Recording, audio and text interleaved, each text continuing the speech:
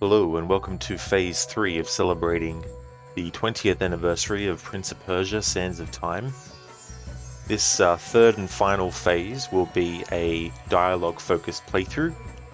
The first playthrough that I did as part of this celebration was just a normal playthrough.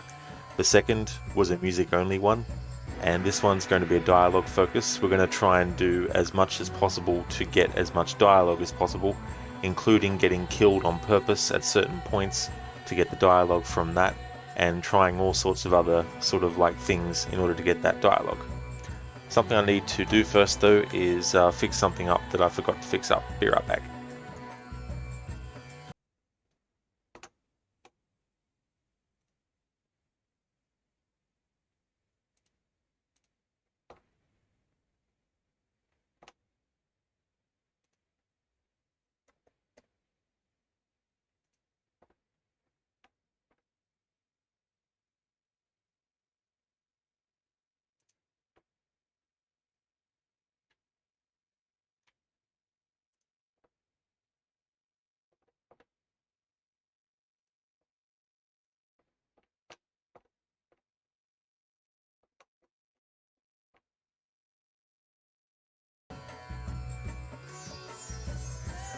There we go, that's sorted now. Just had to set Joy to key up. Hello there, Jenny, welcome on in.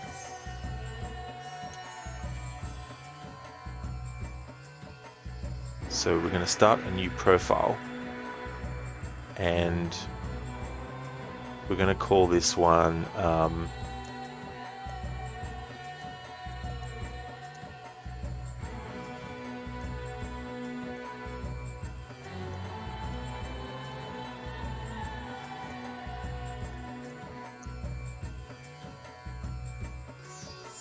boom, create. Alright, so from the last time I played this, I had the sound effects turned off and the effects turned, the voices turned off and the effects turned off. For this one, I'm going to reduce the music a little bit because we've already done a music focused playthrough. Put the sound effects in, but only that amount.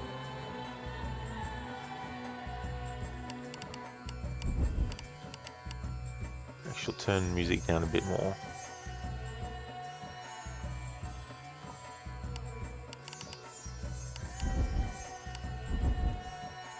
Okay, so we'll be starting the game from the start. And just a heads up, if you don't like seeing people die in a game, well, there's going to be a lot of that, especially on purpose. So we're going to be doing that. And yeah, so let's start from the start. Dialogue focused playthrough.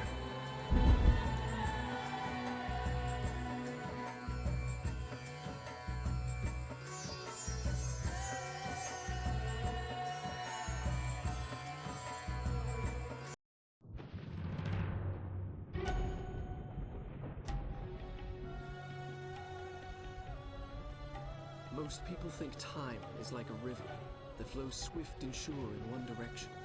But I have seen the face of time, and I can tell you, they are wrong. Time is an ocean in a storm.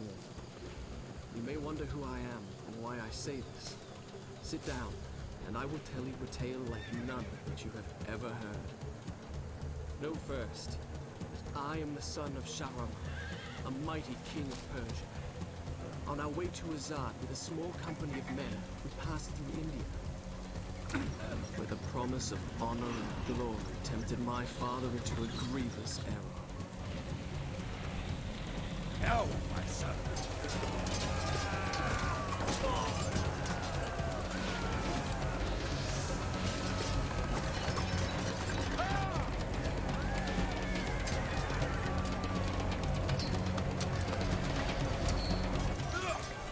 Your Majesty, I trust you will remember your promise. The Maharaja's treasure hoards lie within. See how he fights. Like a warrior son.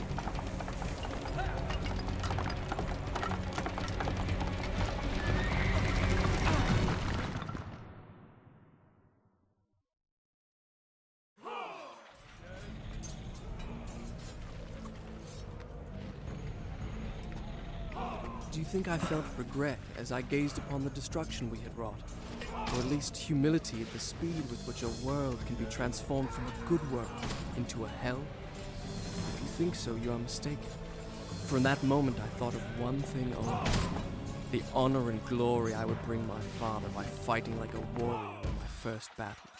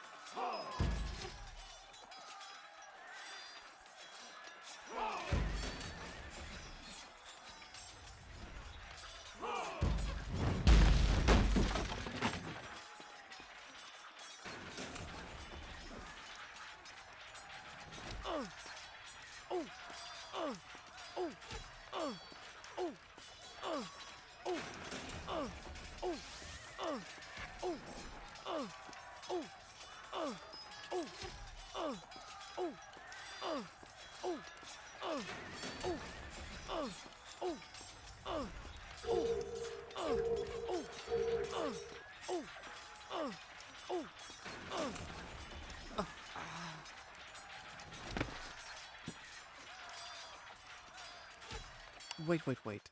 That's not how it happened. Now where was I? What do you call a pirate in jail? An inmate. Har, har, har. Hey, Mr. Goatee, welcome on in. So there we go. That's dialogue for when the prince dies. So that kind of dialogue is also what I'm going to be covering for this playthrough.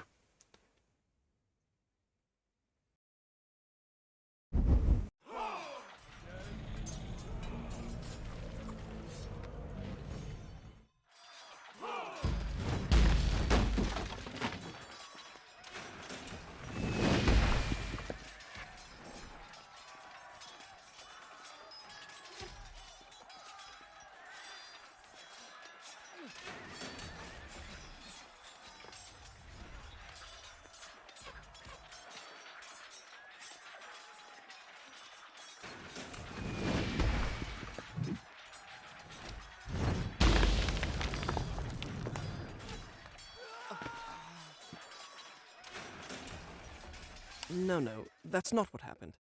I jumped over the broken bridge. I took a running jump and cleared it. Let me begin again.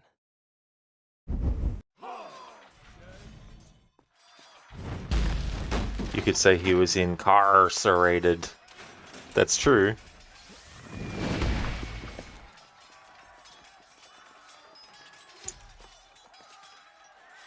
So sometimes the prince narrating will actually mention what he actually did instead of dying. Instead of just saying, no, that didn't happen. Start again.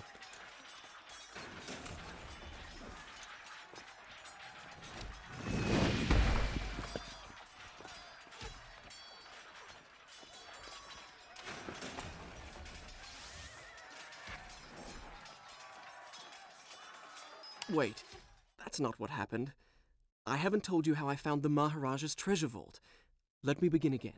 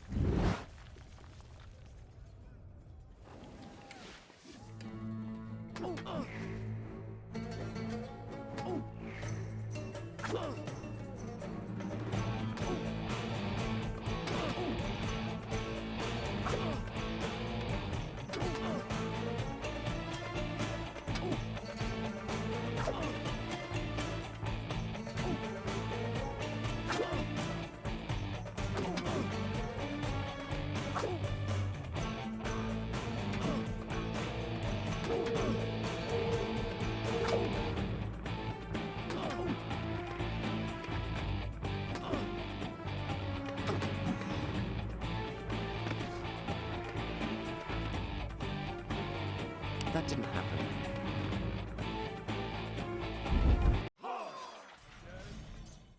Maiko's like, that didn't happen.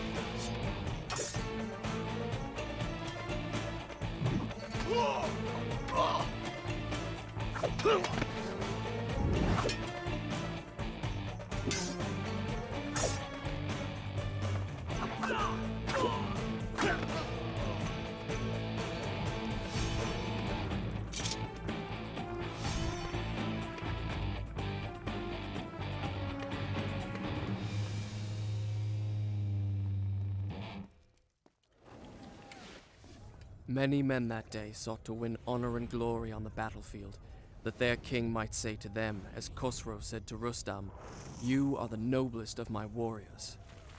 From the moment my sword tasted blood, I knew this would not be my way. I would win my father's praise, not by killing, but by being the first to find the Maharaja's treasure vault and the wonders within. Good evening, Ozjim. Welcome on in. I hope it's going well.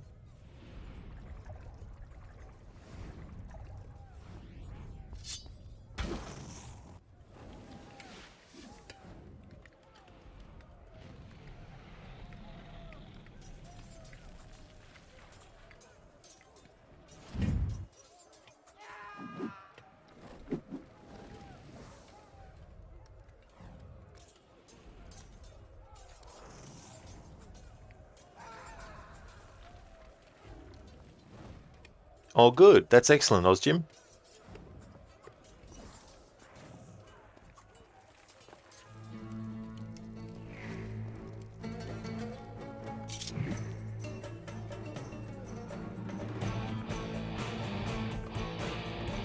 No, that didn't happen. May I start again?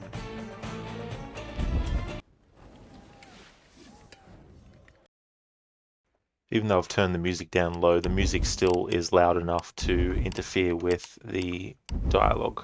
So let's put the music down.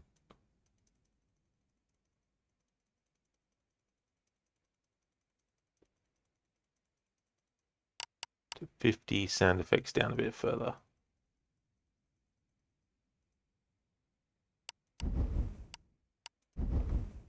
I still want to hear the music, but I don't want the music to be loud.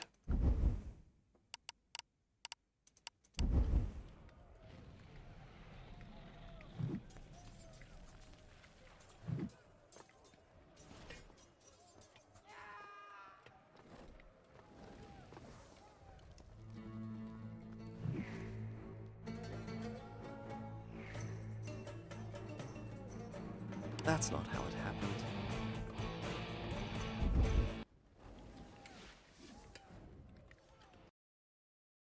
No, need the music down further. It's still loud. This is the thing. The way that they do music in games a lot of time is you can set the music volume to a certain level, but within that, there will still be elements of the music that is actually louder or still loud. Let's turn it down to 30 and then the effects down further.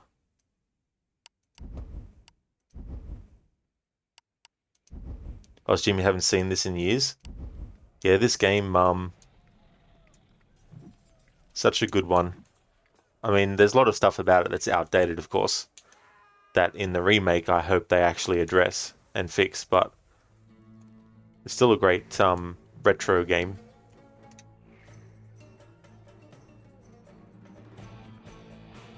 No, that didn't happen either. Let me begin again. There we go, that's better. Hey there, Shin. How's it going?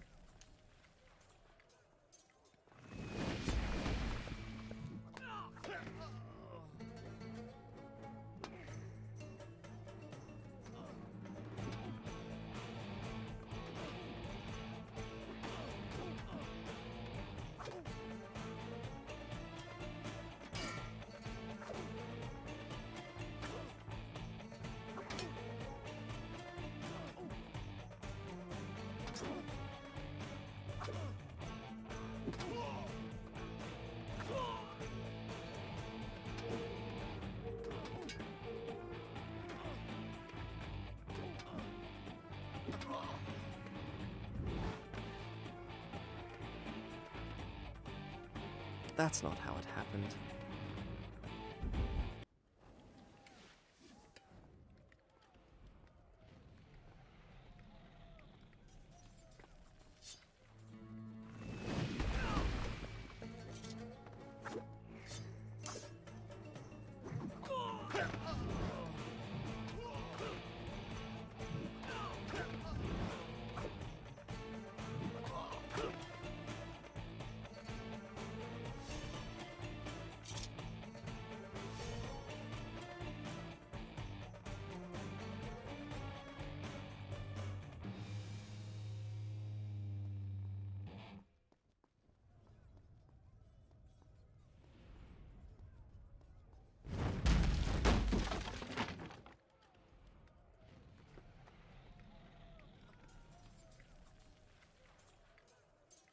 Wait, that's not right.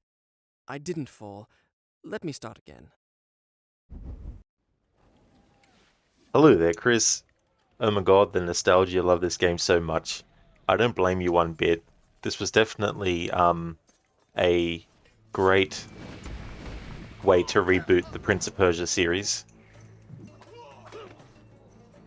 And I think that Ubisoft coming up with this kind of story and the game mechanic of rewinding time was definitely one of those gimmicks that was a good gimmick. Unfortunately, though, it seems that they want to keep doing a gimmick for every Prince of Persia, but I think this was a case where the gimmick was actually really, really good, and it changed the way that players could engage with the game, and it basically gave players the dream come true of being able to rewind the time. So if you died, you could just rewind and, without having to reload your game or anything like that. And then how they made that play within the actual story itself and the Dagger of Time. And it was just a great marriage of a gameplay mechanic, but also a in-universe reasoning and logic. Because the dagger that the prince gets literally has sand in it, but if he uses too much of it, he can't rewind time. And so the gameplay mechanic of needing to refill your sand tanks is more than just a gameplay necessity. It's also a necessity for the character to make sure that happens, and all these sorts of things.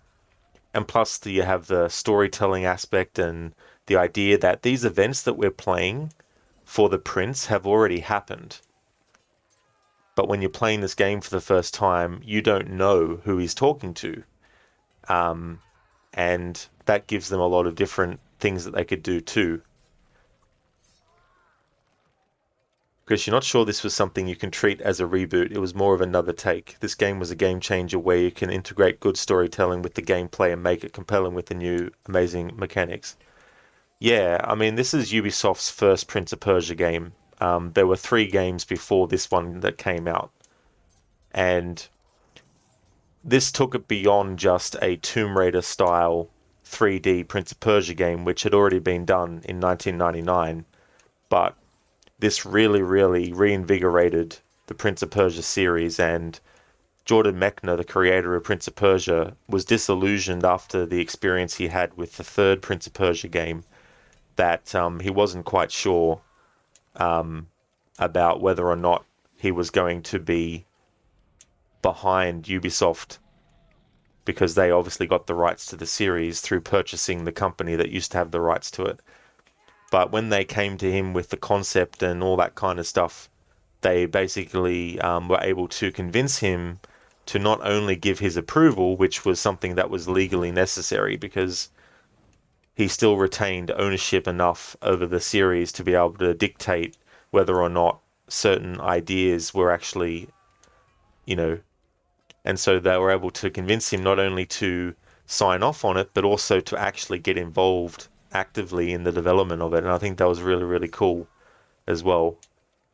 And I feel something that Ubisoft could have done instead of what they're doing is they could have really done a service to not only the series but also Jordan Mechner by actually doing a sequel to Prince of Persia 2 and continuing the story where that one left off in a way that Jordan Mechner probably would have wanted it to go if Prince of Persia 3 had been following on from that. And then that way they could, create a new game and be able to craft a story that is like a sort of like continuation of what 2 ended with and all that kind of stuff. You're doing well, Shin? Oh, that's great to hear, dude. That's awesome. Chris, yeah, the other Prince of Persia games were sort of their own thing. Yeah, I mean, Prince of Persia's been around since 1989, so it wasn't like Ubisoft invented the, the following of the franchise. There had been fans of the series, since the inception of it as well. But Ubisoft were able to take it into the modern era of gaming and give it a fresh take that really elevated it above what at the time its competition was games like Tomb Raider: The Angel of Darkness, which came out the same year as this. And this game is definitely a better 3D platforming action adventure game than Angel of Darkness was. But Angel of Darkness is a game that needed more time, and I feel it would have been great as well. I assume it's hard to believe that Prince Persia became Iran and Iraq. Yeah, well, that's just it too. Places changing their names and all that. I didn't know for the longest time. And as a kid, when I played the Super Nintendo version of the original Prince of Persia, I didn't know the difference. I didn't even know a lot of the actual countries around the world's names necessarily. I mean, I was about 10 when I first played any Prince of Persia game, and I just assumed that Persia was a place that's what it was called, but I didn't realize till I got older, of course, that it was actually a name change that happened. It used to be Persia, but then it was changed to Iran.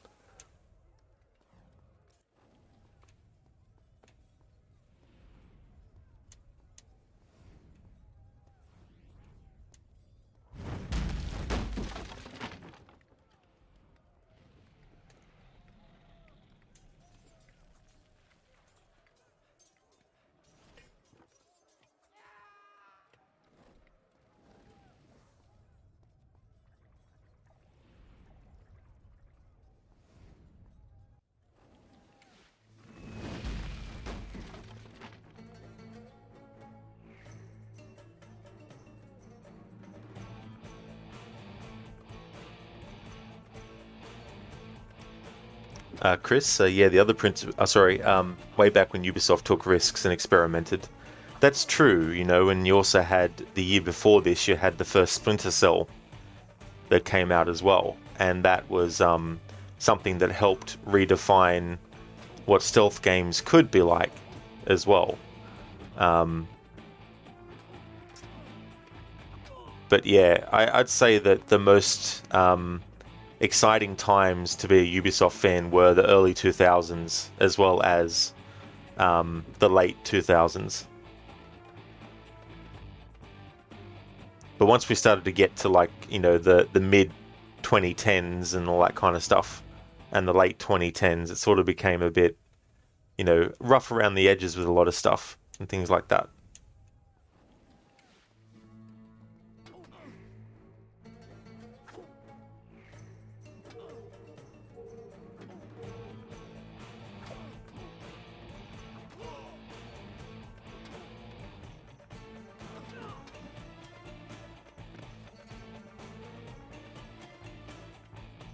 No, that didn't happen either. Let me begin again.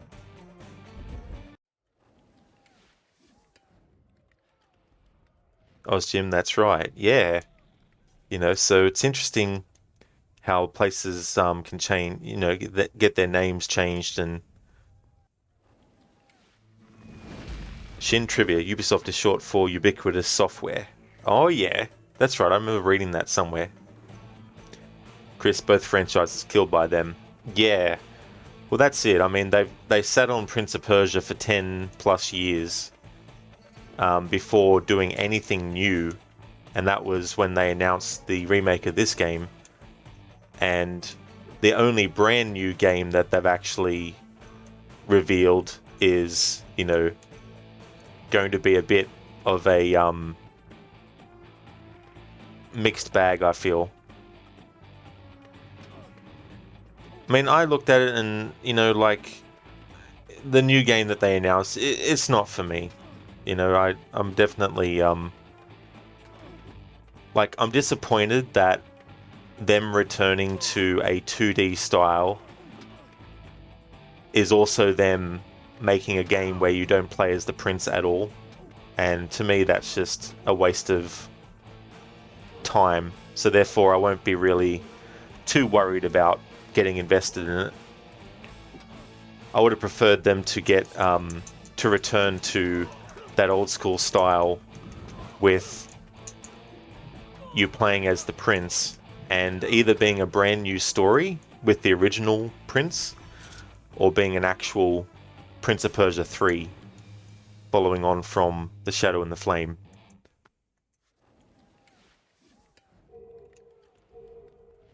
But I think if they fail with that new Prince of Persia and the remake of this, then they should sell the franchise to someone else.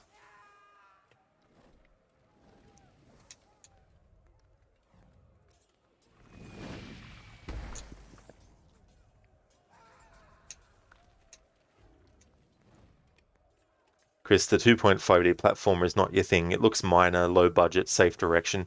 Yeah, you know, and I'm sure there'll be people that will love it, and that's okay. You know, I've reached the point as a gamer now where I know what I like and what I don't like, and I know what's not for me, and you know, will be better off for other people. So my investment in a lot of stuff is getting less and less in the way of, you know, because I'm a fan of this franchise, I want to, you know, be invested, but at the same time, it's like there's no point getting upset by stuff that's not really going to be something I want to even play.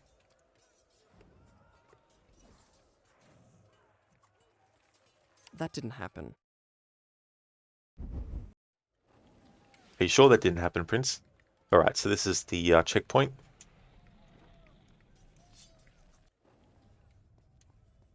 I was in mid-2010 when Ubisoft became more about money rather than content. Yeah, and I think too you started to see, of course, the rise of microtransactions and all that kind of stuff too. And I feel that that is something that was the first thing that Ubisoft started to look at, peripheral to actual making the games good, was the idea that, we can make some extra money with this stuff. And so that's why they always look at the next thing, like, you know, that's why they looked at NFTs and all that kind of stuff. You know, they're trying to see what things they can do that make them more money with less effort.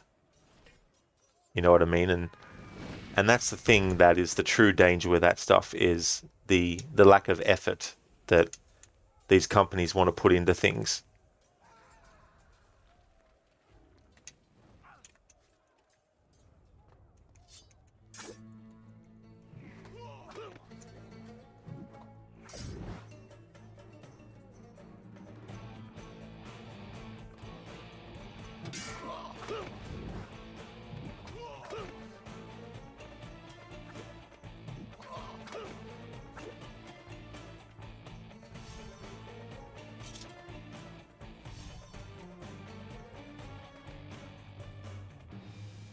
Chris, remake of Sands of Time, if it ever comes out, considering you think they brought back to the drawing board, do you think that Sands of Time will flop if it comes out? Though you never know, Ubisoft Montreal getting it back might still salvage things.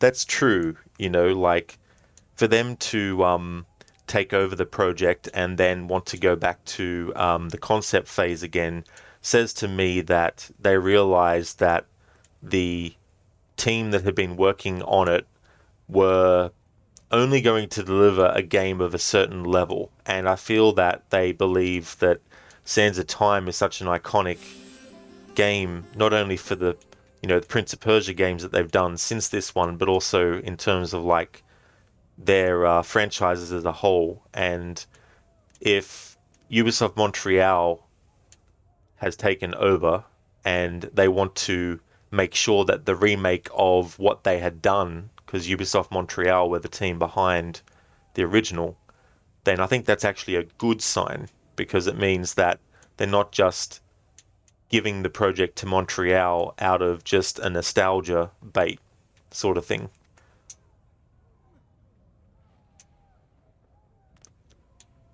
But remakes in general are something that I am not against. However, there's only certain companies so far that I have felt that have proven that they are capable of making good remakes. And because Ubisoft hasn't released any remakes, I think it's premature to get excited about any remakes they announce at face value, because you just don't know.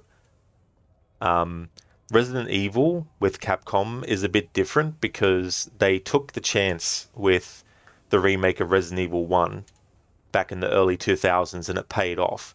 And they were able to prove that they were able to do a remake. And so when they announced the remake of 2, while there are still some people obviously who didn't like it simply because it's an over-the-shoulder thing, which is fine, they proved to people that enjoyed that remake that they were capable of delivering Shall good I continue remakes. my story from here the next time we're interrupted?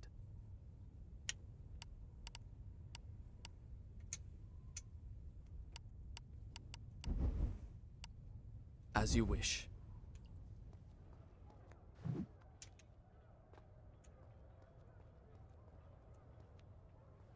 I don't want to talk over that, so I'll just re-die.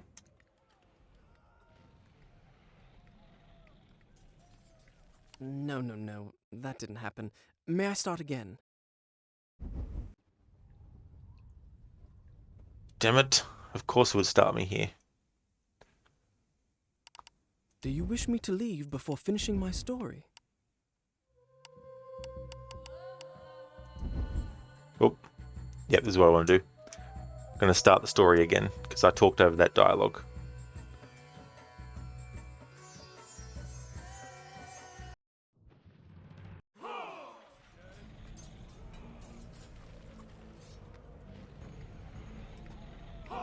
Do you think I felt regret? We're as I early enough gazed in the upon game that doing this destruction is we had fine. wrought? Or at least humility at the speed with But which for the our rest of the world can playthrough, be when I'm transformed from a good talking world or responding into to a chat, hell. I'm just going to stop the game If you play. think so, you are mistaken. For in that moment I thought of one thing only. The honor and glory I would bring my father by fighting. Because there'll be like a moments where I'm not warrior in my expecting first battle. dialogue to be said, and if I'm talking over it, then that's missing out on dialogue. Chris, the only thing, Montreal isn't exactly the same studio that did the originals. That's true. Not every single person who worked there back in the early 2000s is still there, for sure. Resident Games succeeded with these remakes, in your opinion? They're not as stagnant as some of the other remakes. Yeah. Well, see, there hasn't really been too many remakes that I played before the Resident Evil ones. Like, I played the remake of the original Tomb Raider Anniversary, and I thought that was really, really good.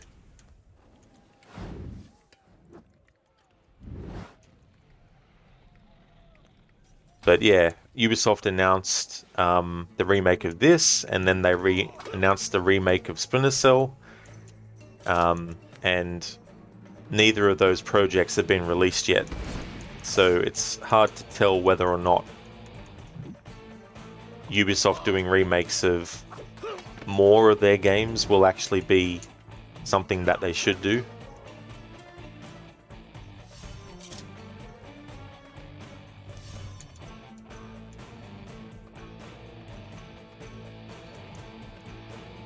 Many men that day sought to win honor and glory on the battlefield. Alright, so we've heard this dialogue in the Khosrow said to Rustam, game. "You are the noblest of my warriors." From the moment my sword tasted blood, I knew this would not be my way. I would win my father's praise not by killing, but by being the first to find the Maharaja's treasure vault and the wonders within.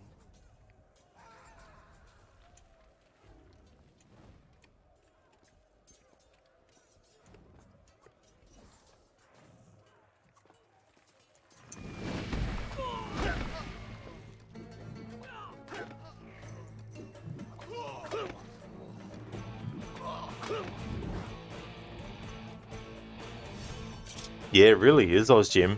They use it to great effect.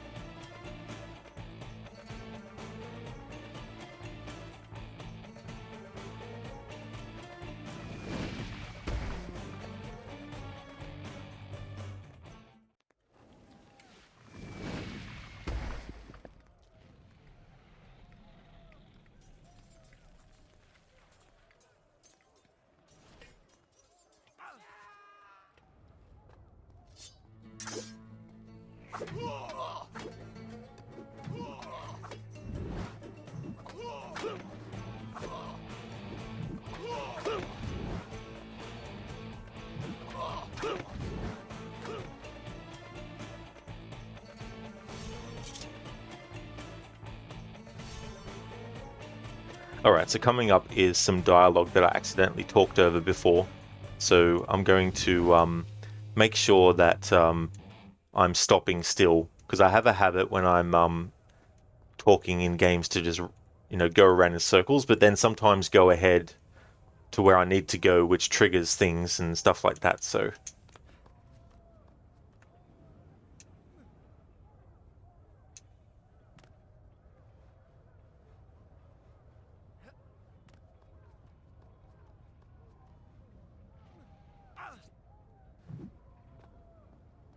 Shall I continue my story from here the next time we're interrupted? Done. I'll start the story from here next time.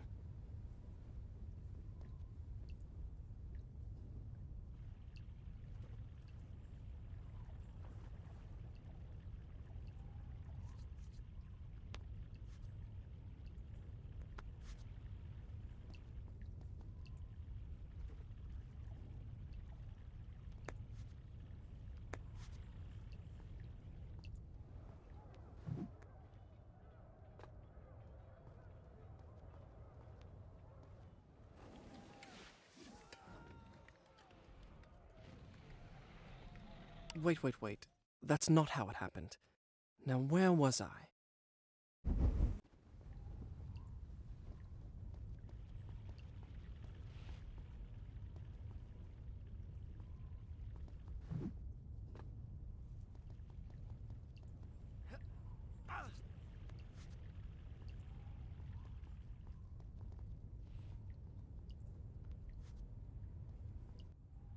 And there it lay, just out of reach.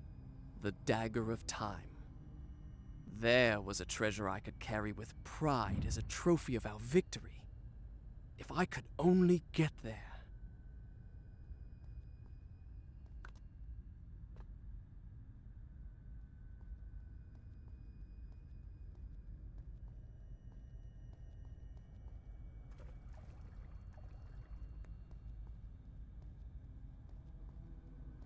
The hourglass drew me, fascinated me. But to move it would take a dozen of my father's soldiers. I wanted a prize I could fit into one hand.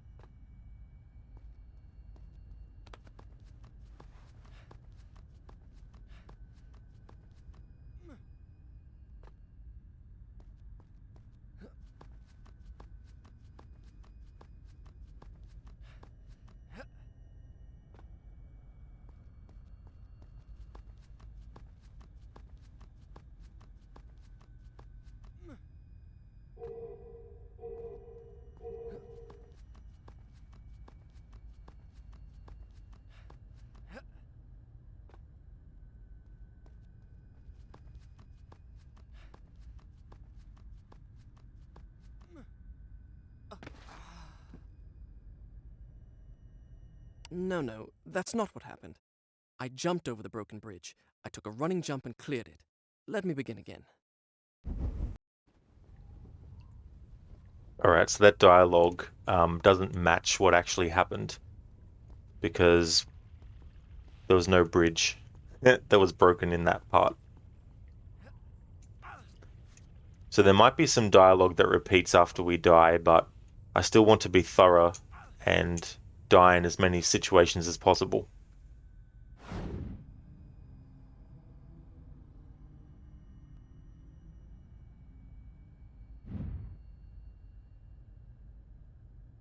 Chris, the Polish version didn't have these lines. Really? That's interesting. Wonder why they decided not to have them in that as well.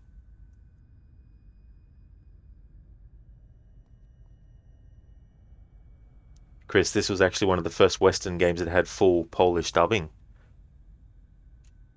So, how do you felt they did with it?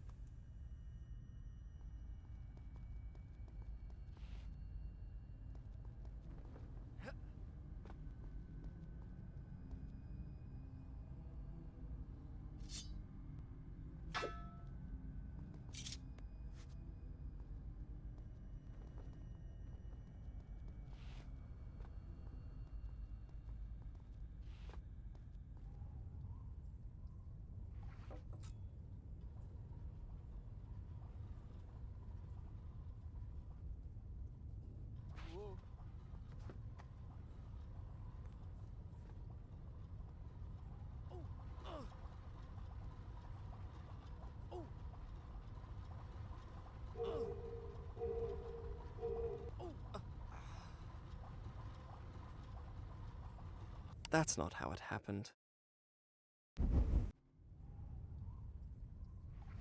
Chris, thing is, between kids' animations and cartoons and video games, you tend to have one of the best dubbing schools in the world.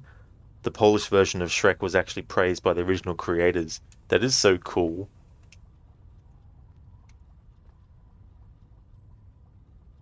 Oh, do you remember this part? You died so many times. Yeah, there's definitely a lot of parts in this game where it's very easy to die, and obviously at the start of the game and at a certain point later, you don't have the dagger. So if you die, you can't rewind. You have to start where the checkpoint was.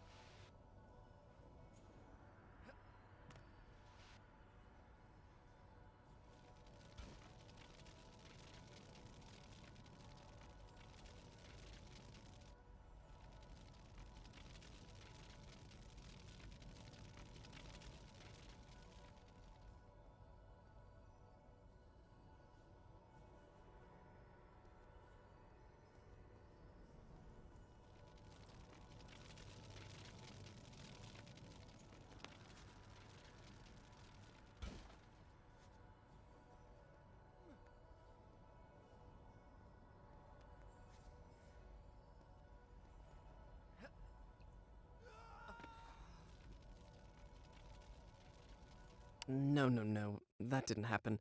May I start again?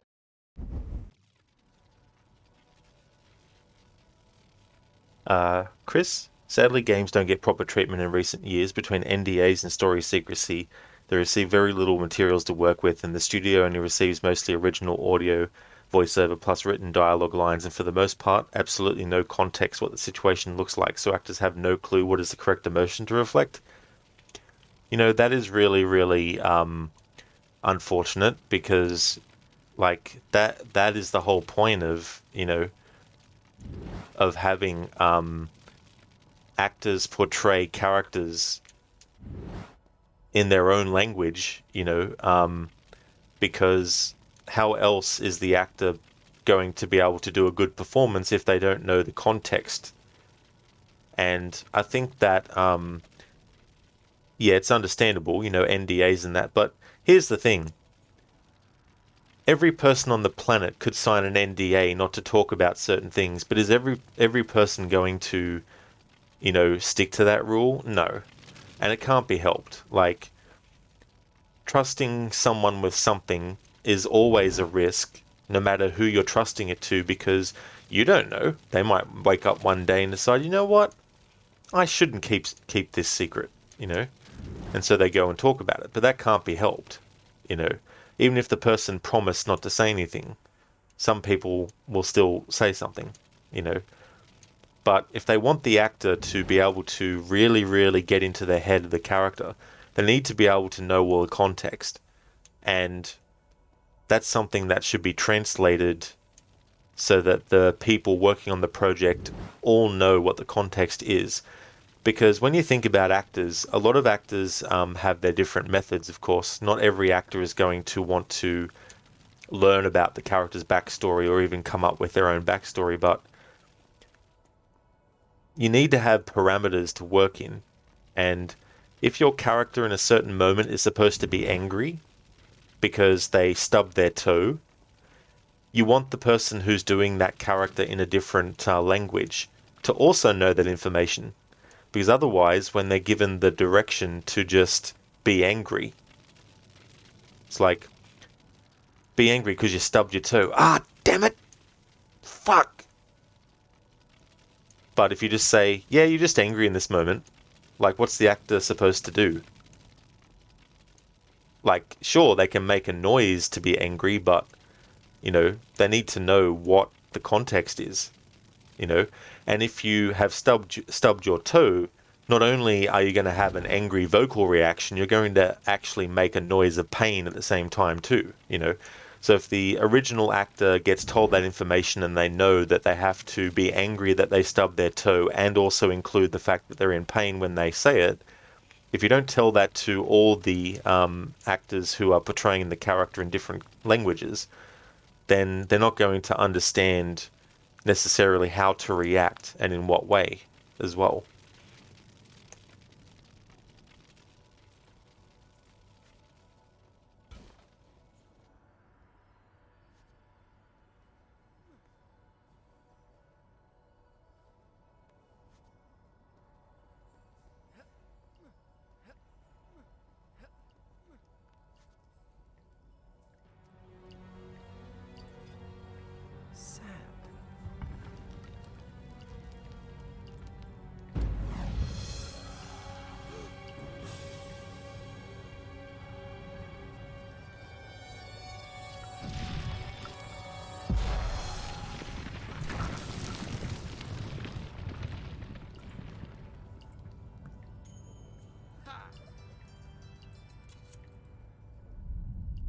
I had what I came for. It was time to get out. Now.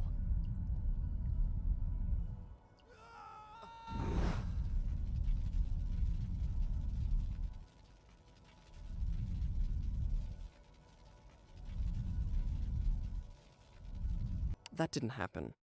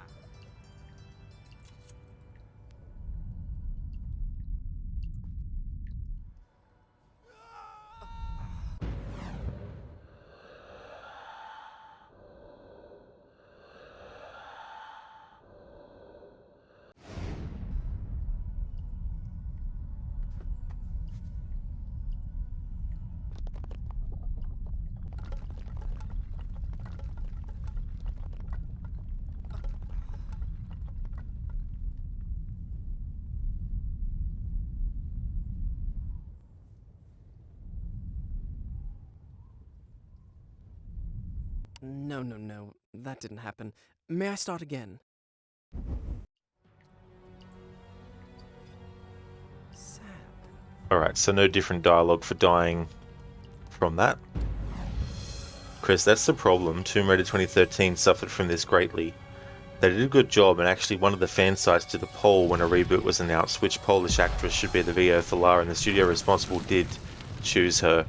Well, that is cool. That's good that they were able to have their opinions factored in to the decision. Yeah, Ozjib, out now, splat, lol. The prince died. Or did he?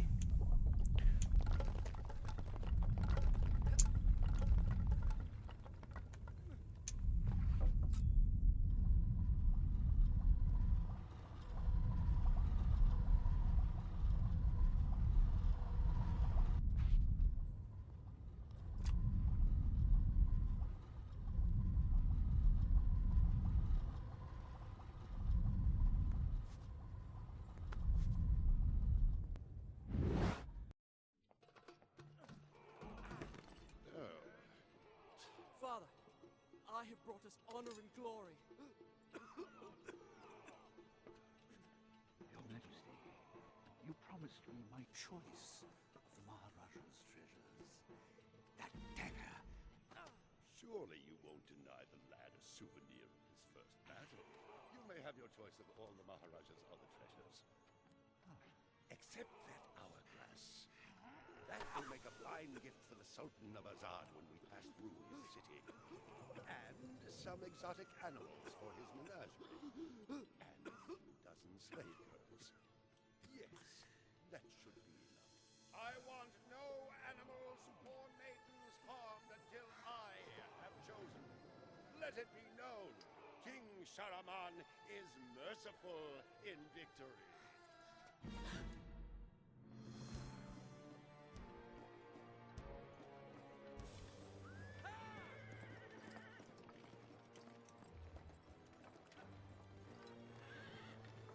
Trust not a man who has betrayed his master, nor take him into your own service, lest he betray you too. I learned the truth of this to my sorrow, the day that we arrived in Azad as the Sultan's honored guests. My friend. Your visit brings joy and honor to my poor and humble dwelling. If only you'd given me time to prepare a proper welcome. The glories of Azad are famed throughout the world. And yet, the best is yet to come. I give you the sands of time. May the friendship between our kingdoms endure as long as time itself.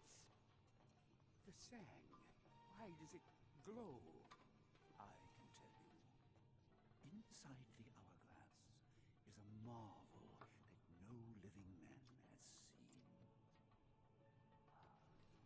Alas, only the dagger can unlock the sands of time, and it belongs to a greater one than I. A young prince, dearer to his father than all the wealth of India. Perhaps he will oblige.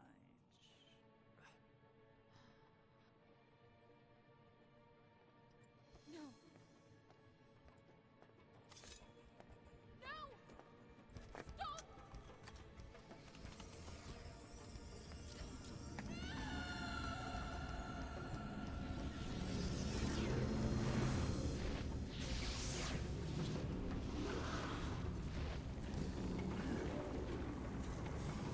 Is it meant to do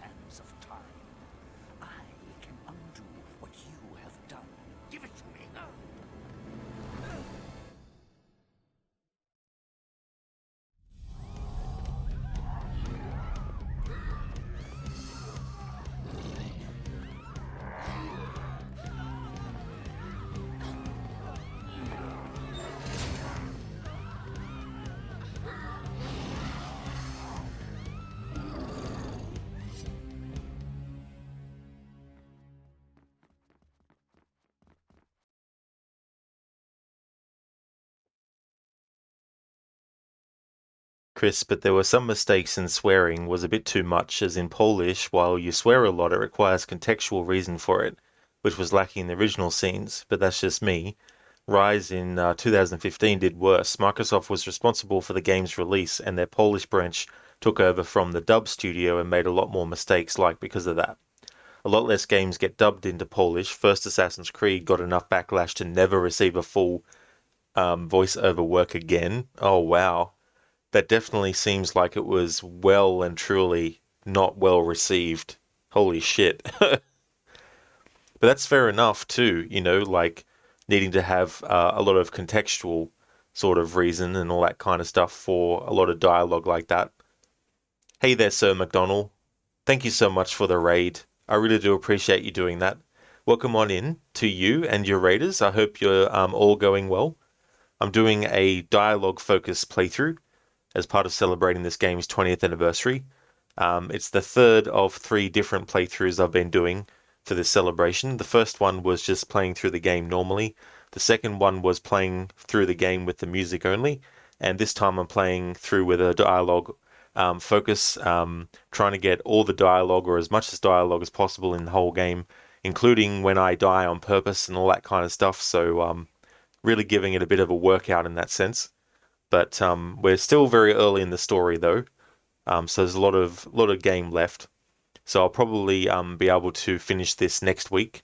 But that works out well because I've got a special surprise thing that I've been working on to finalize the celebration with, and so that'll give me even more time to get that sorted out.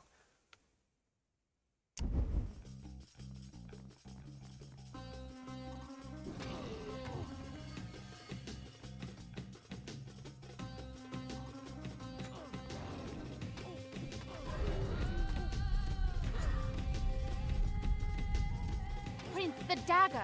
It can turn back time. Do it now. Turn back the sands of time before you die.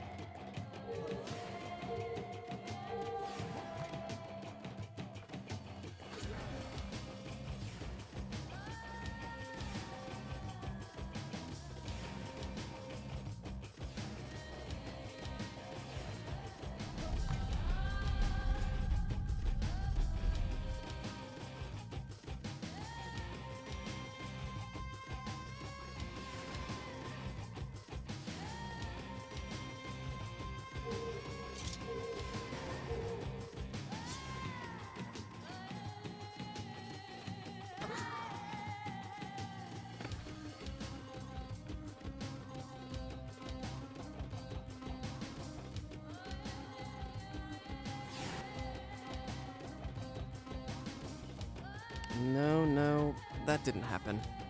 I defeated those creatures. Let me tell you how. There you go, that was cool. I didn't realize that Farah will have that dialogue about letting you know to rewind time when you're taking damage. That's cool. So McDonald, you had to end early. The Ezio collection has kind of brought your morale down a good bit. Oh, really? So McDonald, that really sucks. So, what kinds of things with it have done that, dude? Hello there, Ember. Welcome on in. I hope things are going well.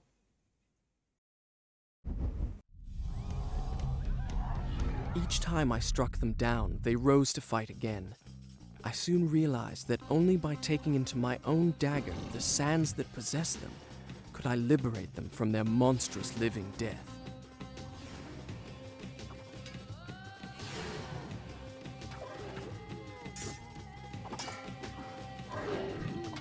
Prince, use the dagger.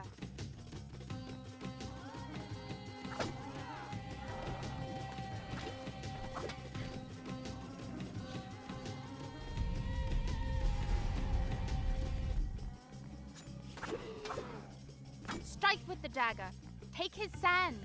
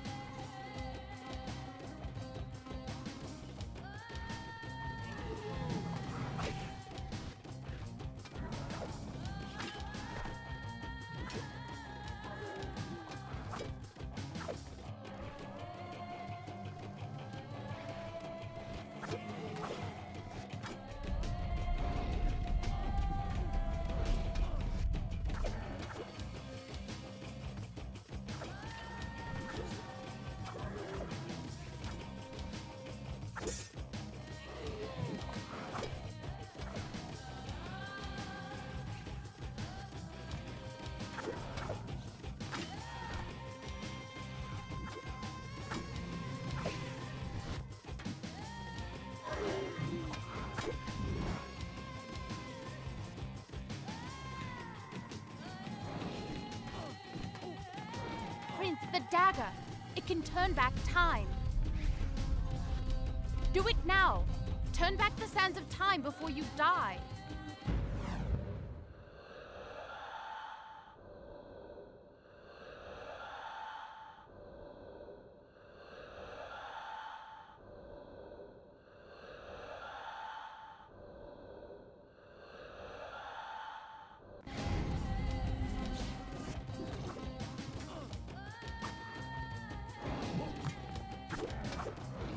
Now, finish him.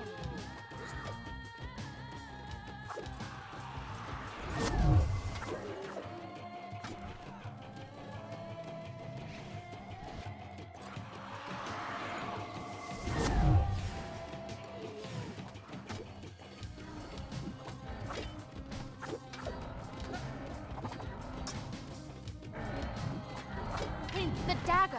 It can turn back time. I know! You said that already. No, I didn't.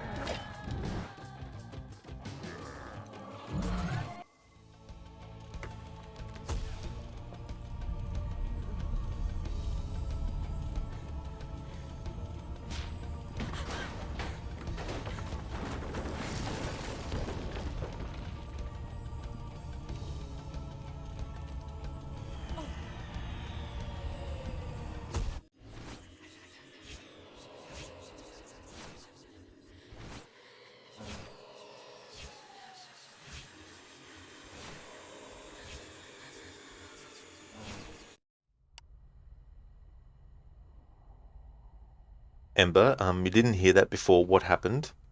Oh, is that in reference to what I was saying about what Farah said? Ember? Play Origins if you find Ezio's family death bad or dark. Yeah, there's definitely a lot of emotional moments in that series. So McDonald, you're on Brotherhood now. On AC2, 3 achievements are glitched, and you're on your third playthrough, still nothing. Brotherhood, you're up to 3 glitched achievements now, and you're near the end. So you're up to 6 glitched achievements. That really sucks. I wonder what the cause of that is, because sometimes you think to yourself, is it something just wrong with the actual programming, or is it something where the game itself is not recognizing that you've done the right thing and therefore the achievement's not popping and all that kind of stuff? But yeah, I definitely don't blame you for feeling that way. That'd be so annoying and frustrating. Chris, you hear the AC Ezio collection is sloppy and buggy, didn't get proper polish. Yeah, the thing about Assassin's Creed 2, for example, with that is that they changed the um, tone of the colors for places like Forley, which in the original version of AC2 is supposed to look depressing and dreary and saturated colors and all that kind of stuff. But in the remaster of Assassin's Creed 2 as part of the Ezio collection, they actually make it brighter and more sort of like, upbeat color wise. And it's like, no. I get wanting to improve graphics, but um, when the artistic vision is such for certain things, I think you still need to stick to that artistic vision, even if you yourself, as the person doing the upgrading for the graphics, don't actually agree with it. You know what I mean?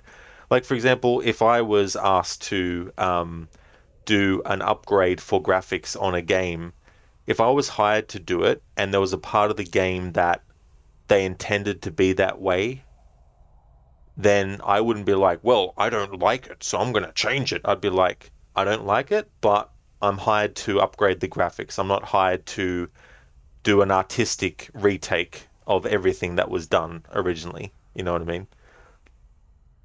So McDonald's well documented that ever since the Ezio collection dropped, the same achievements have been glitched. Till this day, Xbox nor Ubisoft responded.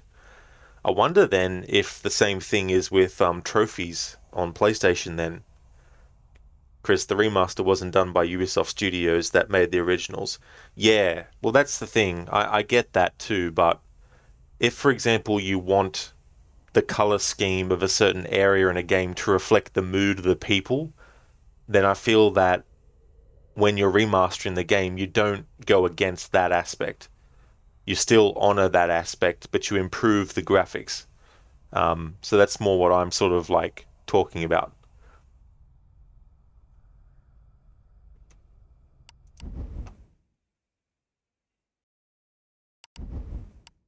Done. I'll start the story from here next time.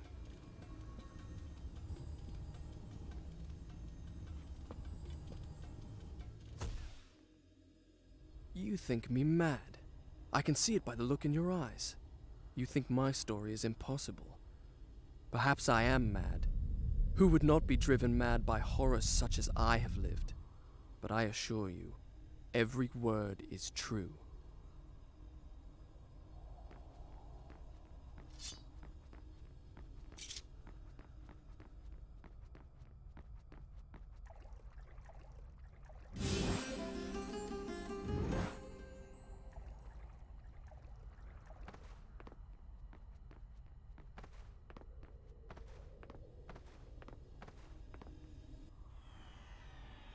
Hey there, Iosif.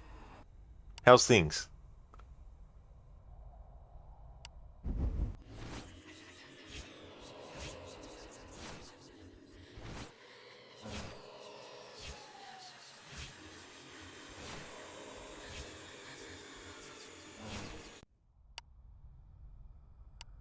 As you wish.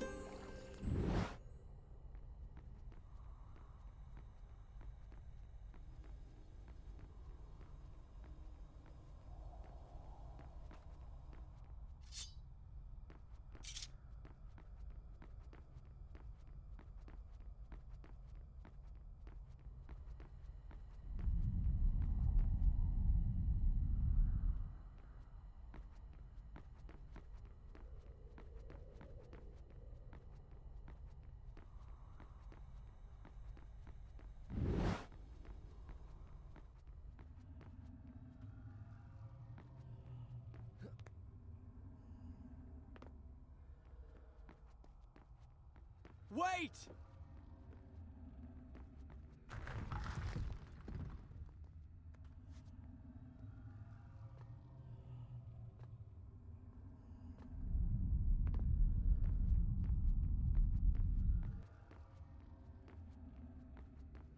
Stop!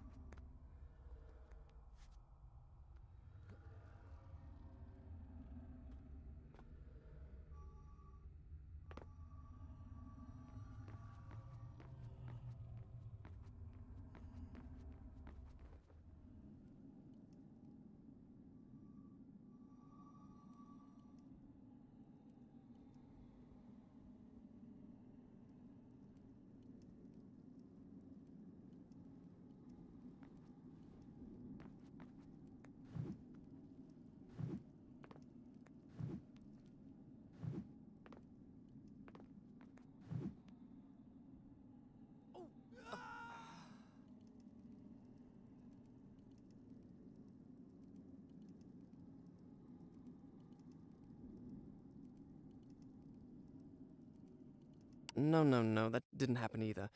Let me begin again.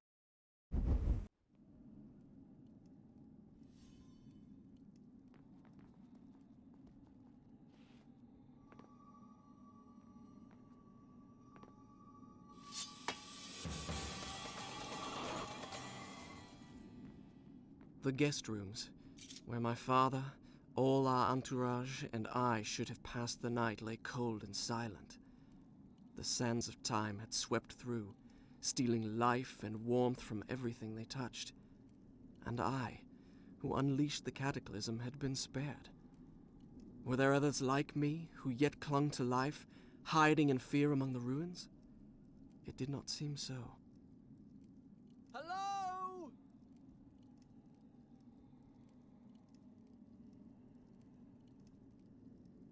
Is anyone there?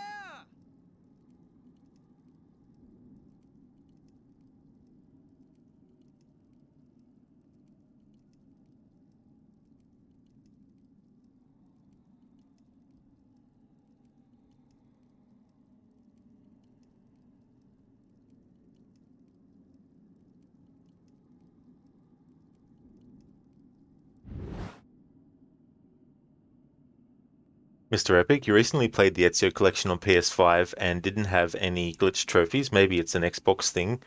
Quite possibly too. I've noticed since I've started to play a lot more games on the PlayStation, whereas I used to play them on the Xbox, there's even been glitches that haven't happened on the Xbox that have only happened on the PlayStation versions as well. So it can be very hard to sort of like predict sometimes what kinds of things will be happening between different versions. Chris, you hate how Disney butchered this game with that film in 2010. I could definitely understand feeling like that for that movie. I liked it, but the thing is, I feel that taking out the idea that the sands of time turn people into sand creatures was a big missed opportunity because that's part of the horror of what's going on. And it adds even further to the prince's guilt about the fact that he was the one that unleashed the sands of time. So I think that that was something that they should have kept intact. It's not an amazing movie, don't get me wrong. Like I'm not saying it's an excellent movie, but I still enjoyed it. But if they were to do another movie, I would like them to go back to the original game and actually adapt that and expand the story from that into a different kind of movie as well.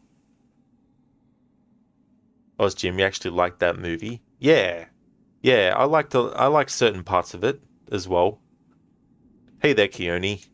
Welcome on in. I hope it's going good.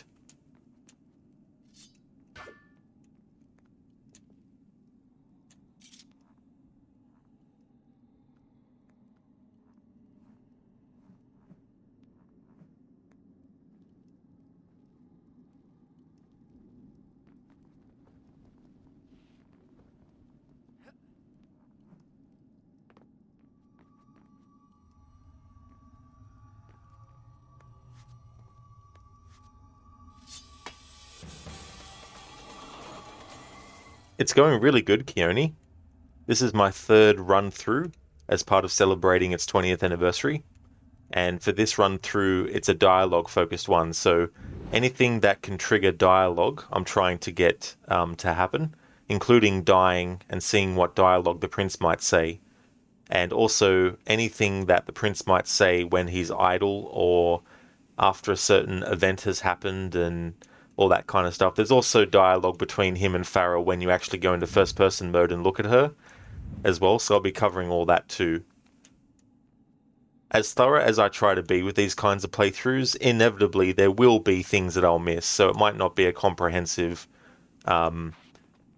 playthrough covering every single instance of dialogue, but I'll try my best to get as many different kinds of dialogue as possible. Stop! I won't hurt you! Had I really seen her? Or had my senses given way under the burden of horrors too great to bear, and conjured up a phantom? Either way, I could not rest until I had found her again.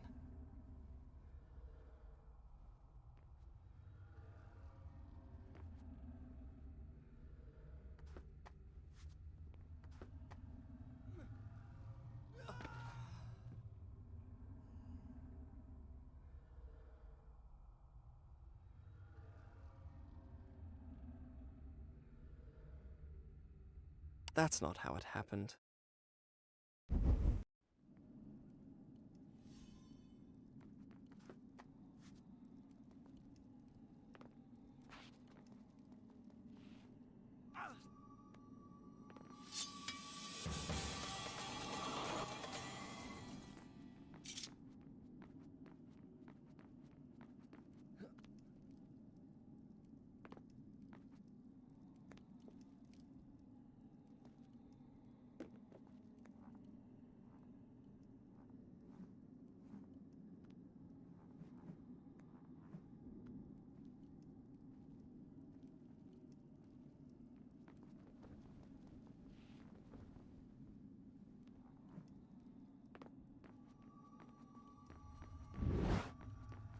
Come back!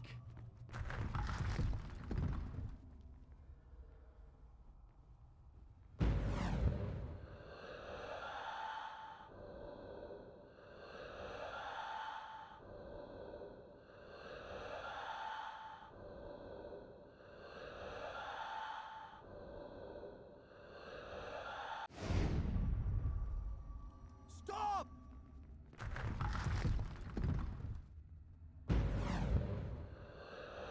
I wonder how many different variations there is of when you rewind and the prince has said something before.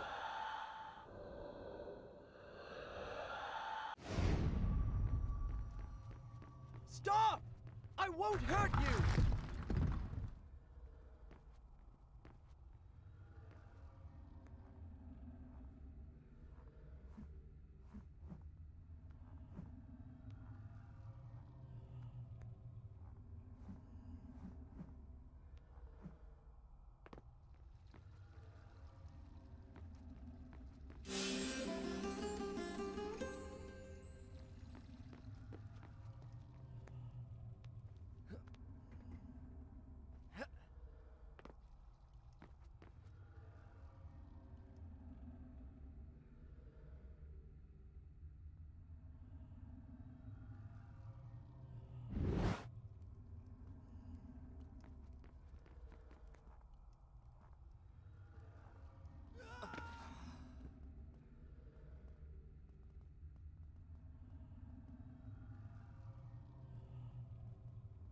That didn't happen.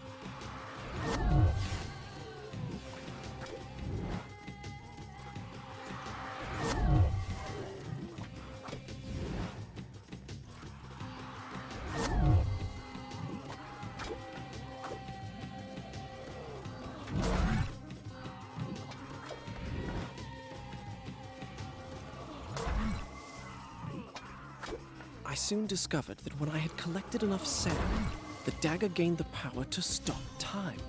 Not for me, but for the enemy I struck.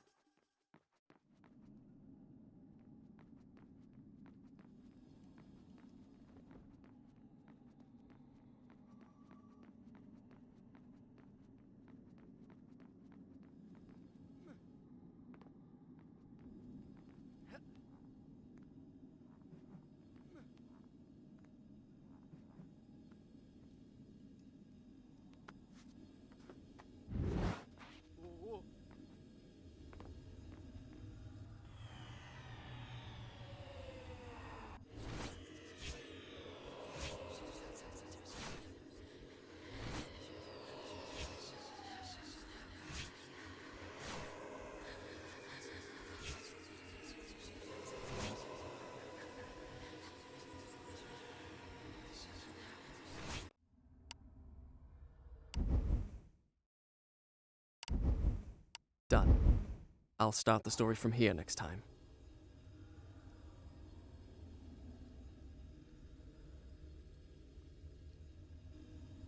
Whence came these visions that assaulted me thus like fever dreams? Each time I awoke feeling drained and beaten, and each time what I had seen came to pass, as if the sands of time were giving me a glimpse into my own future. So this is something that will spoil things for people who might not have played this game or Warrior Within, which was the sequel. So just a heads up, I'm going to talk about spoilers for both of those games. When you actually think about all the events that have been depicted in this game, when you know that in Warrior Within, the Sands of Time were actually something that was created by the Empress of Time, and the idea that the prince, because of the fact that he's been using the Dagger of Time, has prevented himself from being killed, and that is something that was supposed to have happened, it makes you rethink this game's story in terms of like the sands. Now, with the Empress of Time creating the sands, I can't remember off the top of my head her reasoning for creating it in the first place. But when you think about what the sands actually do when they're unleashed, i.e., turning people into sand creatures, it makes me wonder how much of that is an intended consequence of it, or maybe because the sands have been in that hourglass for so many centuries, maybe something has happened to the sands themselves to cause them to become toxic in some way, or to be able to have some extra powers. So I'm not sure how they were thinking about that stuff when they came up with the story for Warrior Within, but in Sands of Time, the fact that the prince can rewind time and actually prevent himself from dying, and the fact that in Prince of Persia, The Warrior Within, there's a creature called the Dahaka who is actually actively hunting the prince to try and kill him, to try and rectify the timeline. It makes me wonder, when you look back at this story, which obviously was written before Warrior Within was written, and so coming up with a sequel idea to this game, coming up with that as a thing, makes so many other things open to interpretation as well. But when the prince actually comes across the dagger, as in he collects it, the ceiling actually falls down. And the ceiling doesn't fall down before he gets there. It only falls down once he grabs the dagger. And so if the prince didn't realize that he could rewind time, and he doesn't straight away because it's an accidental thing when he finds out that he can, let's say that didn't happen, taking into account that the prince was supposed to die considering unleashing the sands, but at that point he hadn't unleashed the sands yet with the dagger. But the fact that the sands can show him what is going to happen makes you wonder, though, was it foretold that these events would transpire before the prince was even born, that he would grow up to actually go and be involved in this and all that type of stuff and all the events that happened? And it begs the question of are these things supposed to be preordained, or is the fact that the prince happened to be the one who decided to go and steal the dagger is the trigger event that actually starts all this off as well? And the other thing is too the fact that the prince picks up the dagger and the ceiling falls on and he rewinds time. If you think about the Dahaka having to track the prince down and make sure he dies because he didn't die earlier, I wonder if that moment was also a moment where he originally would have died, but because he didn't, that was one of the factors. Or maybe he was destined to unleash the sands of time and destined to die as a consequence of that, regardless of what things that he did before then. So the prince couldn't go back to before everything happened because he already has. Because when you take the ending of this game into consideration, all these things that we're actually seeing as we play through it and that he's talking about for the prince, they have already happened, but we are experiencing them for the first time, as is Farah, who is being told what has been happening. So it sort of like creates this kind of like paradox in and of itself, where it's like, were all these things meant to happen?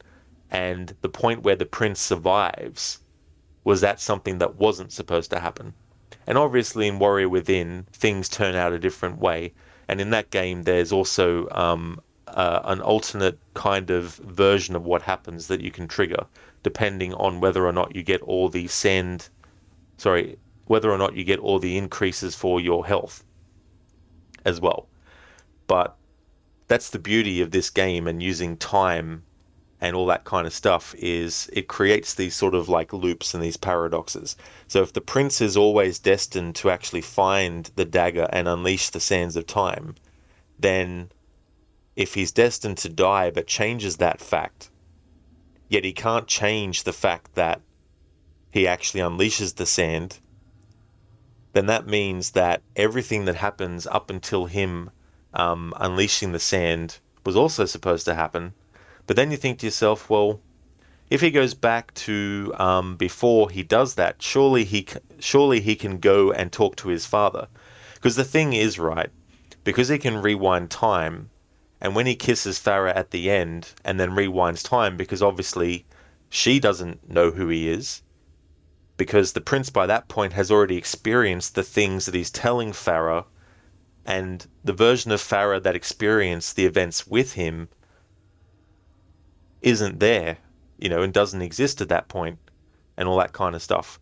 So he rewinds time to go back to before he kisses Farah, and then just goes on with his life. But the question is, why didn't he rewind time to tell his father about everything and all that kind of stuff too? But then we wouldn't have the story the way that it's told in this game, and we wouldn't have, the ending that we get and all that kind of stuff. I'll just have to catch up on chat, so the game might go off for a moment, as in pause.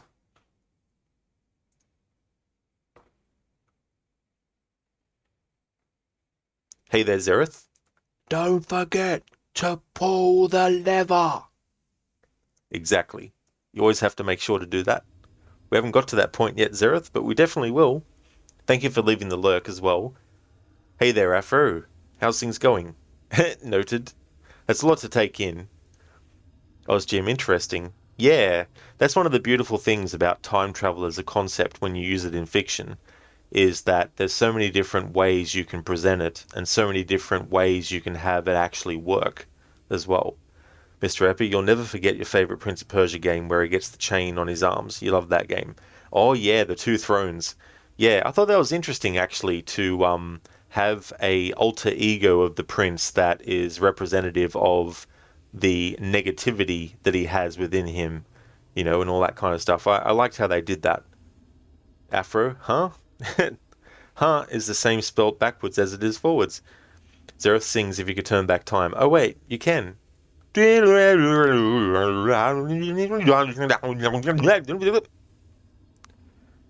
I could turn back time. Oh wait, I can. If I could turn back time. Oh wait, I can. Time is an illusion. Lunchtime, doubly so. Yes, Shin, especially if you're working in a place where lunchtime is less than what you would like it to be.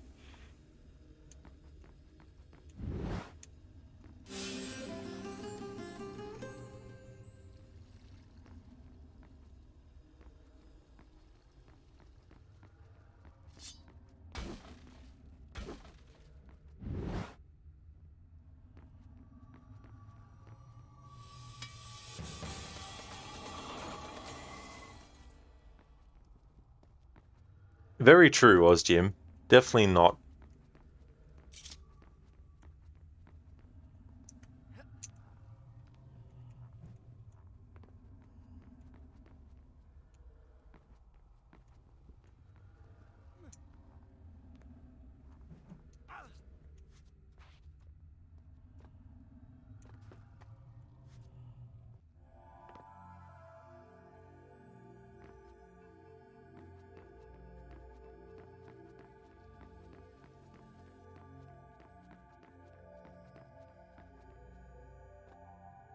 What the?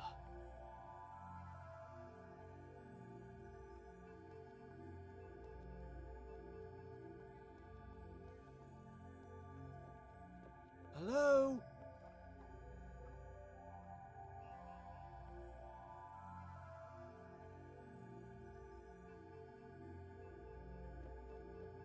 Is anyone there?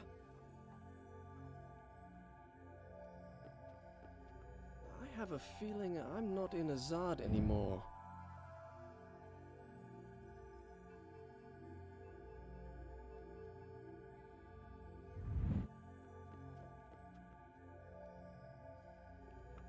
Water.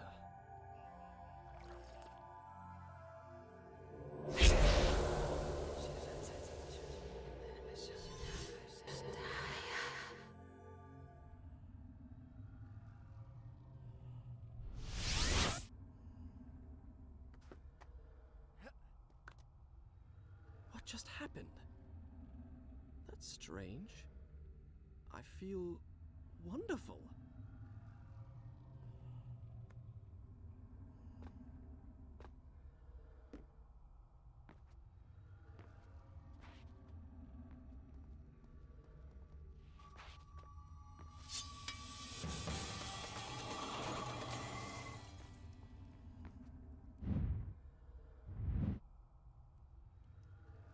Zereth, also you just realized Max from Life is Strange is the prince in female form.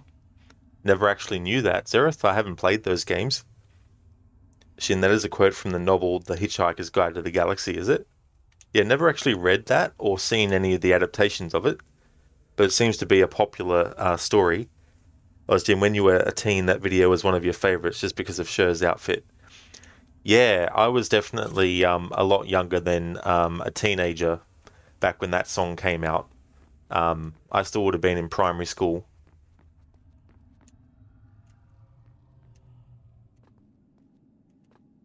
Hello?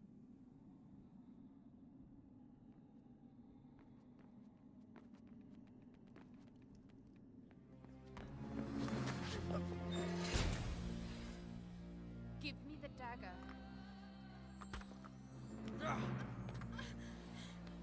Who are you?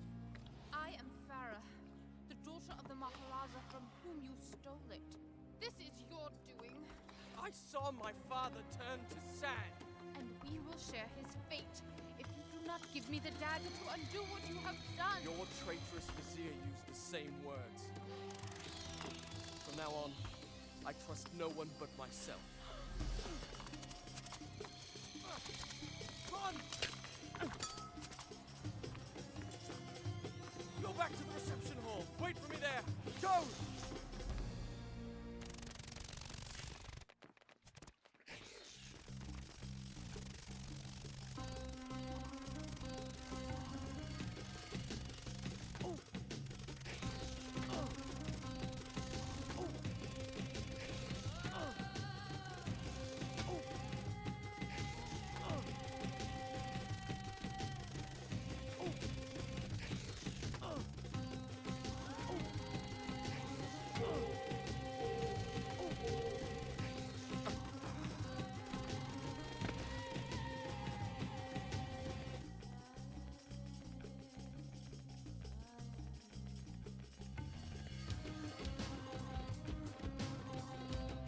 No, that didn't happen either. Let me begin again.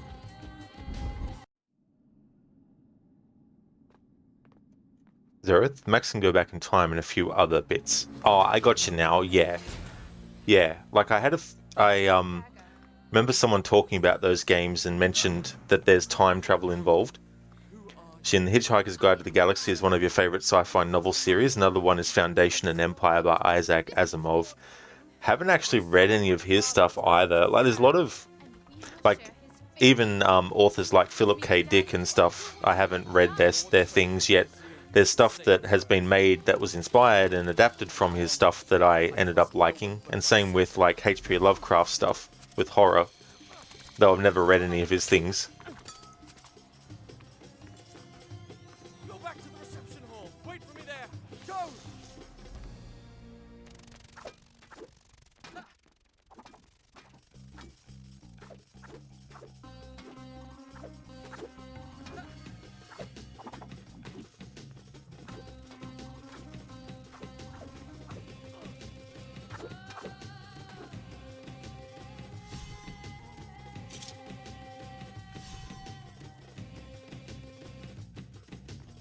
Now I remembered her. Since we left India, she had been there. In the desert, I had felt her dark eyes upon me. Now, here she was again. She and I, the only two survivors. Did I say two? Excuse me. We were three.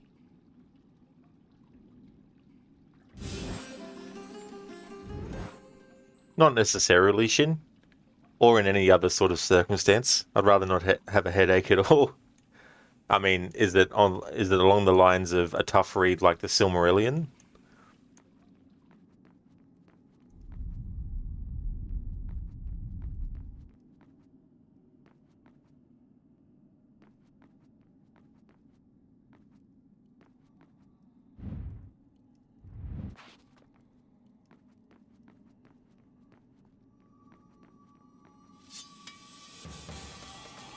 Mr. Epic, you really loved the movie The Butterfly Effect about going back in time using photos of his childhood, but you hated the ending.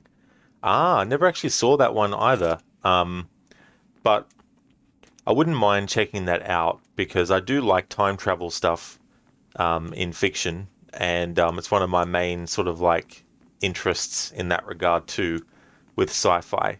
I don't feel that every sci-fi should have time travel in it, but movies that do have it, or books and video games, I do have an interest in that.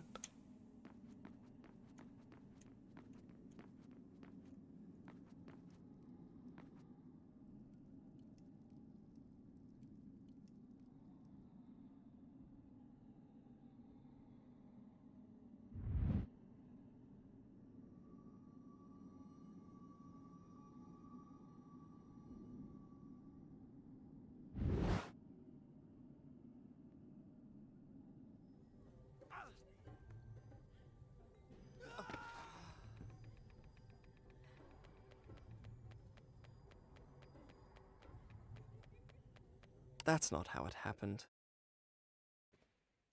Shin, then you suggest you avoid reading H.P. Lovecraft and Edgar Allan Poe. Their turn-of-the-century colloquialism is going to give you a major headache. Yeah, I mean, not that I really read that much anymore, but you never know. One day I might. Oh, Jim, just ask Doctor Who. He will help, lol. Doctor Who? Doctor Who? There's heaps of doctors in the world. Which one do you mean?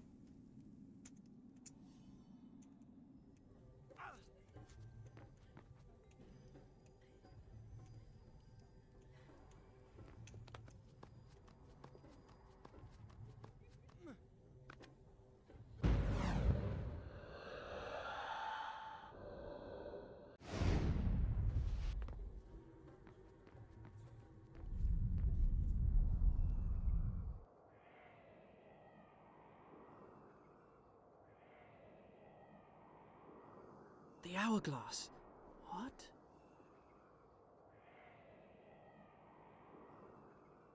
I did not understand the meaning of what I had just seen, but I knew, with a certainty I could not explain, that those winged creatures had a master. The man who had tricked me into opening the hourglass now had his prize, and for some unknown purpose coveted the dagger as well, would stop at nothing to possess it. Well, I would give him what he sought. I would plunge it into his foul and treacherous heart.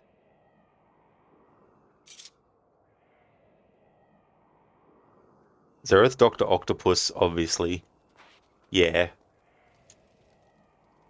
is obsessed about Spider-Man. Shin, you love reading whenever you're going somewhere. You have your tablet with you, which has a ton of books for you to read. Well, that's good too that you got that at your disposal as well. I'm more likely to like listen to music or watch something when I'm actually traveling somewhere, but I do also read sometimes too. Jim, the TV show Doctor Who, he time travels in his British phone box. Yeah, I knew that, Jim. When you mentioned Doctor Who, I was just trying to be funny, where I was like, Doctor Who? Who? Which Doctor? Mr. Epic, you also like time travel stories, especially when if you change one thing, you get a totally different future. That's true, and I feel like there's things that everyone at some point would love to be able to go back in time to change, but those sorts of stories can, kind of like explore the idea that, yeah, but maybe what happened was supposed to happen in order to get you to, or to get other people where they needed to be. And if that's a better place already, because that's the thing about time, like it's very easy to see it as just one thing follows the next in order. It's very hard to see that an action 10 years ago that you've forgotten now could affect someone in 50 years' time. That's not even in your life at all. Like these sorts of things. Shintada's time and relative dimension in space. Exactly.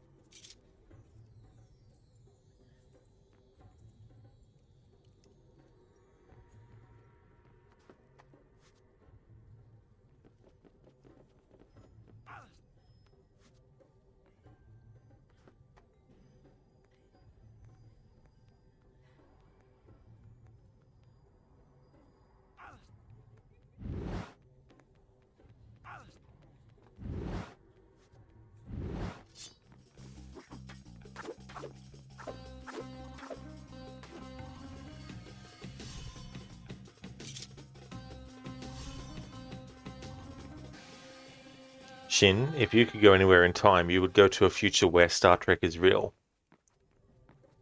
Well, that's the thing. How would you know when that time would be? To be able to know exactly where to travel to.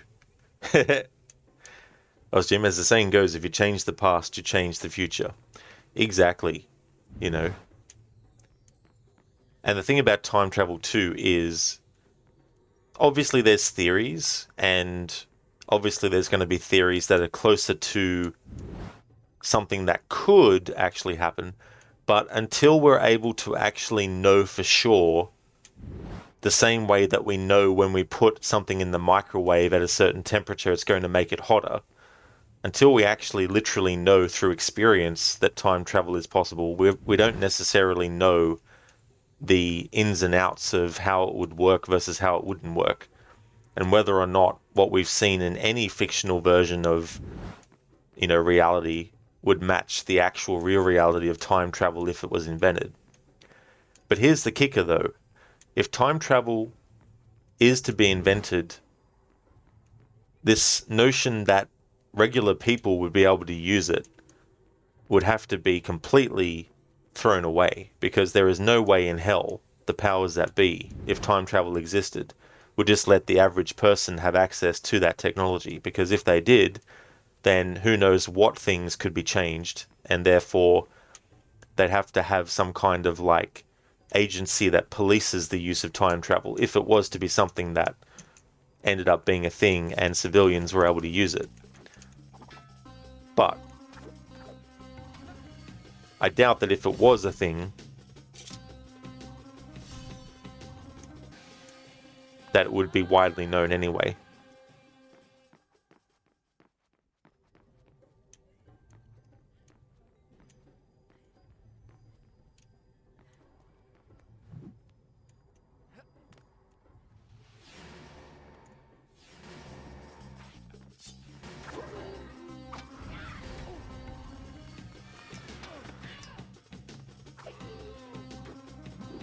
It was indeed the dagger of time. I began to realize why the vizier wanted it so badly.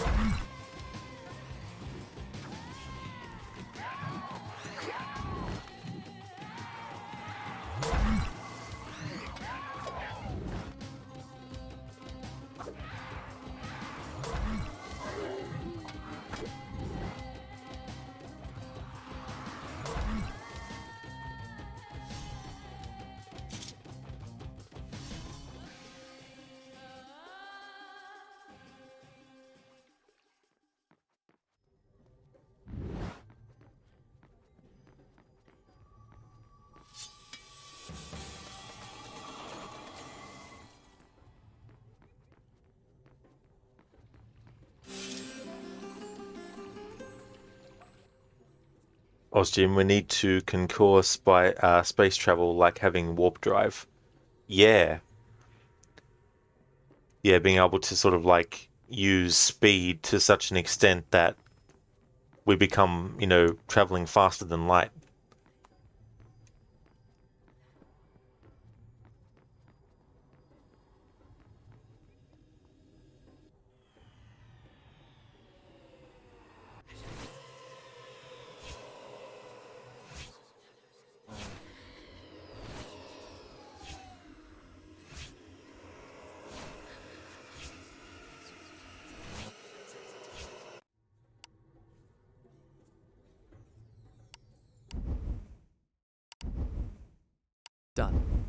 I'll start the story from here next time.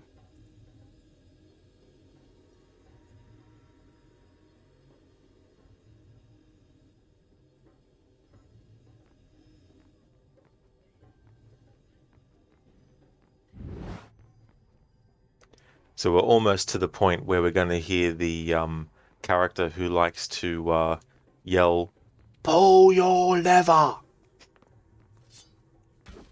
And in this playthrough, I'm going to do things wrong on purpose at that puzzle so we can get the other dialogue from him as well.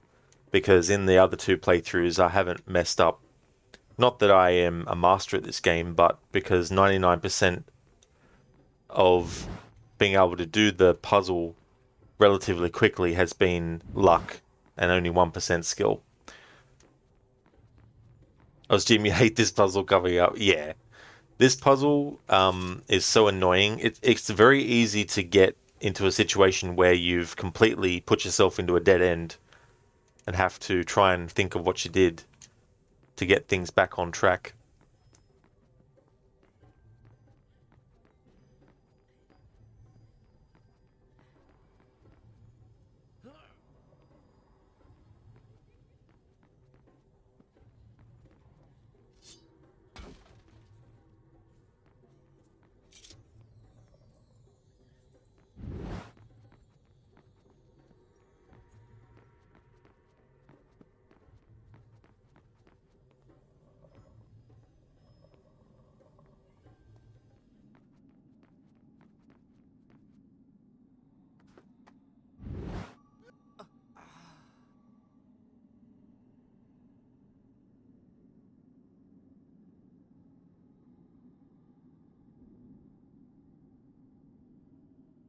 No. That didn't happen. May I start again?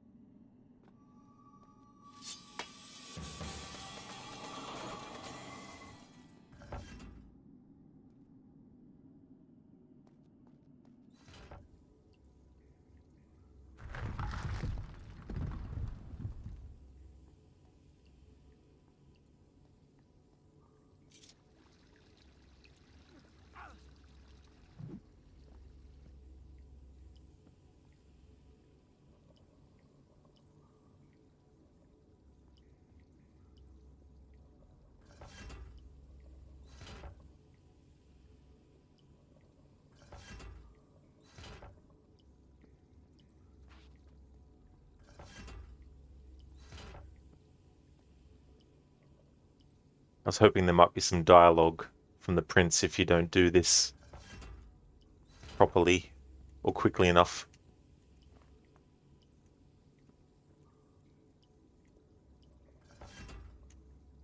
Jim, when you played this on Nintendo, you think you were done in 3 to 4 days? Oh, for the game from start to finish? Yeah.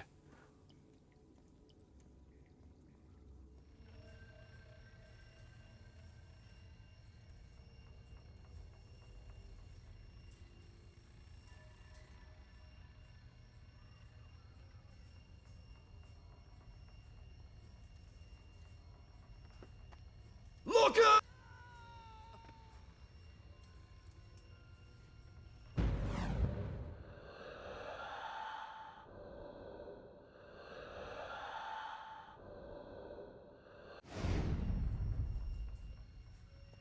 I wasn't expecting him to have dialogue for when you just hang off the edge. Cool.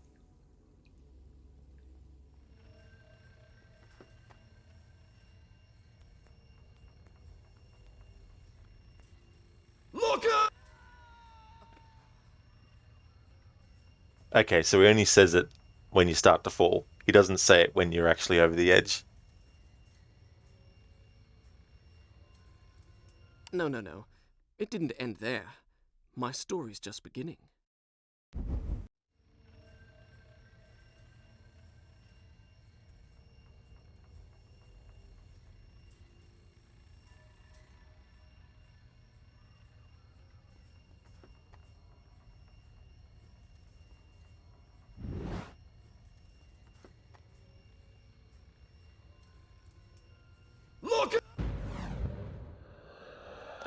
Look out!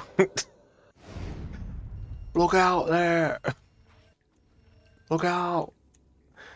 That was funny, Ozjim. It really was.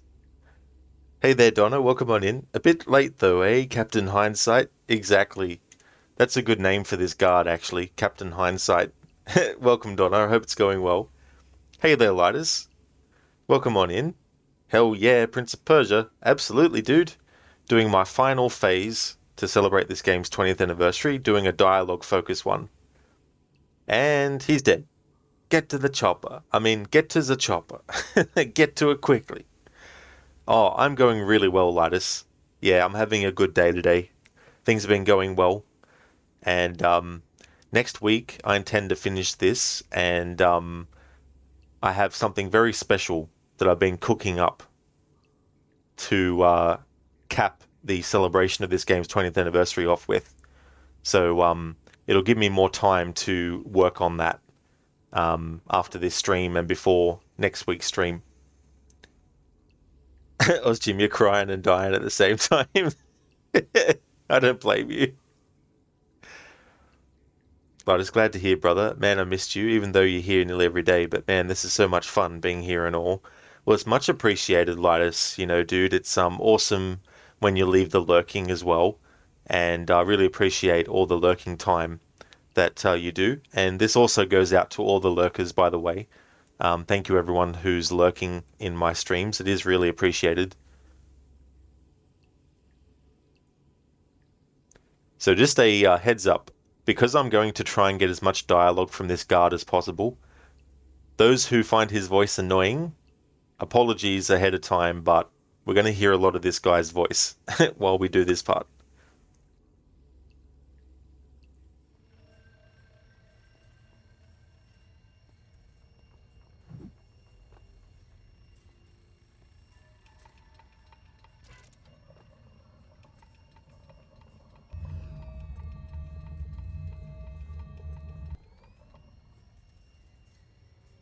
Oh, thank God! I was afraid you were one of them! Can you help me activate the Azad defense system? It'll take both of us to do it!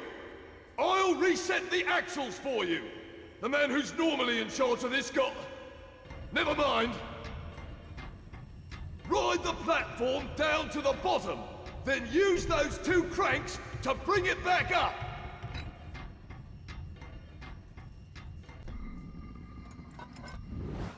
You see those 4 axles?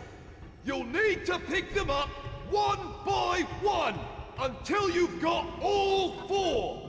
Then, bring them up to the top together.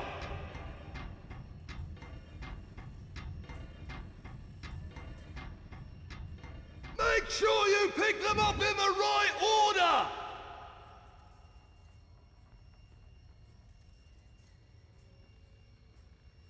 Careful! Break your neck and that'll be the end of it for all of us! Watch your step, for God's sake!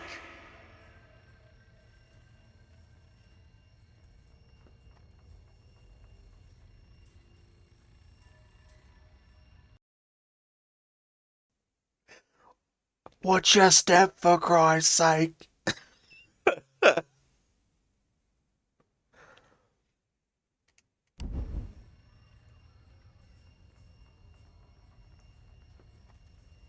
Look out!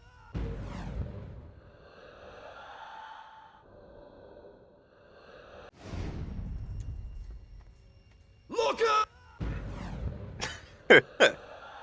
Look out! Look out!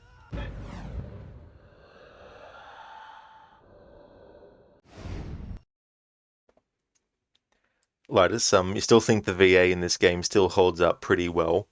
Yeah, I mean, this character here that we're up to, he's kind of a bit over the top, but I think that kind of stuff really makes you remember. Zero, that's it! Ozjim nose is blocked up now from crying, oh no. Lotus, right, order! I wonder if he says anything if we just stand there. I'm going to try that next. Just have the prince stand there and see if the guy yells anything out. Donna, see, now that's a warning that's on time. Exactly. Exactly. But he's supposed to be Captain Hindsight, though. Jim, you're cruel, Rod. Yeah, he's like, this seems familiar. Donna, just like what happened to the previous guy. Exactly. If the prince did die, I'd be like, oh no, not this again. I can't get out of here now. Mr. Epic, watch out, Rod. Every time you fall, you and rewind time, you make a different dimension where the prince did fall. Yeah, creating so many different alternate realities. Okay, so I'm just going to stand here as the prince and just see if the guy says anything.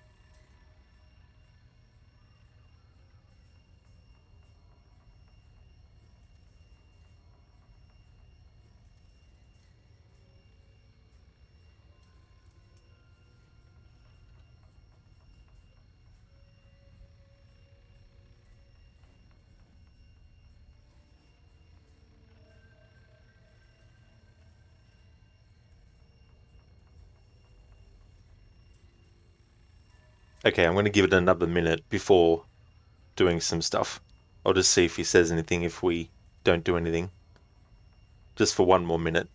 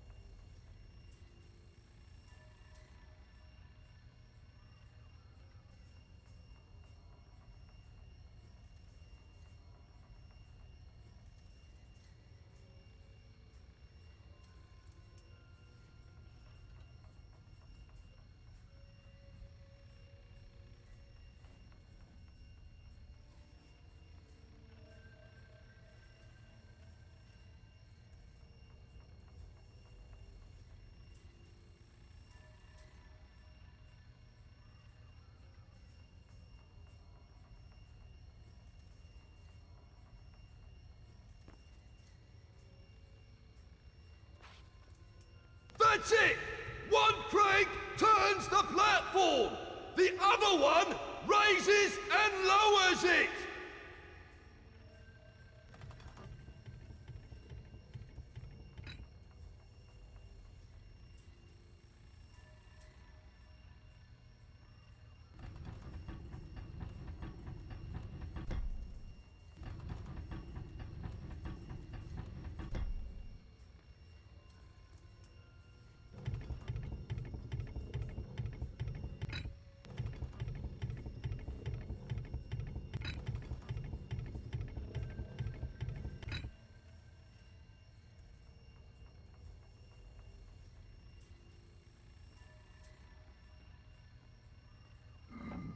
Careful!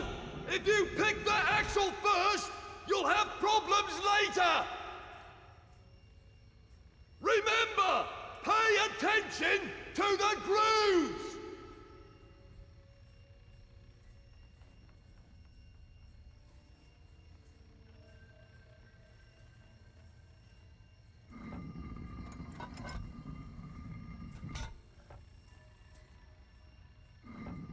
Careful! Think ahead!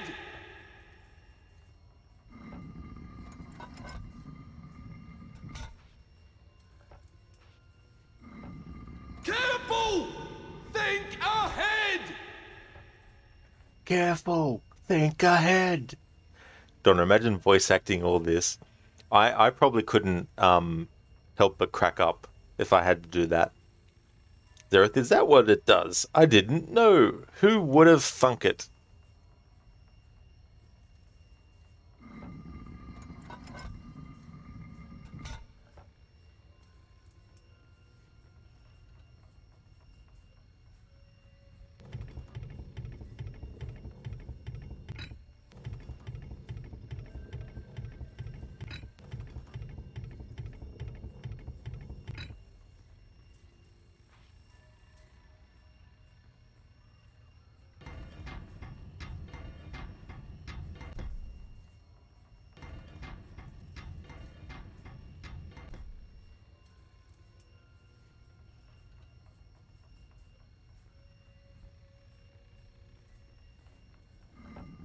That's it! You've got the first axle! Now, pick up the other three!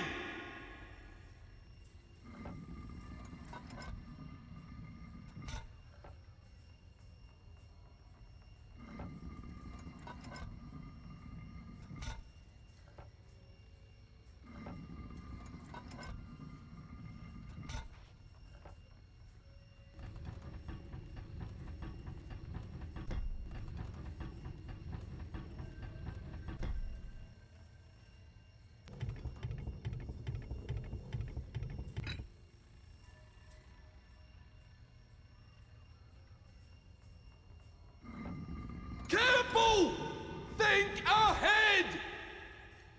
Alright, I thought he was going to say something different considering we had already picked the right one and then went to pick the wrong one. Mr. Epic, imagine being able to break it. Imagine what his reaction would be if that happened. He'd be like, "You idiot! You broke the..." Whoops. That's not how it happened. Donna, it is a nice beat, actually. It's funny how sounds that on their own, hearing it once would be, nothing. But if you heard them in a pattern, how it could create like a beat.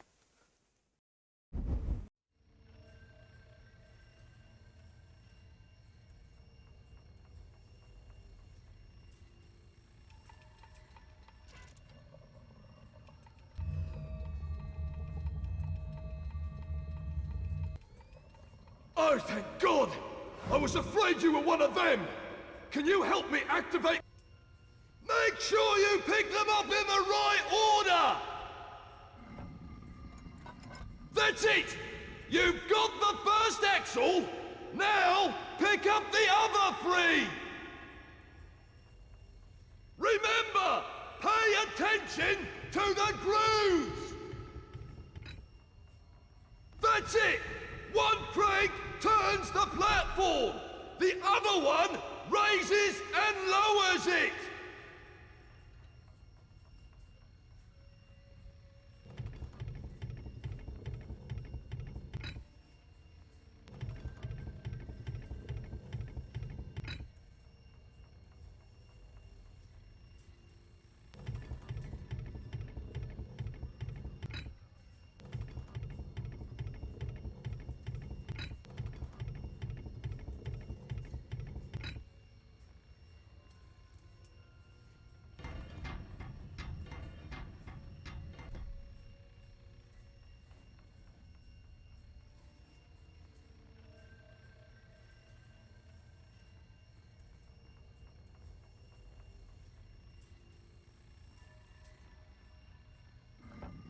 That's two!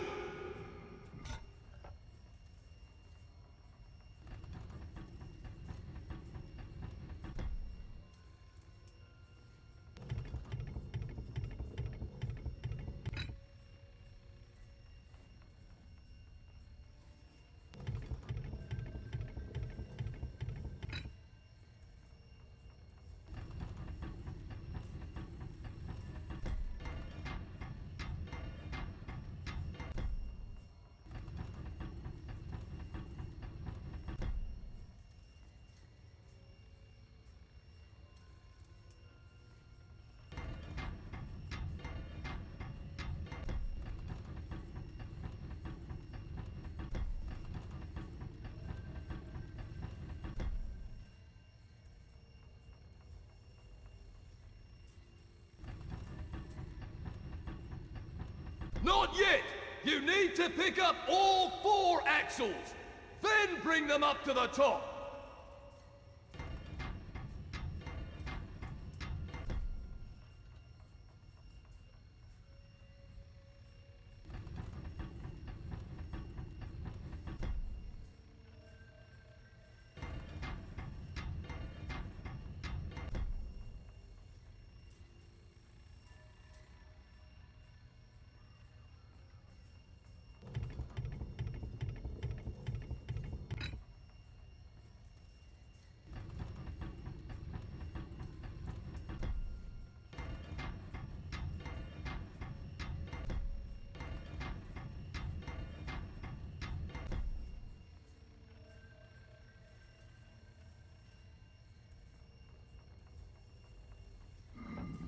Careful! Think ahead!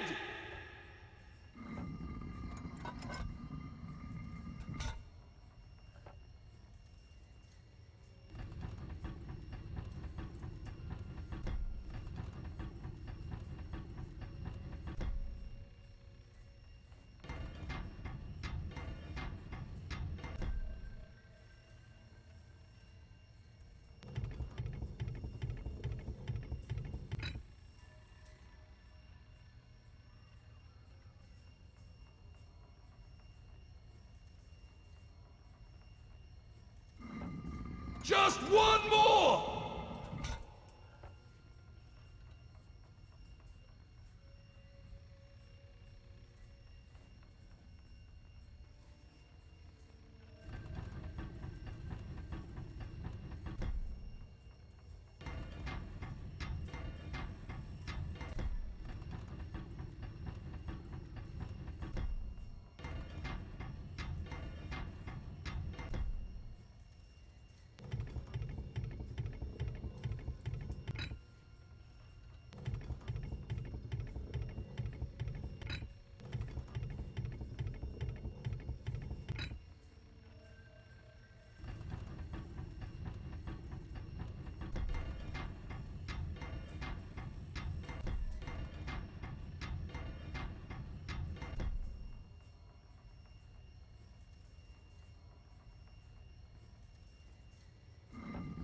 That's 4! Now, bring them up to the top and line them up with their gears!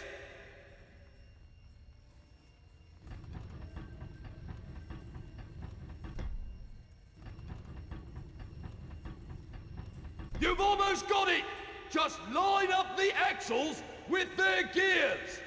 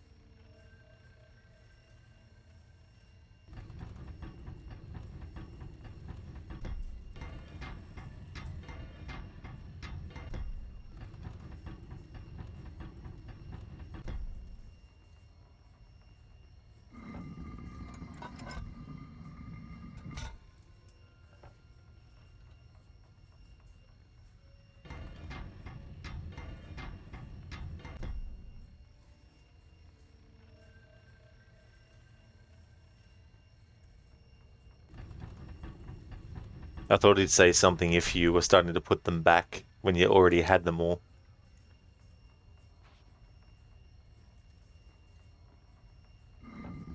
Careful! Think ahead!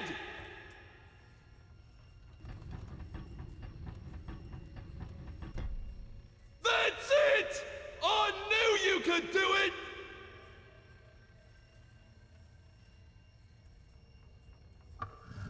Now, there's one last step. Do you see that platform? Throw your lever, and I'll throw mine!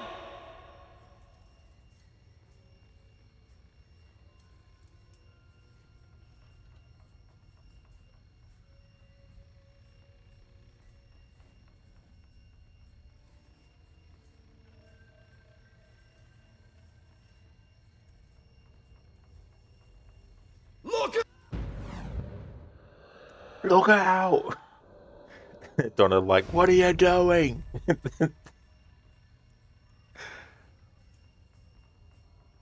What manner of machine is this? I told you, it's the palace's defense system! Stop wasting time! Throw your lever! Calm down. Okay, I'll catch you later then. For the love of God, what are you waiting for? Those demons might come back at any moment!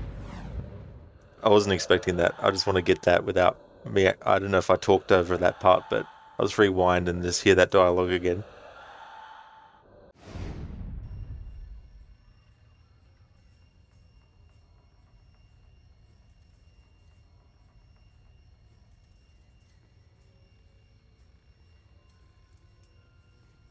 Careful! Break your neck and that'll be the end of it for all of us! Watch your step, for God's sake!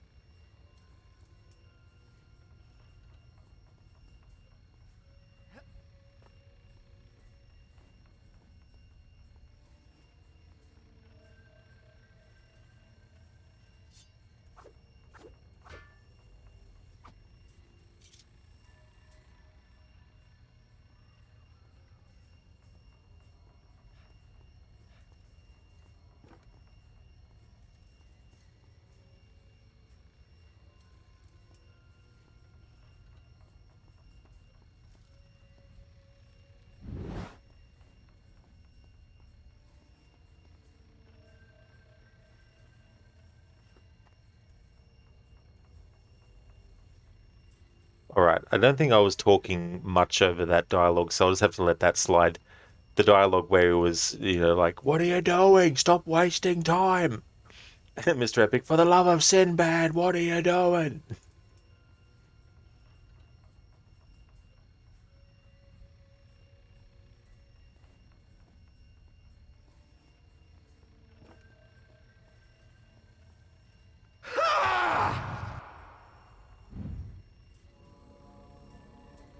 We did it!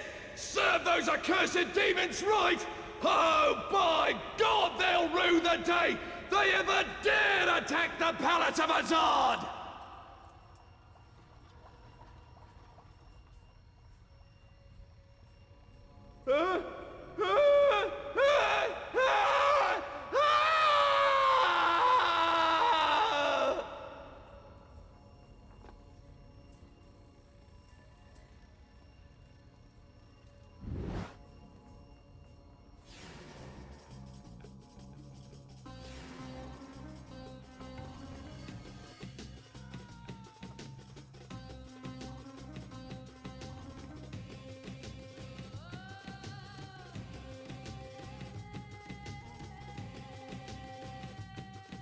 No, that didn't happen either.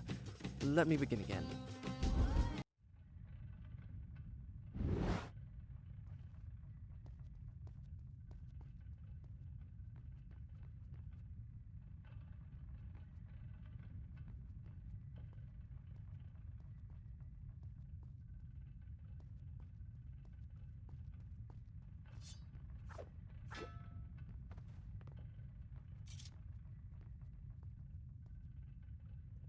Superman hands, we, don't you mean you? Yeah, like the prince did all the work, not that guy. Donna, you just went to the toilet and came back to that screen. What the hell was that, lol? Well, now you'll be able to experience that all over again.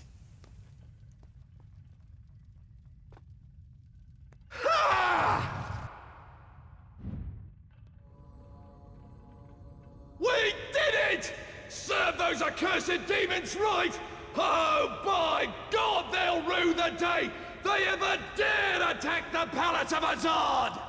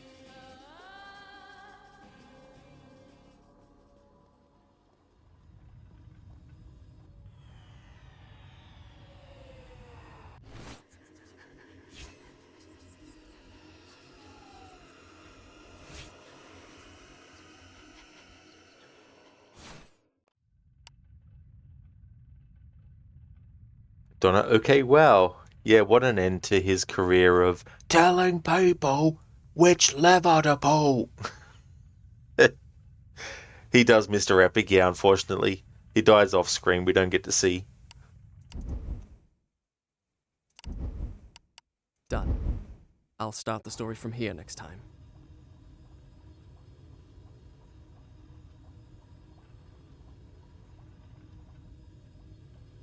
Oh no. Why did I listen to that madman?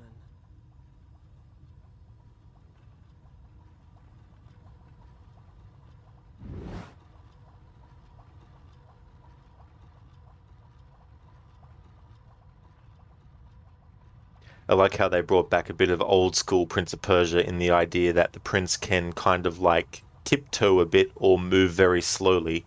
And in the original game, if you tiptoed through spikes, you could actually get through safely.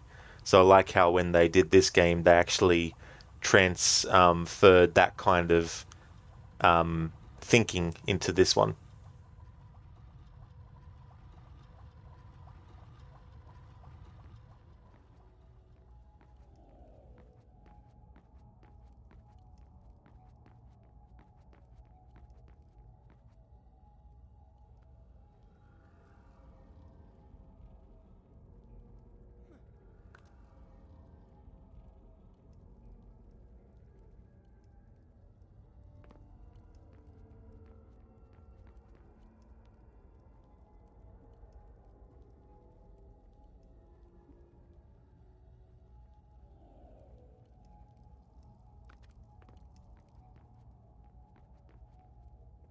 Alright, no dialogue for doing this without setting off the traps.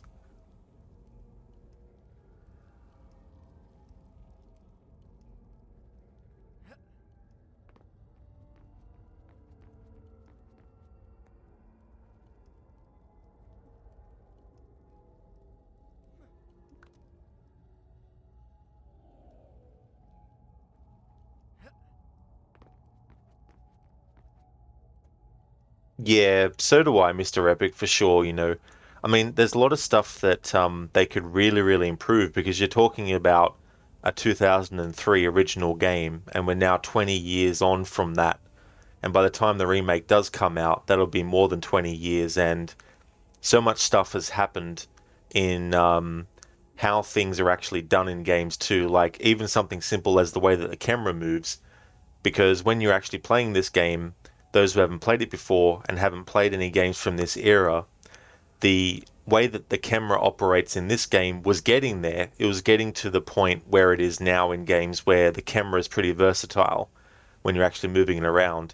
But in this game and in games like it around 2003 and the early 2000s, the camera isn't 100% working in the way that you would like it. Especially when you're fighting enemies, sometimes the camera will switch to 180 degrees instantly while you're in the middle of a fight. And it's also one of those games too where if the camera is one way and you're moving in one direction, if the camera switches to a different angle automatically, holding down the same direction will cause the prince to actually go back the way that you came from. So there's definitely a lot of stuff like that too that could really, really make the gameplay of Prince of Persia: Sands of Time improve so much with a remake. The palace's defenses had a twisted logic of their own. They could be circumvented by using the strategically placed switches, which I soon learned to recognize. Yet it was hard to escape the feeling that I had made a terrible mistake by setting in motion such a deadly system of traps, which seemed in truth more likely to claim my life than that of an invader that was not flesh and blood.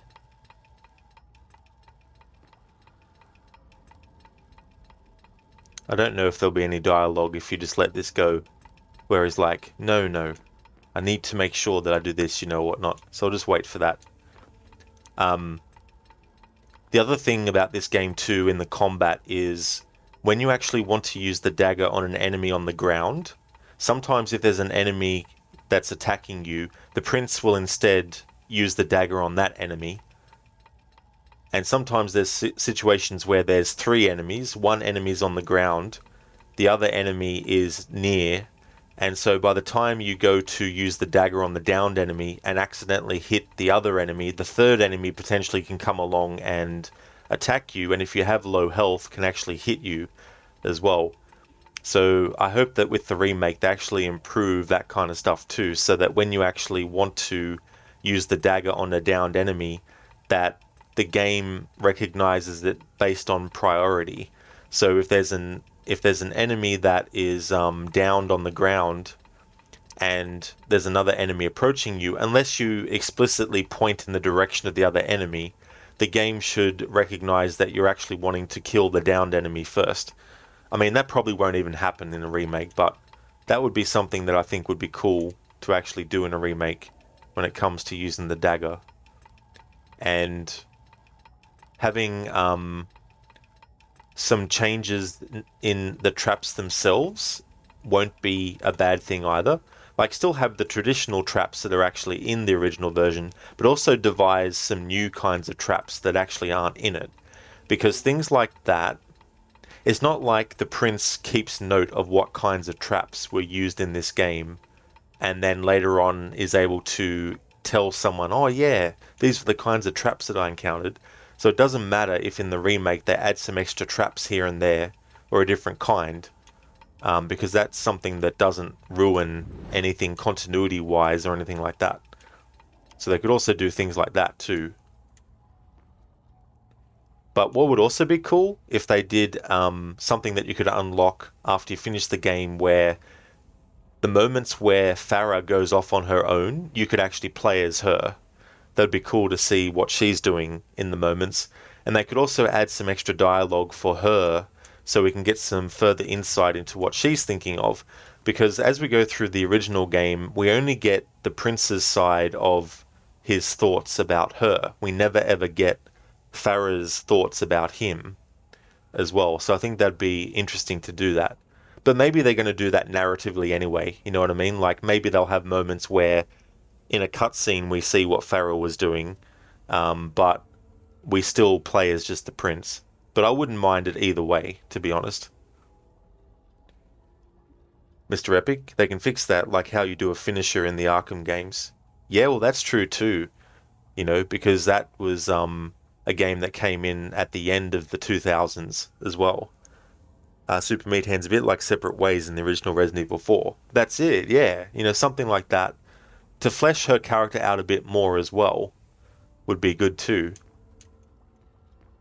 I mean, the person who's playing the prince in the original is also playing him in the remake, which I think was quite cool.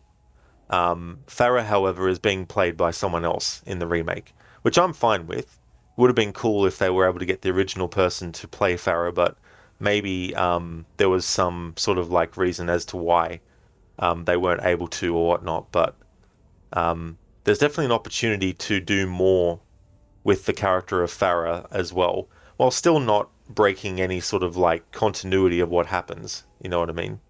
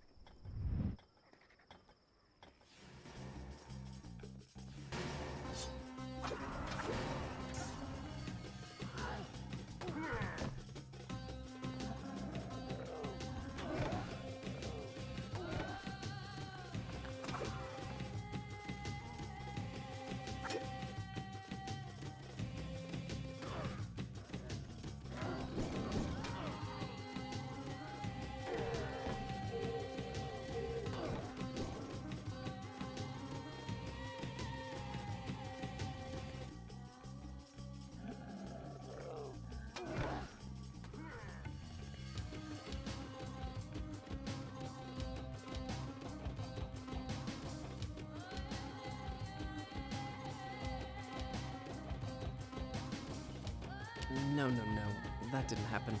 May I start again?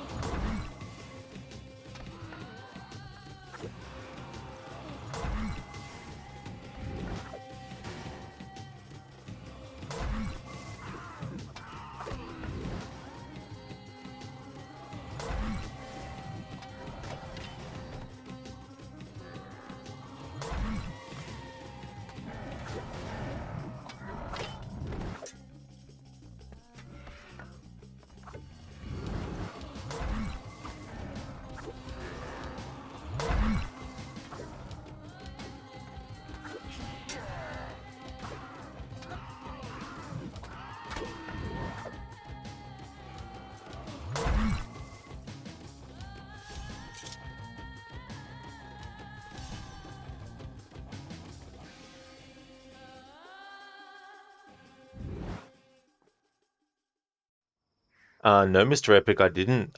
So what sort of things broke in the game with the recent update that they did?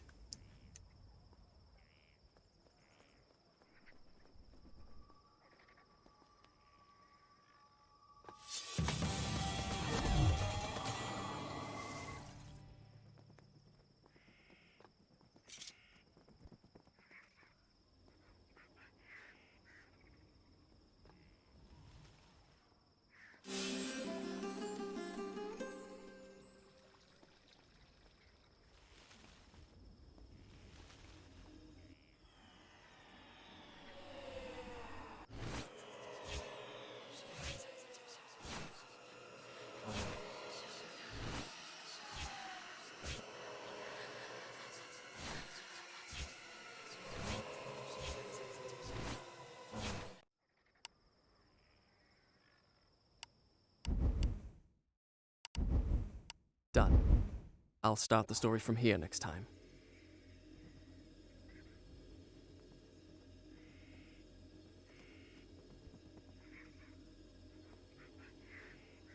Mr. Epic, can't full screen game crashes, some people's DLCs aren't working? Ugh. This is the thing that's ridiculous, right? Like, you would think that if you're going to update something, that you're actually going to be not only updating it to add maybe some things that it could do with, but also you want to make sure that it doesn't create new problems as well. And it's just ridiculous, the new problems that can come up.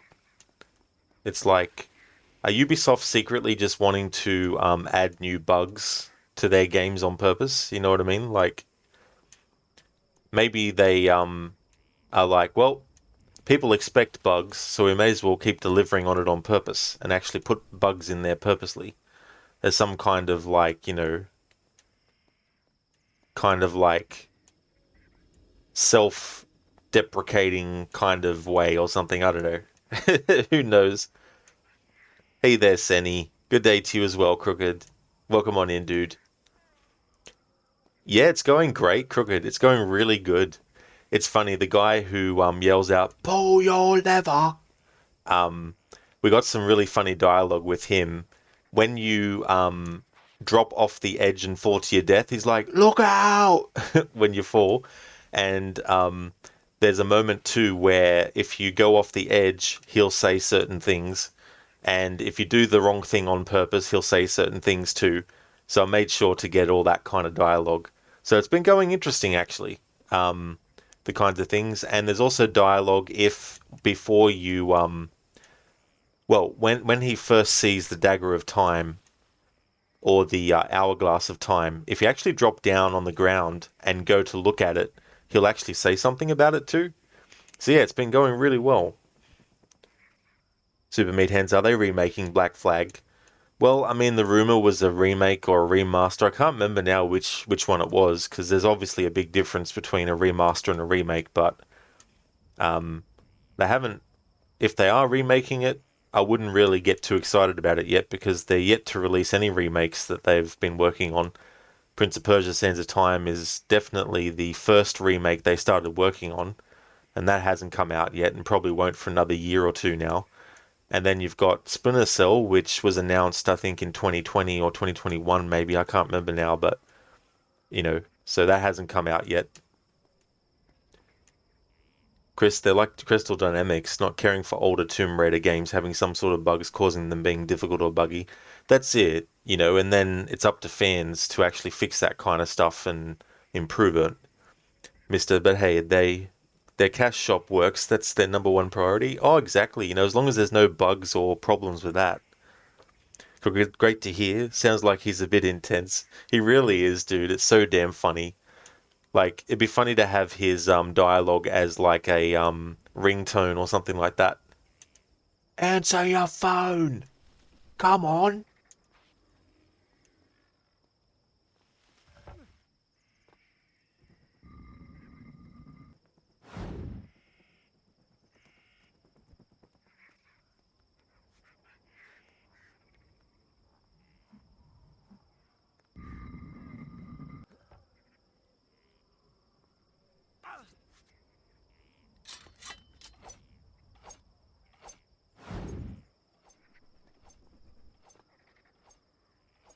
Lotus, Rod, don't go there. Go there. No, not that left. The other left. To the left, Connor. To the left, Connor.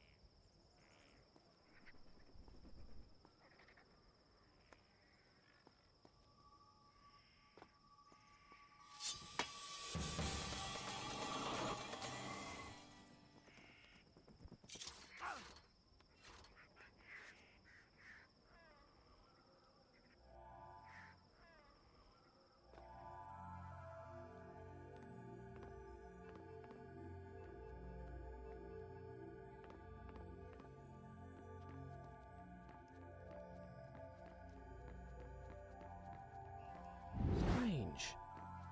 I feel as if I've been here before.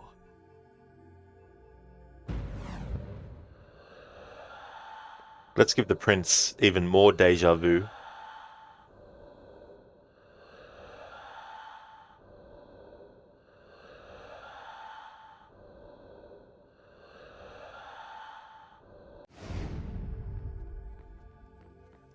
Strange.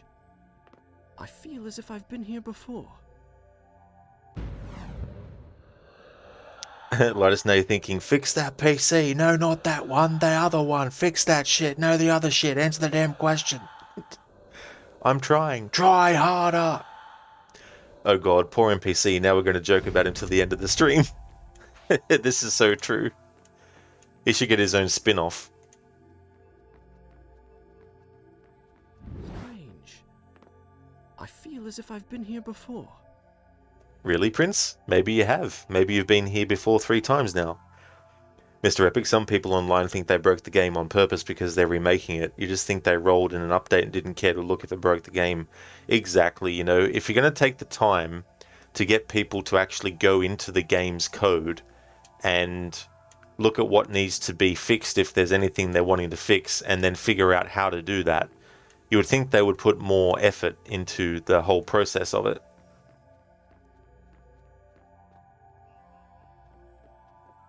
I have been here before.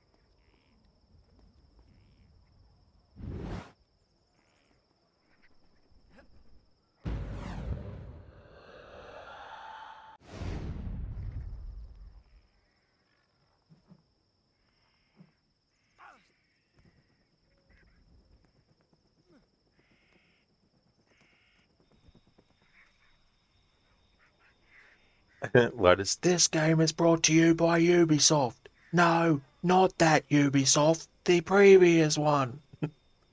Every time you see that animation, it feels like the prince was going to hurl. Yeah, it's interesting too how his eyes go all white as well, like he's getting possessed a little bit by something.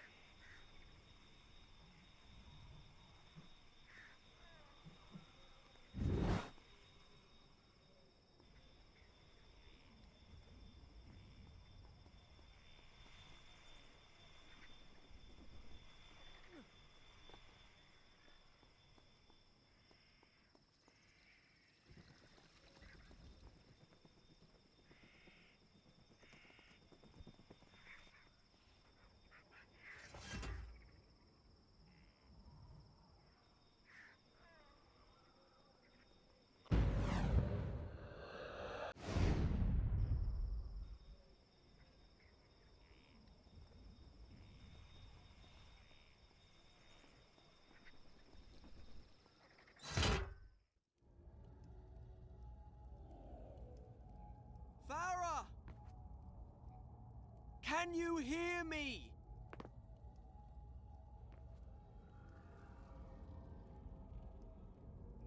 Butters, same, make Ubisoft great again. You wish you could online co-op SmackDown HCTP, that would be dope. Yeah, the wrestling games. I haven't played any of those for a long, long time. Mr. Epic, the only way that maybe happens if they sell their company to someone who cares for games and fans. That's true. And you would hope that if that does happen, that the people taking control of it would actually want to do that and would actually deliver on that. Because the worst thing would be for it to go into the hands of someone who's just as incompetent in a lot of ways or worse. Not to say that Ubisoft doesn't have any potential to make their games actually be really, really good, but you just have to question whether or not certain franchises they own would be better off being made by other people.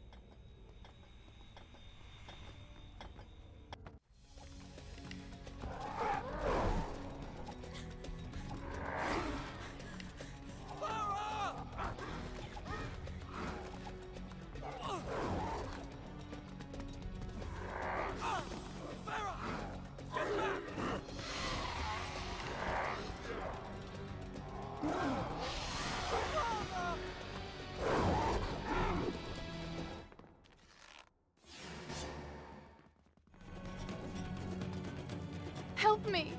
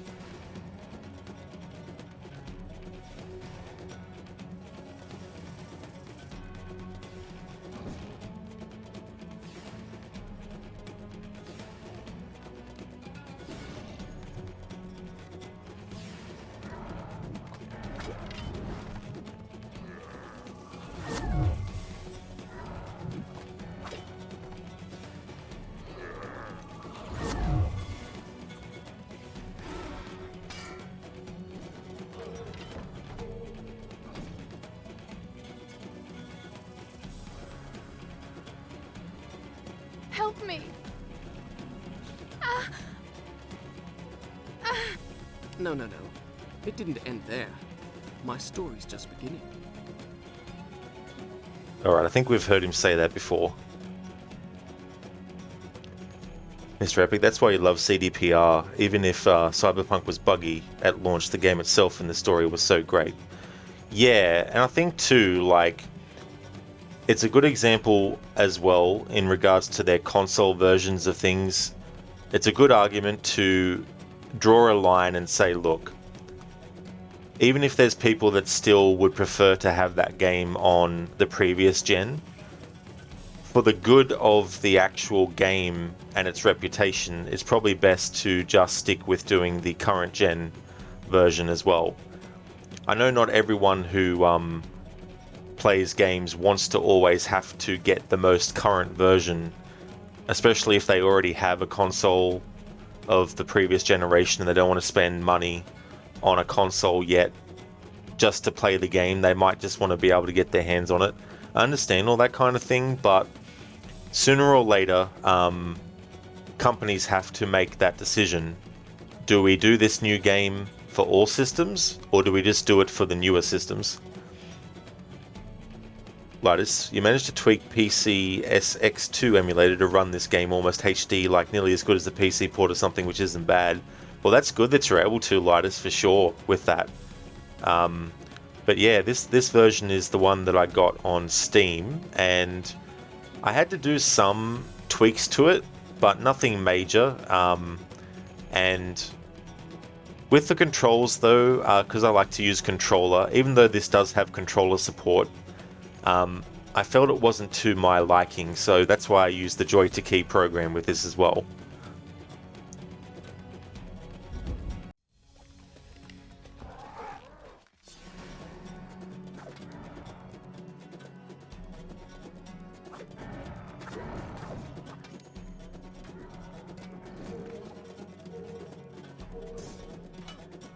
Help me!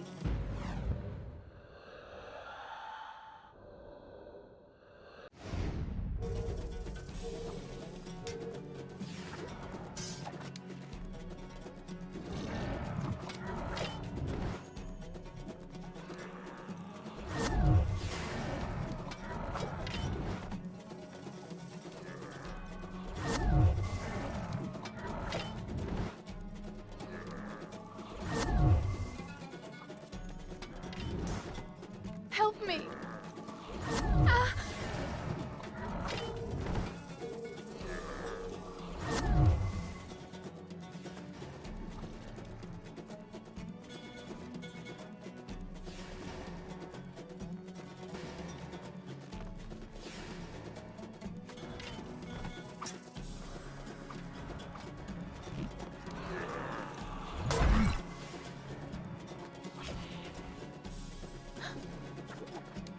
Oh!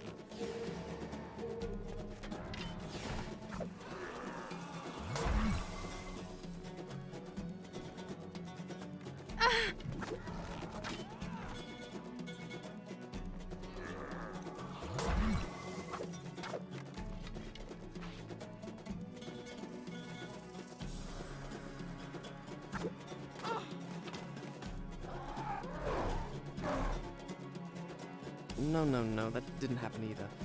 Let me begin again. I was just wondering if there would be any dialogue where the prince says something if Farah dies, but no.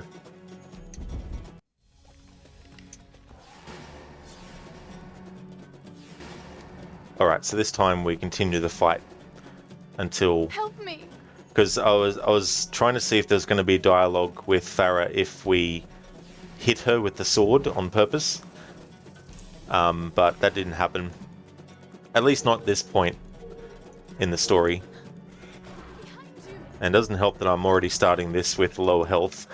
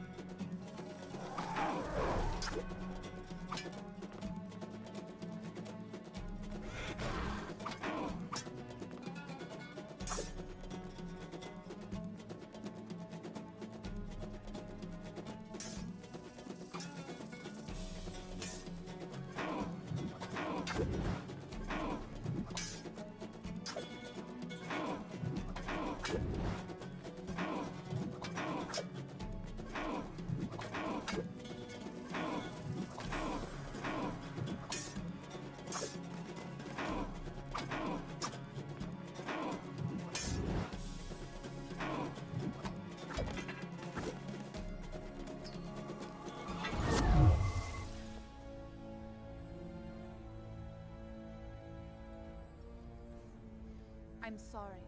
Why? I know what it is to lose a father.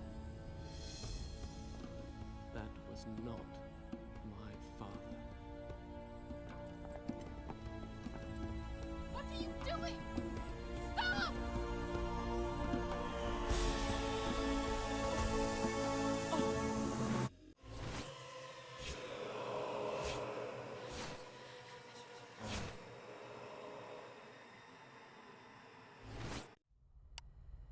Yeah, that's right, Mr. Epic. And it says like, no, what have I done? What the hell?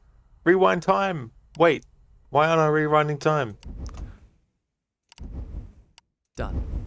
I'll start the story from here next time.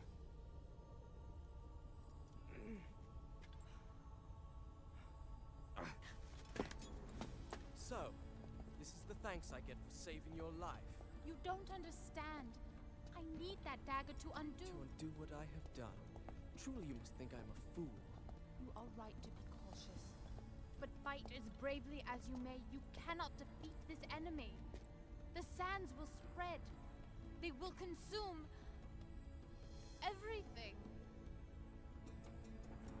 I have heard it said that you are kind as well as brave. Please believe me. Help me find the hourglass. It is in the Sultan's treasure vault, atop the Tower of Dawn. How do you know that? I just know. Come with me then if you insist. But I warn you, I move pretty fast. You'd better keep up.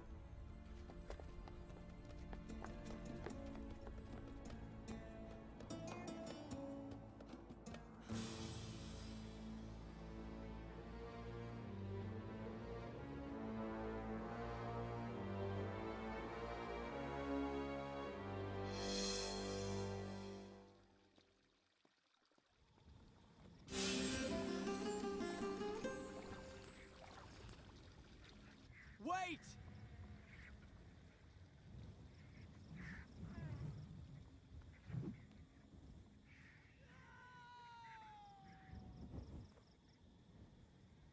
Alright, so just want to see if there's any contextual dialogue in the narration. No dialogue at all. All right, so this is the first part, I think, where we can actually have the prince go into first-person mode and look at Farah, and you'll get conversations and dialogue. So I'm going to be covering that as well, which is something I didn't do in the other two runs to celebrate this game's 20th anniversary. But for this dialogue focus one, I'm trying to get as much dialogue from, well, all the characters as I possibly can. So that includes the dialogue that happens between the prince and Farah if you go into first-person mode and look at her.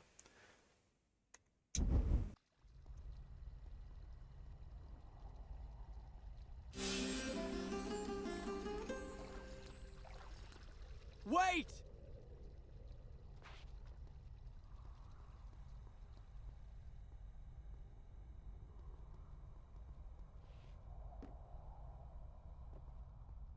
And you were worried about me keeping up. Careful!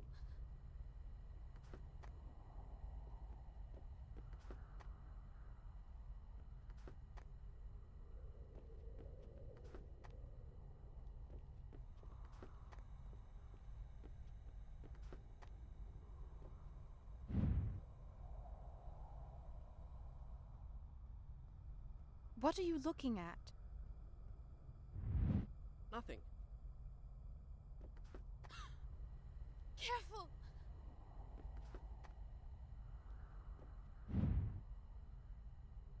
Stop staring at me. I wasn't looking at you.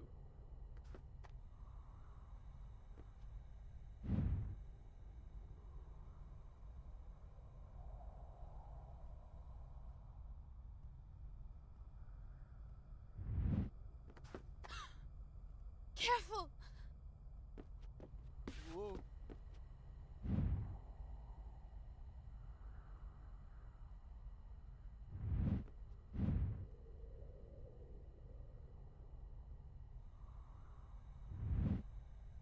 Okay, so that's all that dialogue in that context for now. And at each sort of like segment in the game as we progress, I'll be doing that too as well. I'll cover you. Please don't. You're liable to hit me.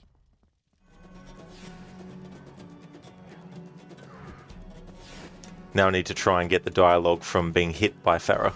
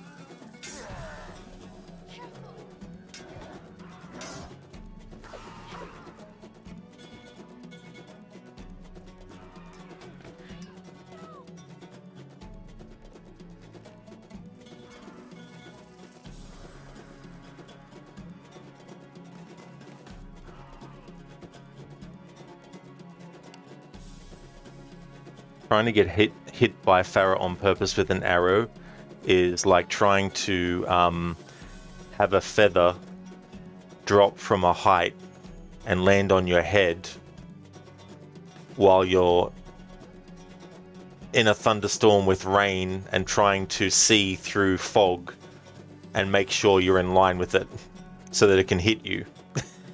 This is what it feels like trying to get hit on purpose by Farah with an arrow. Hey there, Mayhem. Welcome on in. Good morning to you as well. I hope things are going good. Gladys, man, that mummy sand lady walking with swag. Damn, lady. Yeah. It's interesting, the designs for a lot of these characters as well. These enemies.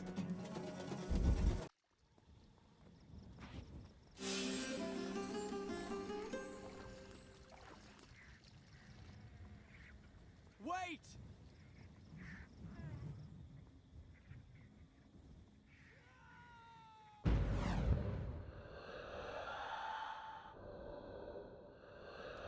Alright, so just to make sure that we're getting the dialogue from Farah as well from having the prince go into first-person mode and look in her direction, even though I've already done it, that was before I actually died, and because it's reset us back to before the fight started, I need to make sure that that dialogue happens again, and that it's not a case of the dialogue that comes later when I do it next time. I don't know if it will be the same dialogue that we're going to get now or not, so just to cover my bases, I'll just have to redo that part too. But as for getting hit with Farah's arrow, I might leave it for another skirmish. It's going to be very hard to get that to happen because you need to be in the right spot and all that kind of stuff. There are other points where Farah will be closer to us while we're fighting, so that might be a better opportunity to try and get hit by an arrow to get the dialogue that happens. Mayhem, things are fine and dandy just like candy. Hope all is well with you too. Well, that's excellent that things are going like that for you. I hope it stays that way. And things are going great with me as well. Been having a good day, and it's good to get back to this game again. This is actually my third run through in the past 3 weeks of this game, doing different things. So this time it's the dialogue focus, going through the game from start to finish for a third time, but this time focusing on dialogue.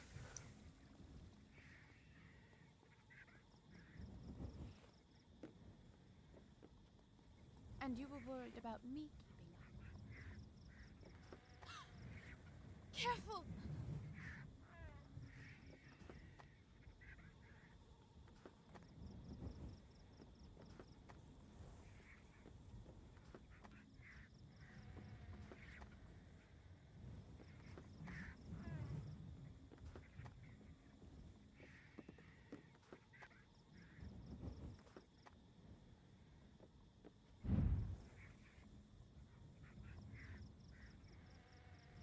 What are you looking at? Nothing. Careful! Stop staring at me. I wasn't looking at you.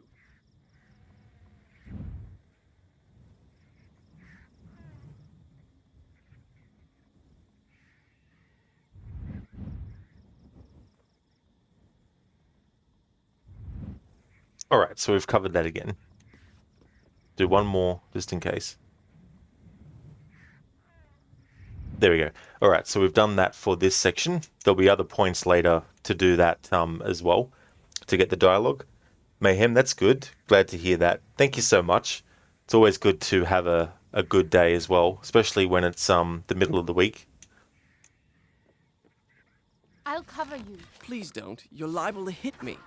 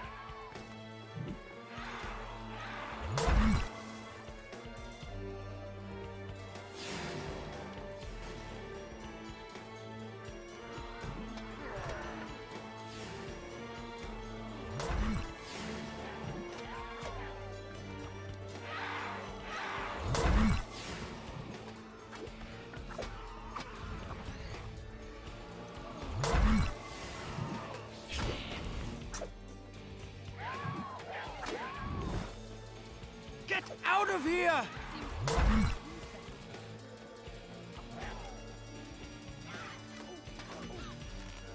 Careful!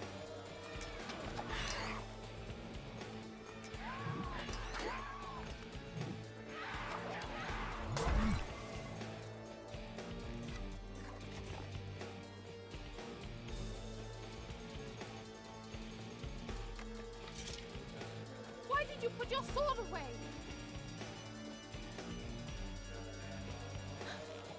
Behind you!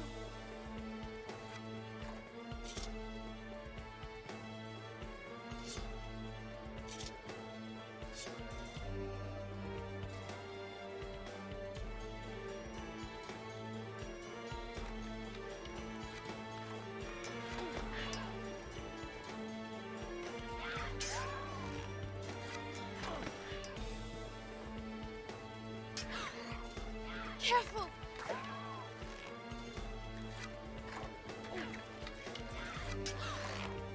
Careful!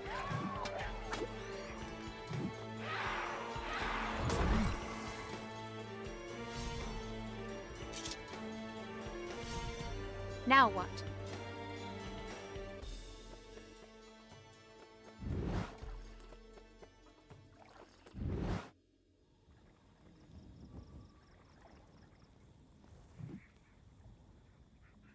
Wait for me!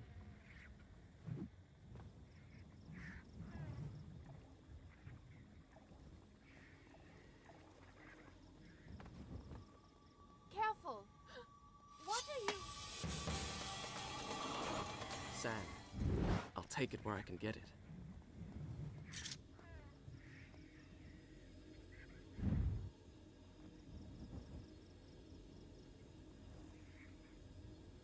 What are you looking at? Nothing. What are you? Oh no! Please, not again!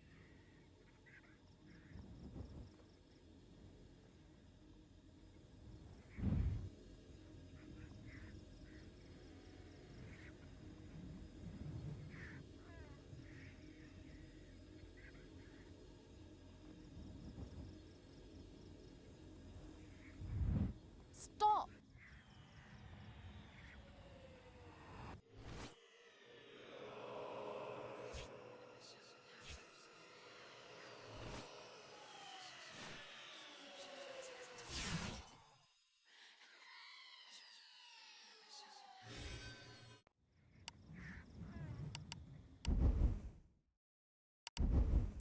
Done. I'll start the story from here next time.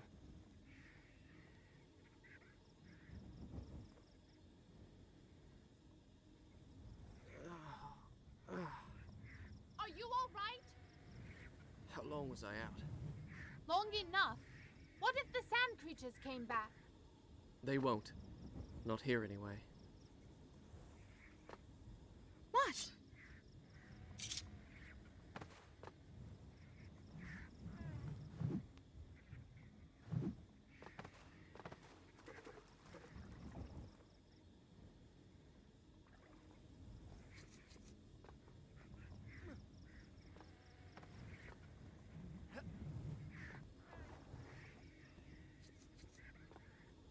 You know, I knew in this game that if you were in water and you were trying to actually climb up something while in water, that the prince would do that.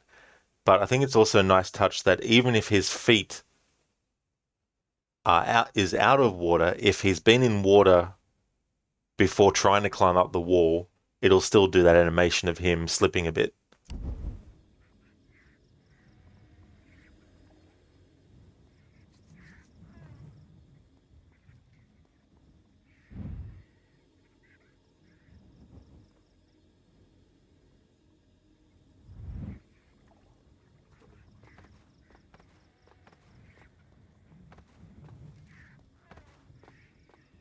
The switch to open it is on the other side.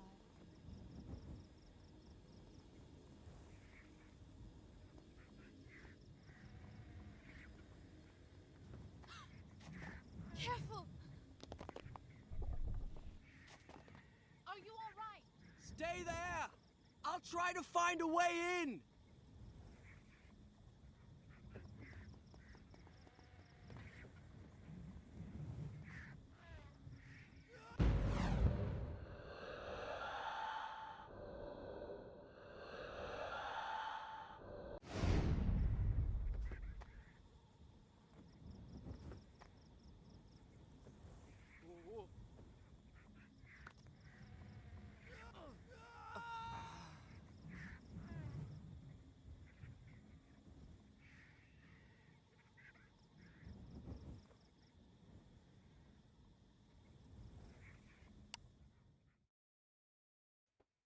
Oh, the prince has run out of things to say in the narration. Hey there, Lucinda. Good morning to you. Hope it's going well. They're going good. Going really good. There's been a lot of funny dialogue. There's a guard that is helping you do a puzzle. And he talks like this and yells out all the time. And I was messing with him and having the prince almost fall off the edge. And then he's like, careful! If you die, we'll have no one to help. And things like that. But yeah, it's been going really well. Getting all the different kind of like dialogues for different contexts and all that kind of stuff. I was trying to get some dialogue from Farah accidentally shooting us, but of course, naturally, when you're trying to do these things on purpose, it's very hard to make happen. But if you're not worried about it, it'll probably happen.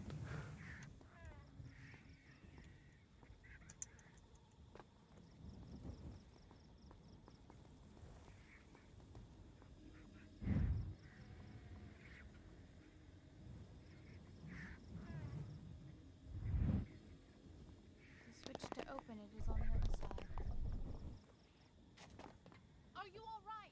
Stay there! I'll try to find a way in!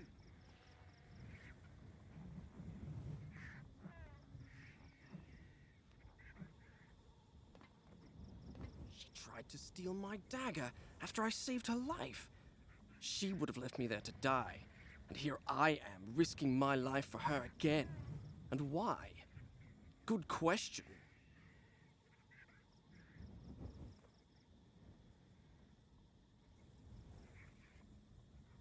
Listen, are you doing all right? Got a somewhat busy day ahead of you, but you'll wait to get started on your stuff later in the morning. Well, that's a good way to approach it as well. That way you're not getting too sort of like anxious if there's anything like that that is going to cause that, and at least it gives you a bit of time to prepare. Mr. Epic, that should be a voice line after repeatedly dying, saying, "Are you even trying?" Yeah, the prince should be like, "Look, I'm really trying to tell you the story the way that it happened, but I just keep on, accidentally telling you the wrong thing. I'm just so sorry. This is a very new experience for me, and I'm very sort of like unsure of how to actually tell you this story that I'm telling you."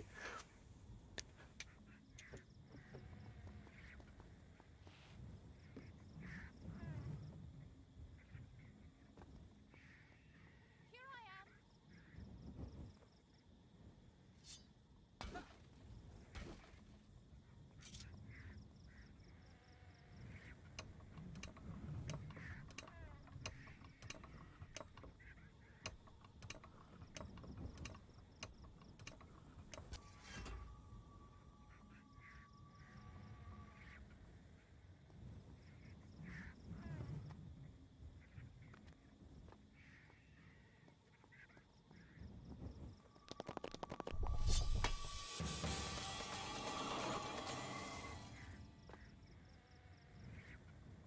Lucinda, you bet it would be hard to keep your story straight if you had a device like the hourglass in real life to just change what you do every time you make a mistake. That's so true. It's like, oh shit, I didn't want it to come out like that. Rewind time. Okay, so this is what happened.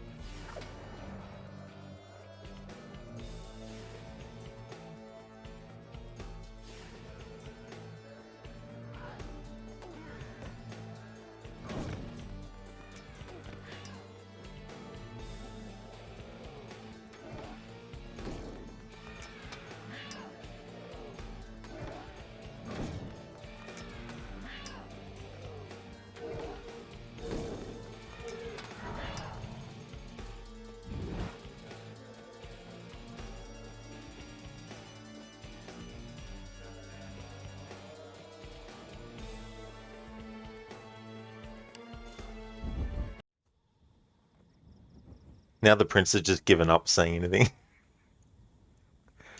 Like, screw this.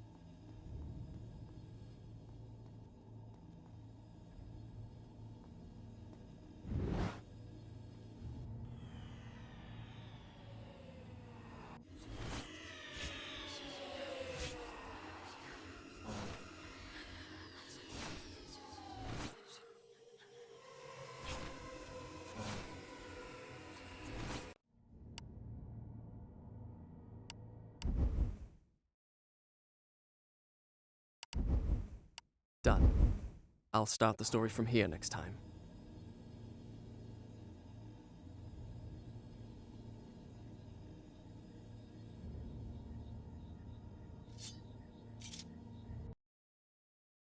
Mr. Epic, imagine being able to rewind time for just 2 or 3 seconds. The things you could do with that. You definitely wouldn't go to a casino with that, no way. You're just like, I'm gonna bet this on that. Don't win. Rewind time, rewind time. Okay, so this time I'll bet on what I know will win. There we go, boom. That actually reminds me, there's a Super Nintendo game called Vegas Stakes, and there's a little bit of a story to it. Basically, you and some friends are traveling to Vegas to actually try and win it big. And if you do story mode, you can choose one of those friends to be your kind of like companion. And you go into the casinos and you choose which type of game you want to play. And if you're playing the story mode, you'll have randoms come up to you with propositions. Like someone might be saying, "Hey, I just bought this diamond ring or something, or won it, or I own this diamond ring. Would you be interested in buying it for so much money?" And if you say yes, sometimes the person will be like, "Oh, thank you so much for doing that." And sometimes it's okay because you've helped them out. But sometimes a police officer will come up to you and be like, "Oi, we've had some people being had for this kind of stuff." It's like it's not like a third person game or anything like that. It's basically first person really, but you don't roam around. You just pretty much select where you want to go and then boom, you're there. And then you just select what game you want to play, and these little card things appear on the screen with the person's face and the text telling you what they want and all that kind of stuff. Anyway, when I would play that game on emulator, what I would do is I'd put I'd bet and see what the winning thing was going to be. And the game was programmed in such a way that it didn't randomize necessarily that. So if you made a save on the emulator before putting the bet in, you could then see what the result was, reload your save, and then put all the money on the thing that you knew was going to win, and then rinse and repeat as a quick way to get yourself upgraded to be able to access the most expensive casino and all that kind of stuff. So that's what I was reminded of there, that whole tactic with the emulator as well. Yeah, listen, it was kind of a really cool game as well, and it was so funny too because some people would like it would pop up and say, "Oh, do you mind? I've been having a lot of bad luck. Do you mind if I just sit with you for a while and maybe some of your luck might rub off on me." Then if you said yes, sometimes you afterwards your friend you'd be like, "Oh, I, what happened? I don't have any money." And your friend pops up on things like, I think you've been robbed, things like that. You could also turn that off. You didn't actually have to play it that way. You didn't have to have the story sort of mode happening and all that kind of stuff. But the basic thing I think was to win $1 billion, or maybe it was a million. Yeah, I think it was a million actually. Um, Once you won the $1 million, the game would be like, what do you want to do with this money? And you could actually choose what you would actually want to put in as well. It was actually a fun sort of game. I mean, me playing it when I was, around 10 years old and all that kind of stuff, it's a bit like, teaching gambling at a young age, but I was still playing it, enjoying it as well. All right, so I'm going to go and take a break. Due to the nature of this playthrough, it means having to redo a lot of stuff and trying to get the different dialogue. So it means that the stream is long enough for me to want to take a break. I'm going to keep on streaming until we get to 50% of the game sort of done. It tracks your percentage story-wise. It doesn't track anything like if you didn't increase your sand tank, it doesn't add to your percentage whether you did or not. The percentage is purely just story progression based. So what I'm going to do is take a break, and then I'll come back. And then once I get to about 50% through, which will probably take another few hours actually, because I just noticed then I'm only up to 20% or around 20, 21, 22, 23% done through the game already. but I was hoping that I would get 2 streams out of the rest of this playthrough, because that'll give me time to work on the surprise that I've been working on, that I'm going to use to cap off celebrating this game's 20th anniversary with. So having another week of time to make sure it's at the level that I want it to be is going to be good. So I'm going to find some music from the game to play on loop while I go on my break. I'll just set that up.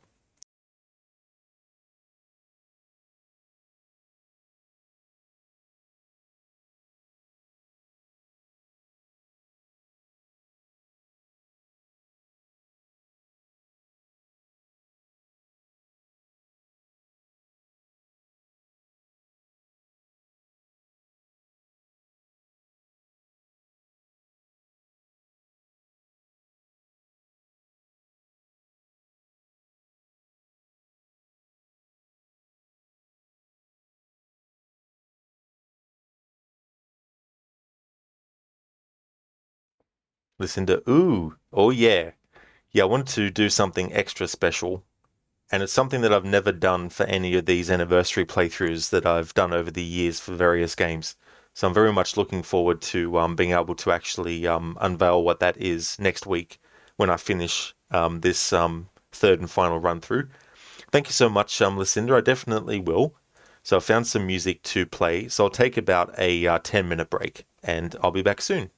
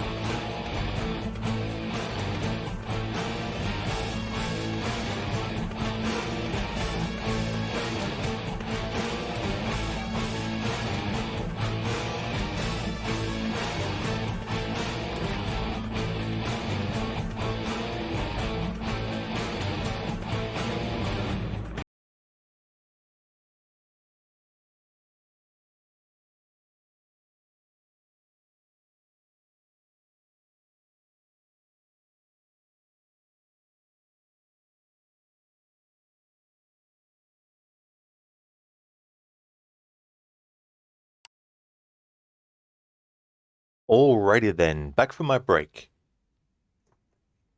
A little bit more than 10 minutes, but it was good to have a break. So I'm going to keep on streaming until we get to 50% through the story.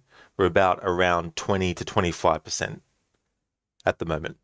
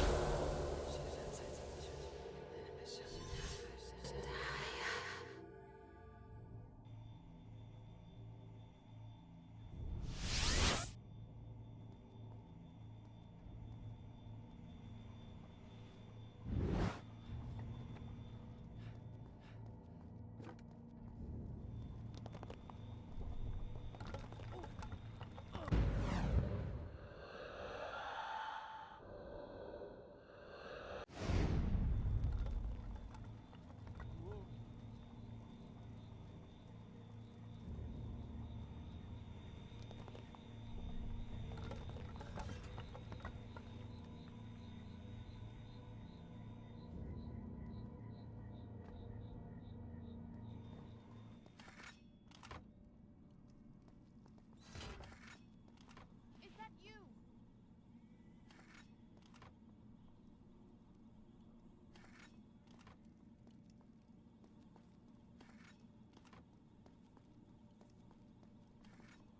There you are.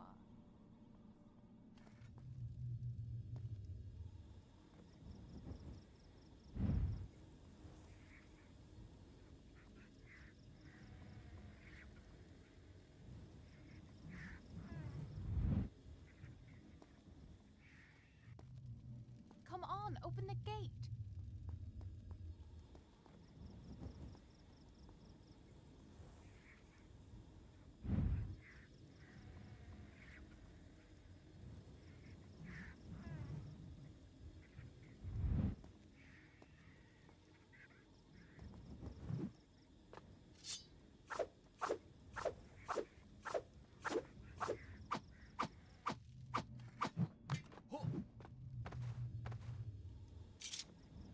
Farah's like, why are you doing all these backflips and everything? Just open the gate. Let's try not to get separated again, shall we? It's so quiet out there. It's terrible. But also beautiful. Maybe to you.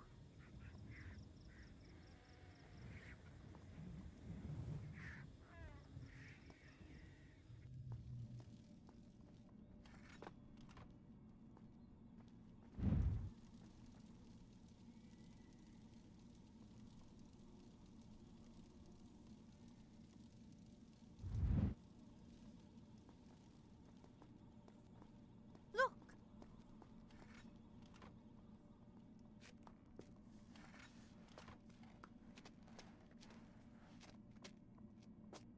You're a skinny little thing.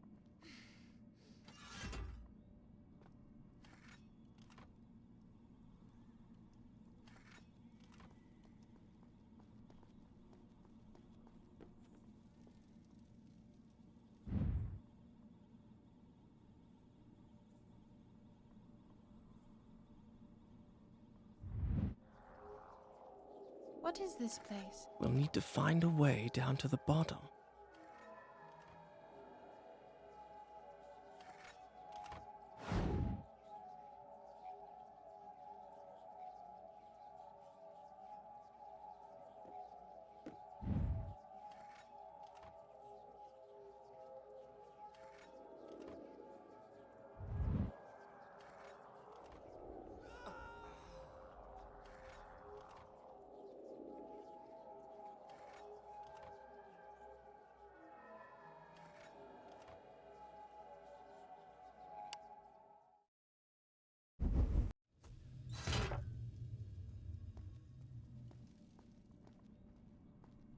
Look!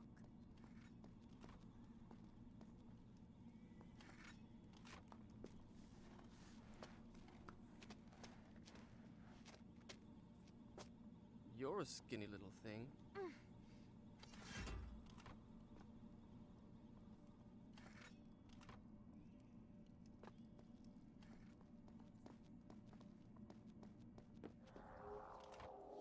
What is this place? We'll need to find a way down to the bottom.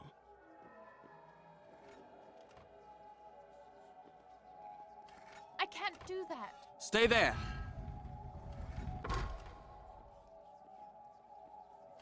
I can reach this one.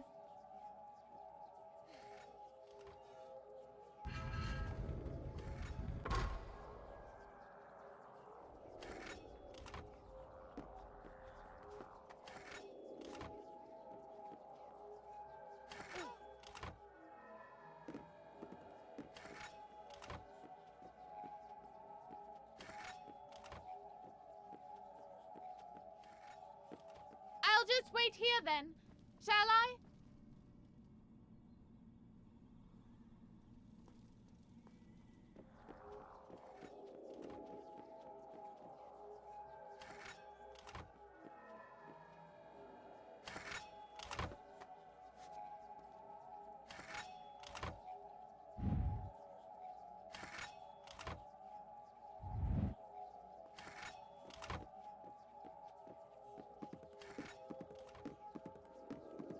I'm still here.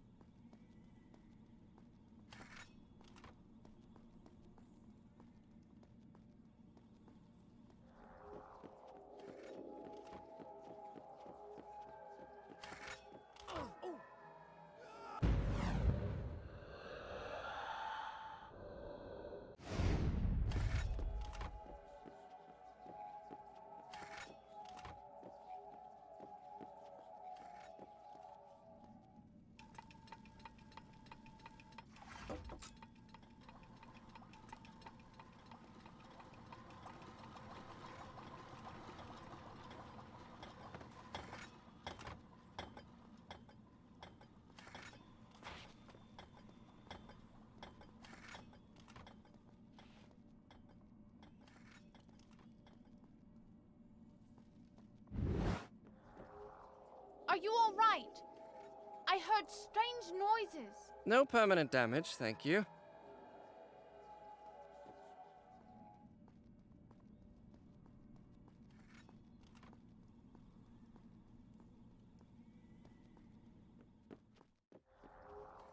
There's another lever in that corner. Do you think you can reach it?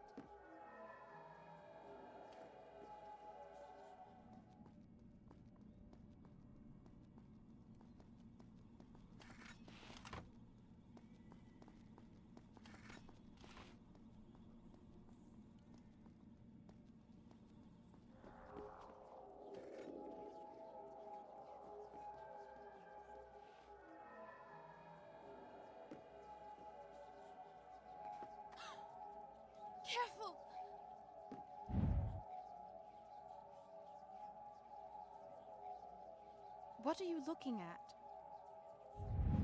Nothing. Stop staring at me. I wasn't looking at you. Alright, so that's the same dialogue that we've heard in the other instances where the prince has looked in the direction of Farah in first-person mode, but I still need to keep double-checking in case we get to a point where the next kind of dialogue they have through doing that actually happens.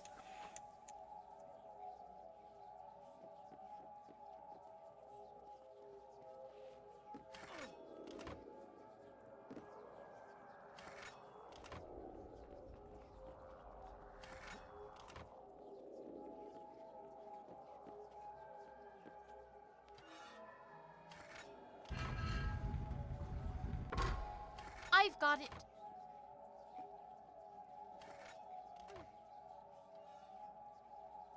Your turn now.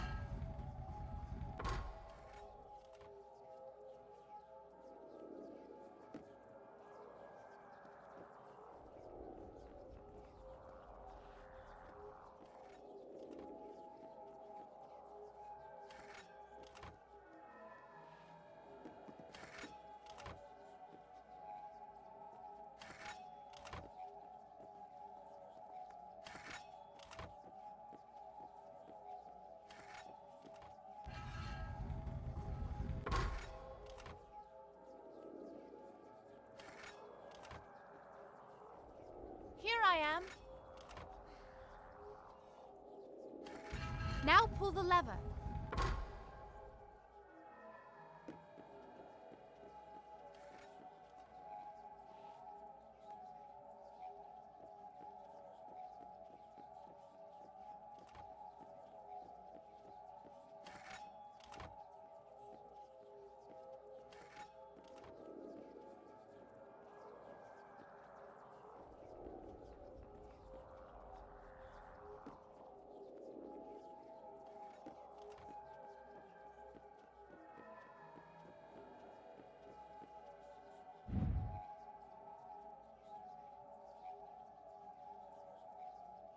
What are you looking at?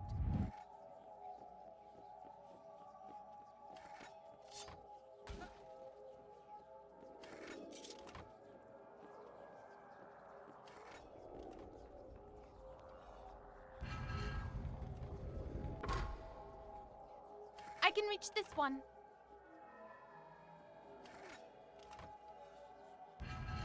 Your turn now.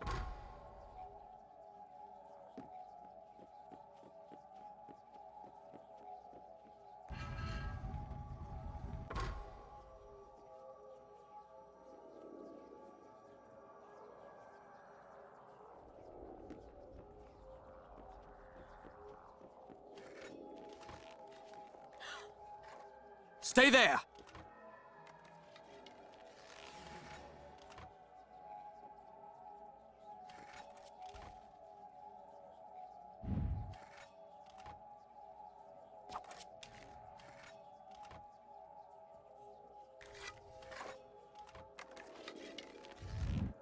I was wondering if she was going to say something like, "Don't just stand there, go and fight," or something like that.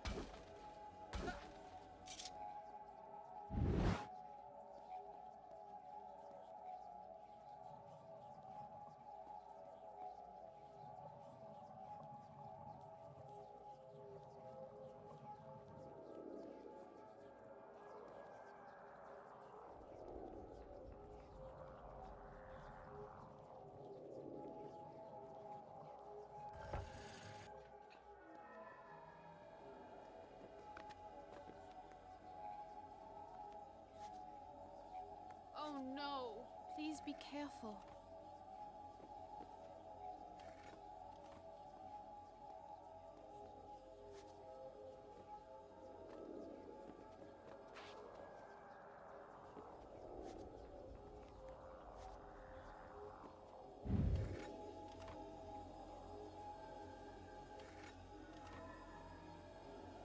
What are you looking at? Try that lever.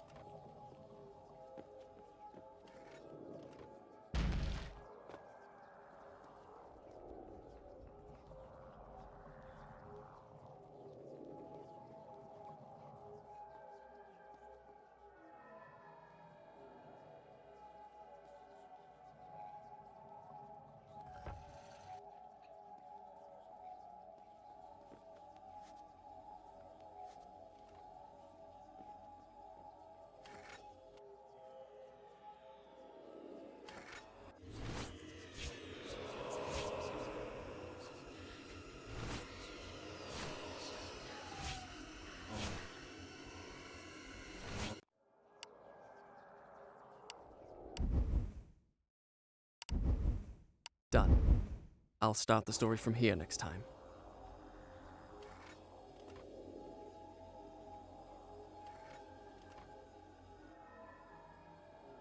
I'm all right. Stop doing that.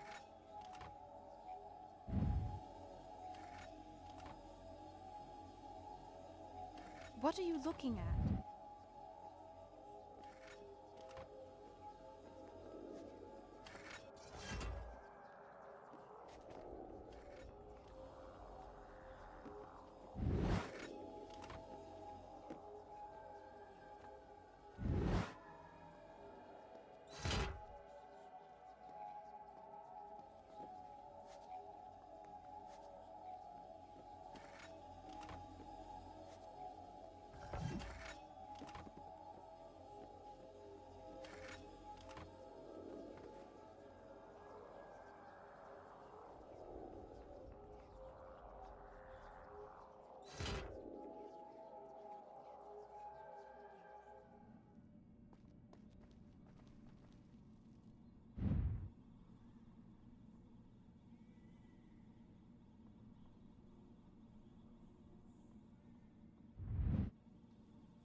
Welcome back, Lucinda.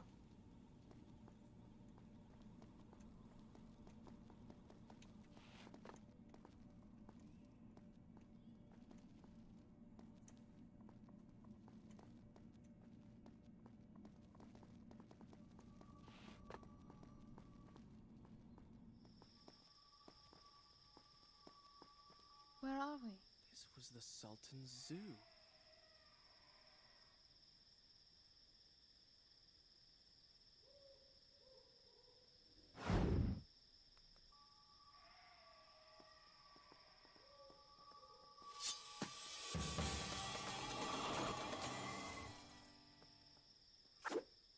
What are you trying to do? Kill me? Sorry, Farah, just trying to get dialogue.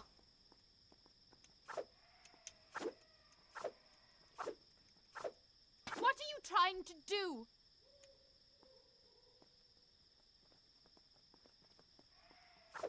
Ah! Don't do that! Ow! Sorry. Stop it! Ow! Sorry.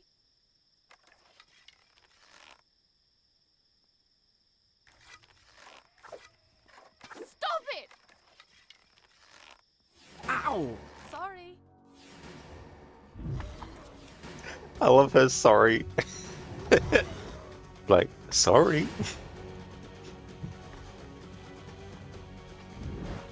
Lucinda, what are you trying to do? Get me to talk? That makes me think of the scene from the James Bond movie Goldfinger, where the main villain has Bond tied to this table, and there's like this laser machine that's going to cut him in half from the bottom up. And Bond is like, "Do you expect me to talk?" And then Goldfinger's like, "No, Mr. Bond, I expect you to die." Listen, to hit you on purpose, then says sorry. Well, to be fair, the prince in that context did hit Farah first.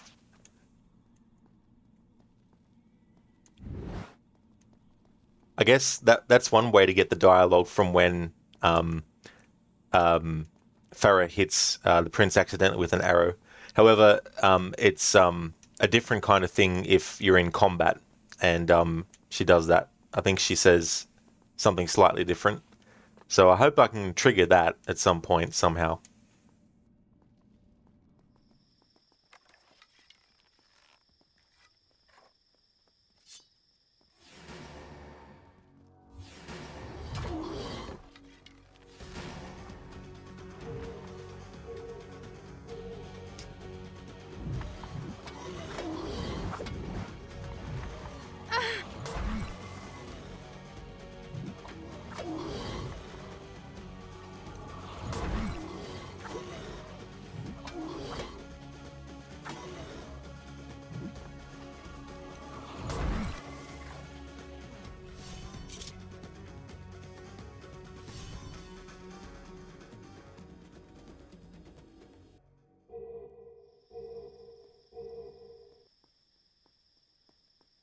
Do you think you could climb that wall? It's too high.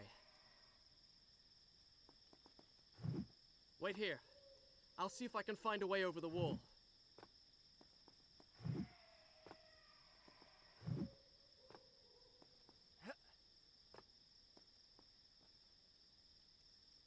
I just had a funny thought. Prince runs up and does this. And like the Shania Twain song, that doesn't impress me much, Farah's like, that doesn't impress me much. So I don't know why that song came to my mind just then.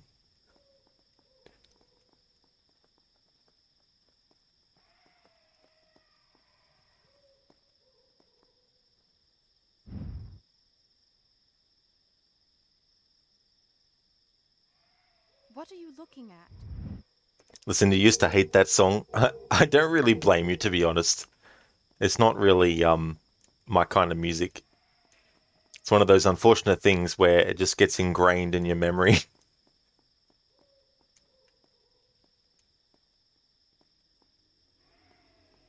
Be careful. Last time you were out for more than a minute.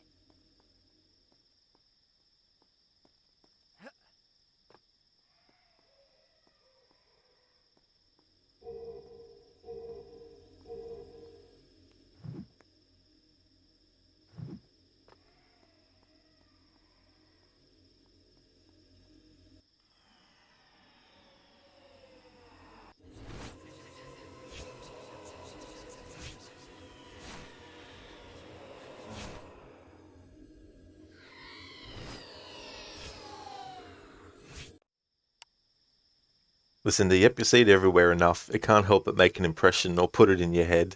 Exactly. And then your brain decides, hey, Done. I'll start the story from here next time. how about we bring this to the front of our memory right now? Are you all right? Yes.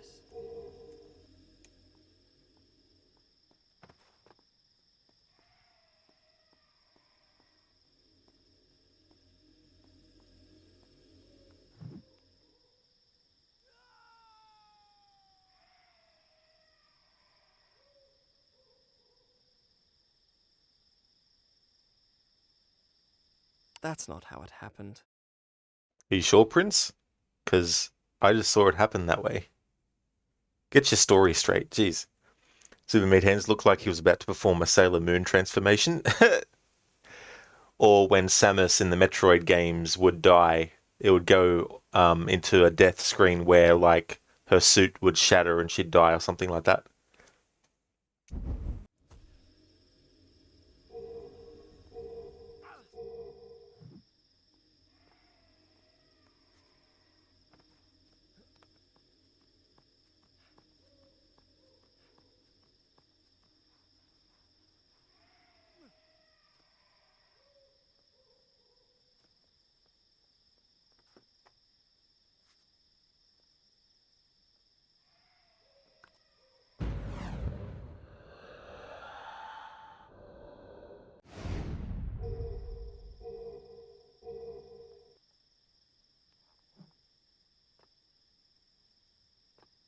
You did it.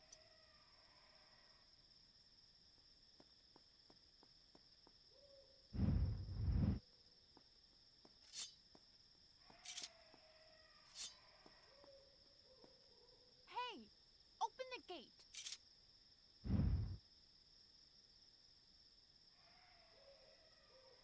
What are you looking at? Birds. I wonder how they survived the sands. I don't think they did survive.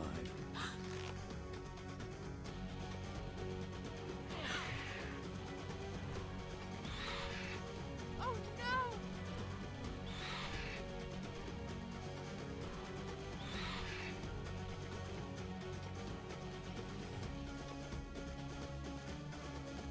No, no. I did not die in that battle. Let me begin again. Cool, I don't think we've gotten that variation of the narration. You could super meat hens, yeah. Yeah, I think there was also a version of the game where you could actually unlock Prince of Persia 2, The Shadow and the Flame as well. But maybe I'm thinking of Warrior Within. Yeah, I think I'm thinking of Warrior Within. I think in Warrior Within, the sequel to this, you could actually unlock the second Prince of Persia game. Whereas in this one, you could unlock the very original 1989 one.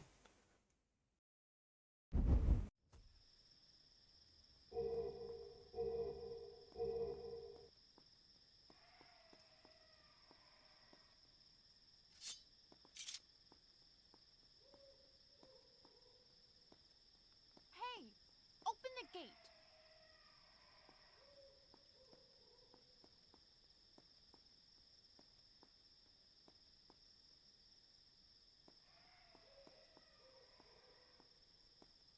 Come on.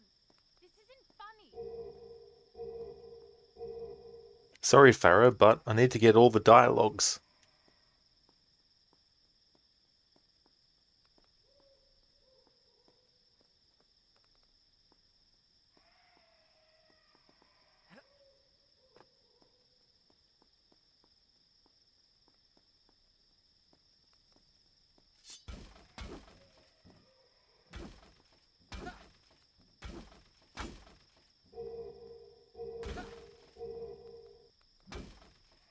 Link loves smashing pots. The prince loves smashing barrels.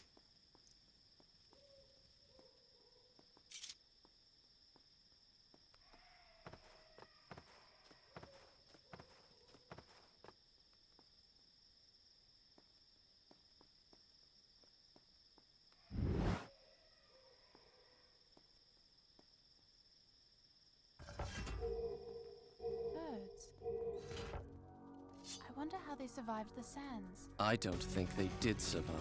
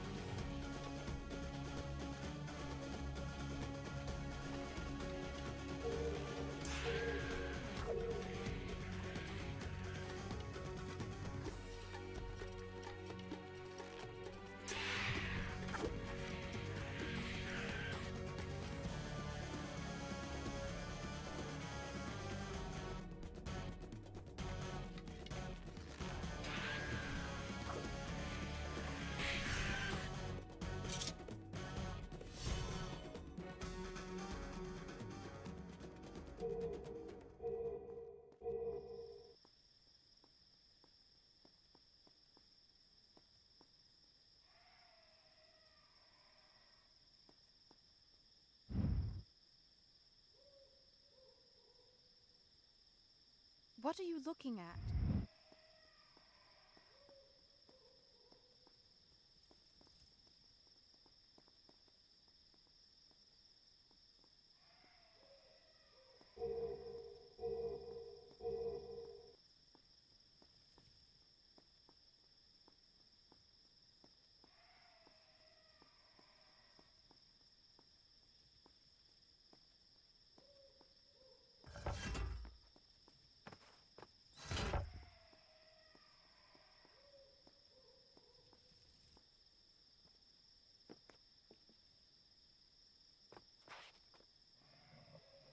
Look, a crack!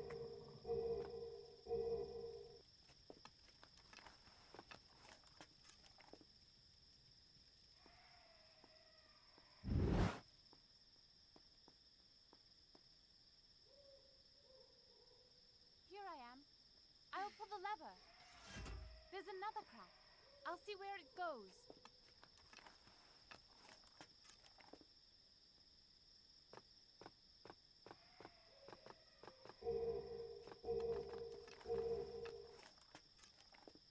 Here I am. Sorry, Farah. I found something to amuse me.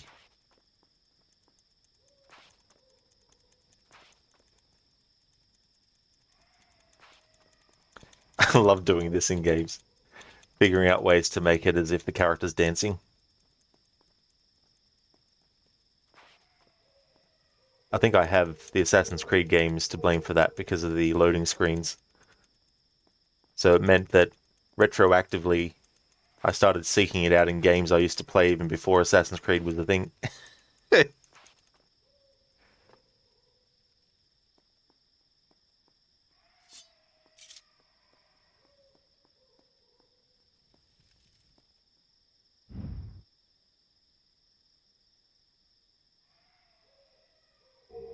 What are you looking at? The fabled menagerie of Azad, the Sultan's pride and joy. It had been one of the wonders of the world. As a child, I dreamed of it and longed to see it with my own eyes. Now it was a place of terror, an abandoned ruin laid waste by the sands of time. He said part of the title.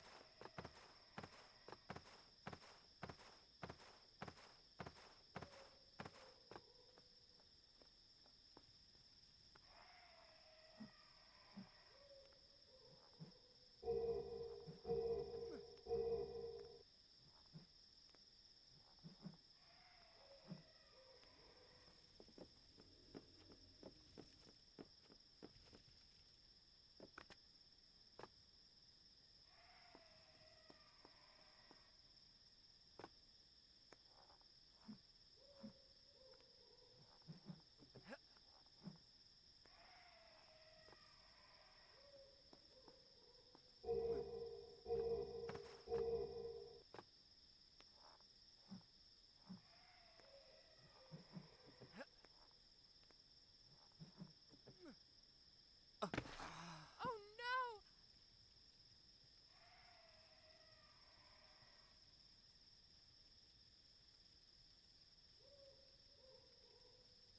That didn't happen.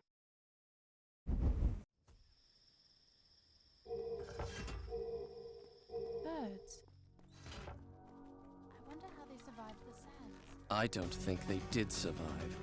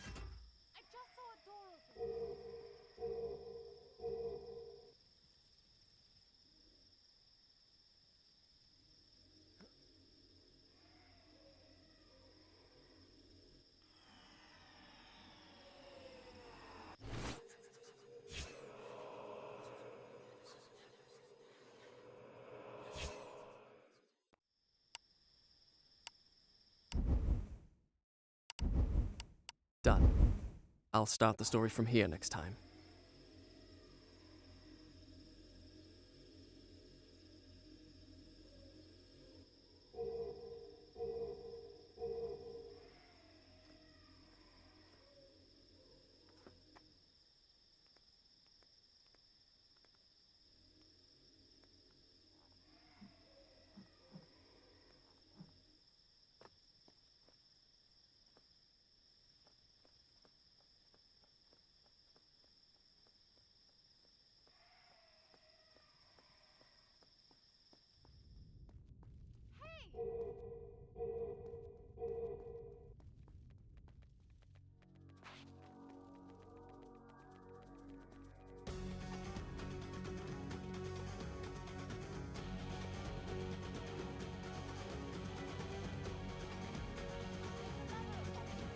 Try pulling it.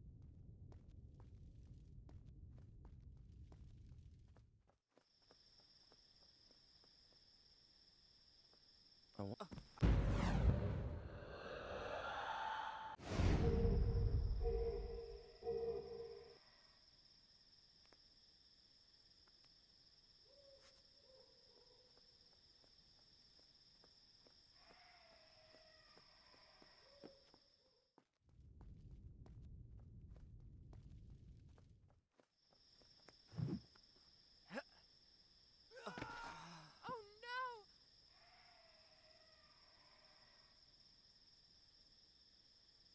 I want to make sure I don't trigger that music because it covered over Farah's dialogue. No, that didn't happen. May I start again? For a transparent health bar, eh? Interesting design choice.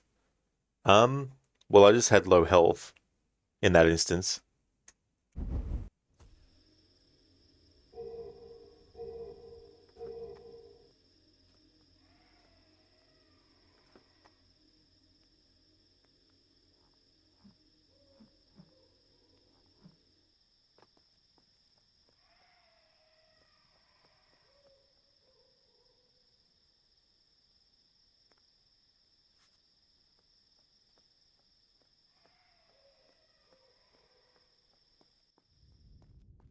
Hey!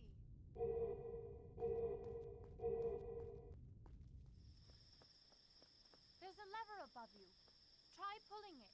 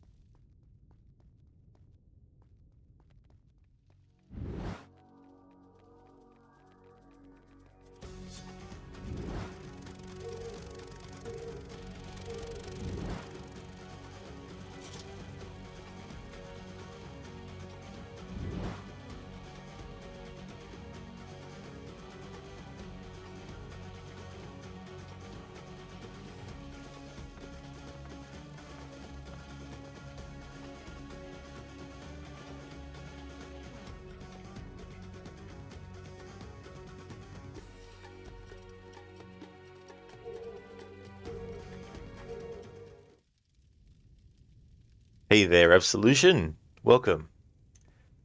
How's it going? Afro, a sliver of health, I see. That's true. At the moment, at least. Hasn't been anywhere for the prince to drink water to refill it yet.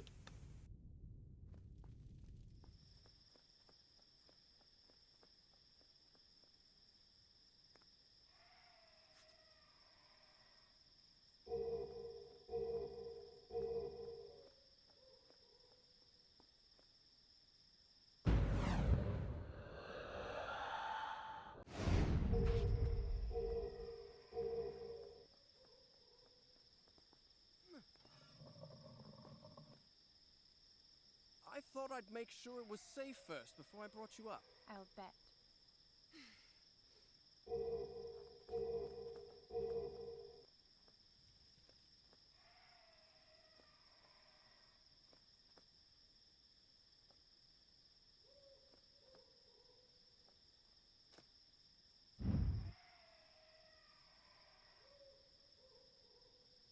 What are you looking at? Alright, so the dialogue that we get from Farah, when the prince looks in her direction in first-person mode hasn't gotten to the next point yet. Absolution, are they ever going to release the remake of Prince of Persia: Sands of Time? I think they will eventually, but I don't think it's going to come out till 2025 because Ubisoft Montreal took over the project, and instead of just continuing on from where Ubisoft Pune was actually working up till, they decided to undo all of that and go back to the concept phase, which has probably put them back quite a bit. Afro, so you want to get down, but death is certain because of low health. Yeah, I mean, due to the nature of this playthrough I'm doing where I have to get as much dialogue as possible, I've been having to die on purpose and also do the wrong thing on purpose and all that kind of stuff and test out different dialogues and stuff. If you attack Farah, she'll say something and then she'll pull her bow out and shoot you on purpose in retaliation and then say, oops, sorry about that, and things like that.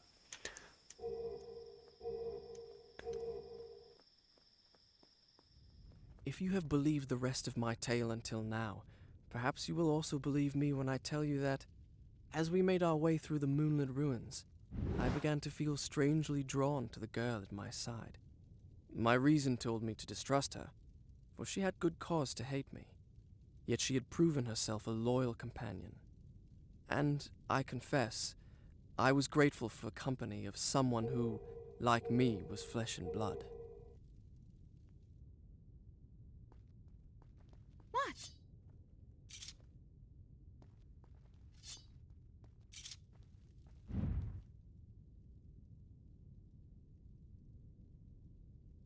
What are you looking at?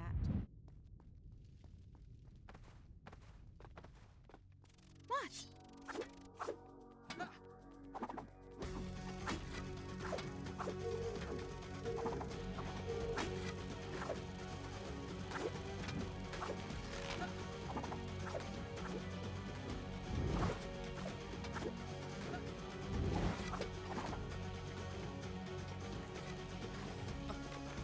Oh no!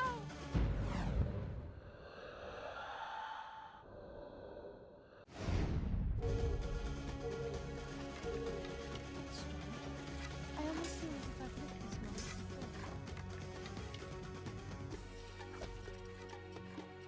I can't reach it.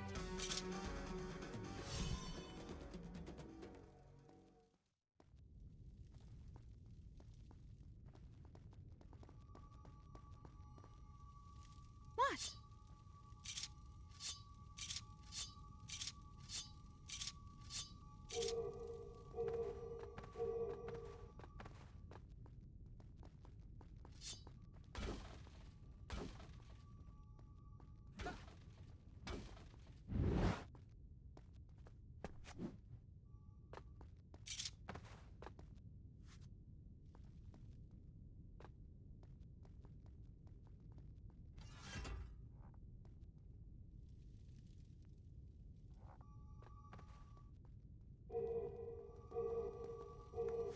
What?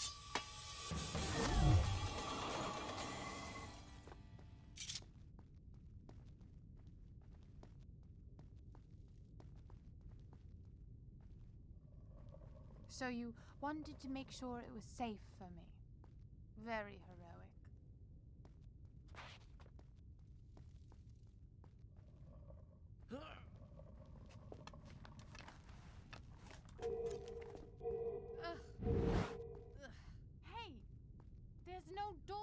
stand on that pressure plate, will you?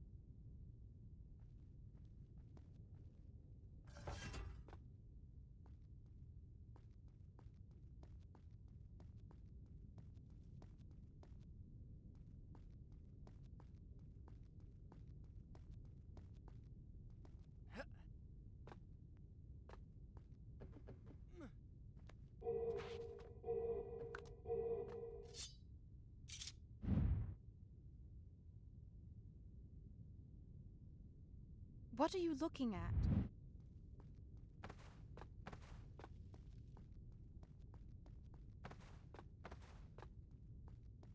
Now how do I get through? I don't know! Can't you crawl through a crack or something?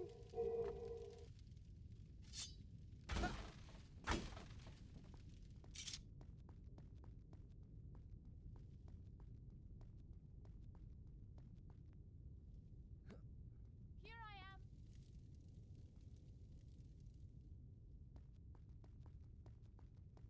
All right, now open the door. What do you mean? Open it how?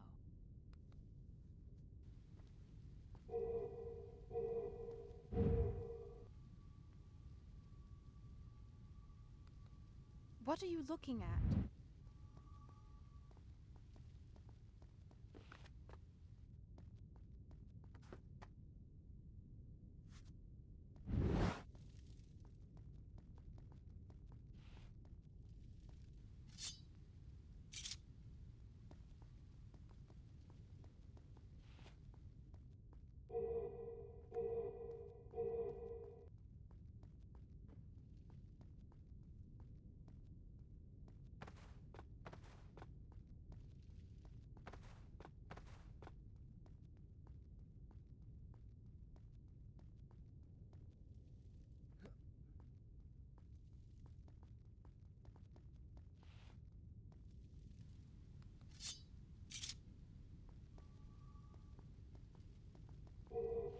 Alright, so nothing further is said if you go back after having still not triggered the door to open. I thought Farah might be like, well, what are you waiting for? Open the door. I can't do it from here. Or something to that effect.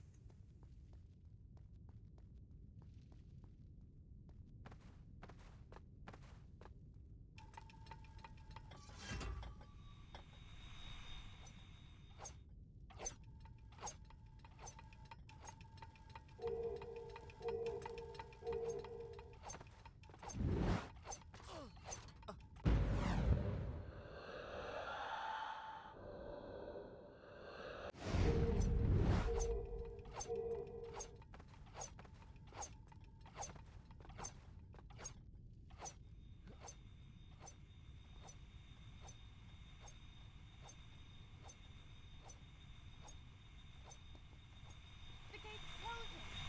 Hurry!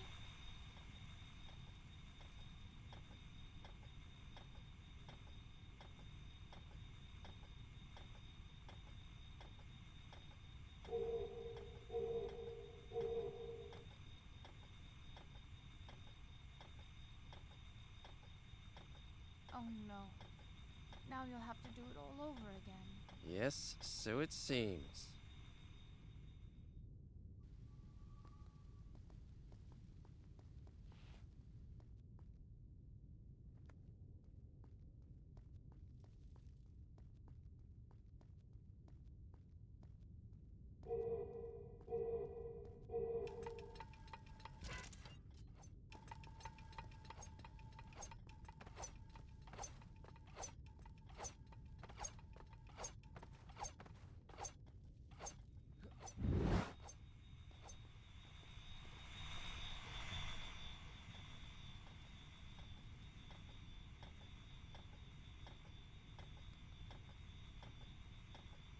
I want to see if anything is said a second time if you do this.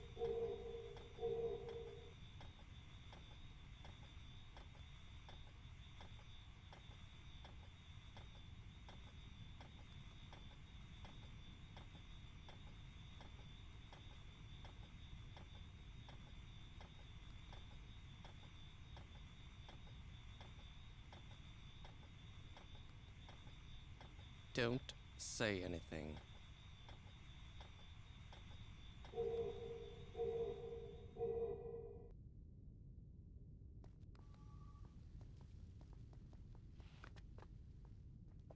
That's awesome that if you happen to do that a second time, there's more dialogue.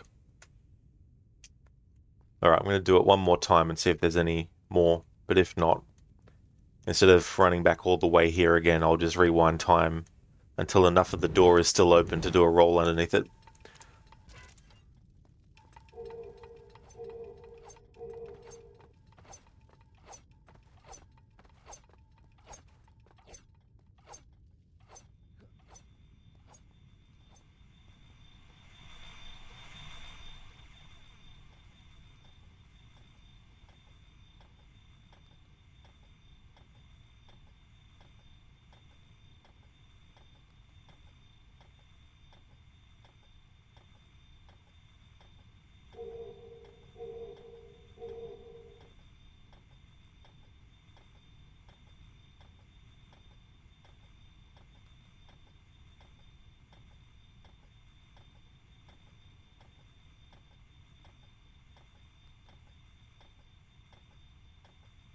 Don't?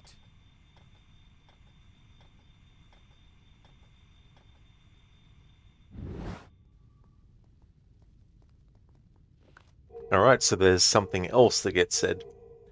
So scratch what I said before, we'll trigger that again, and then wait, and then see if there's any further dialogue.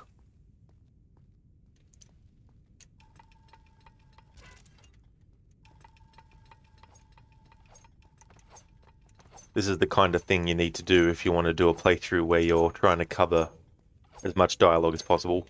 Do the wrong thing on purpose, sometimes multiple times, just to see what new dialogue there might be.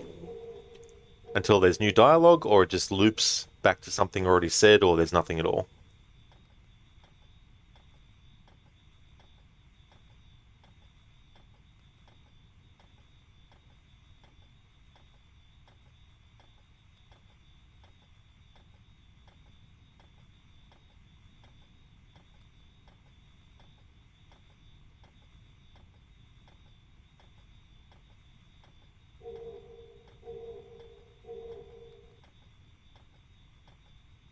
Don't?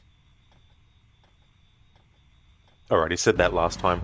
Let's rewind time until the door is back to a position where it's high enough for me to do a roll under, and we'll move on. Unless I don't have enough sand to do that with. It looks like I won't have enough. Yeah. Bugger.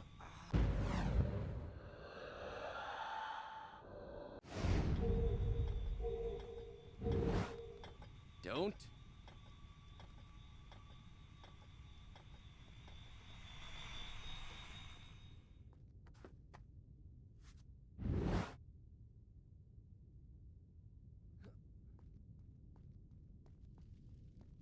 At the start of the year, I was doing a playthrough of Red Dead Redemption 2, where I was trying to get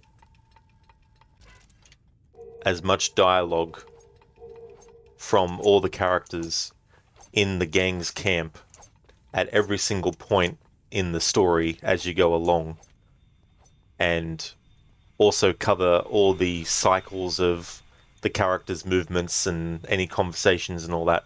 I had to postpone that though because I was running out of time to because it was going to be a long process, and I wanted to make sure I still had enough time to do my annual playthrough, which I already have done. So I was able to get that done, but I still haven't been able to go back to the other playthrough because I need the PlayStation version of the game. You did it!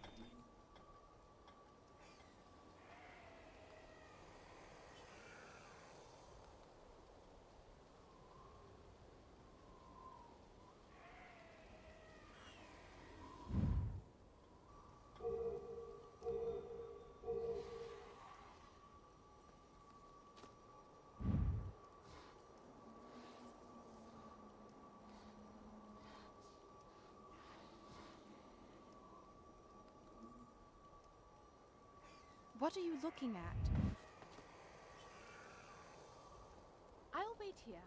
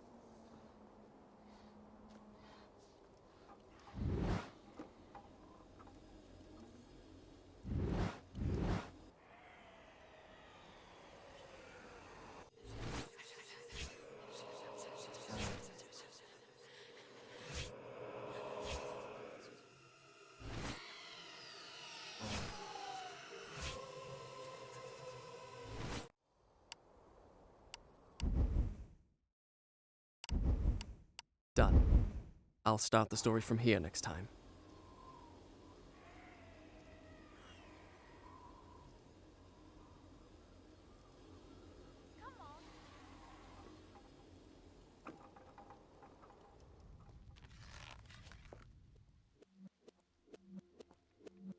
Look out for scarabs!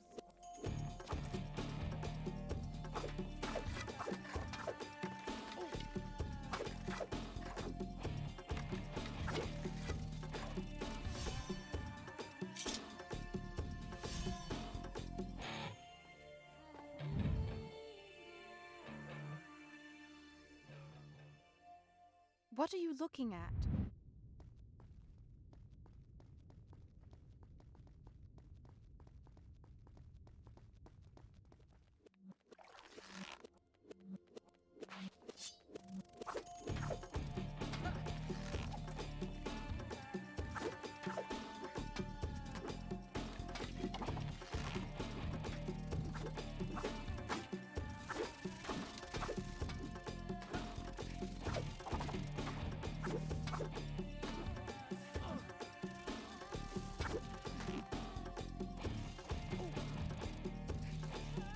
Just want to die here and see if we get any dialogue related to this actual section.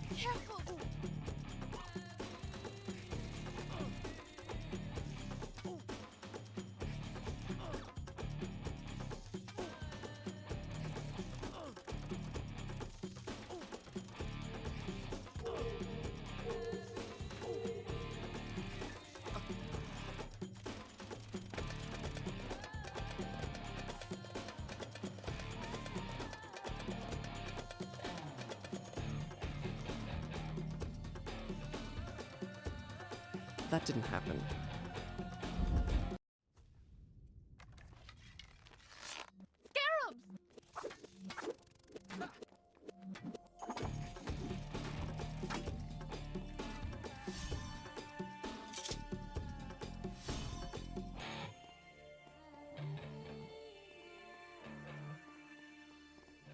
What?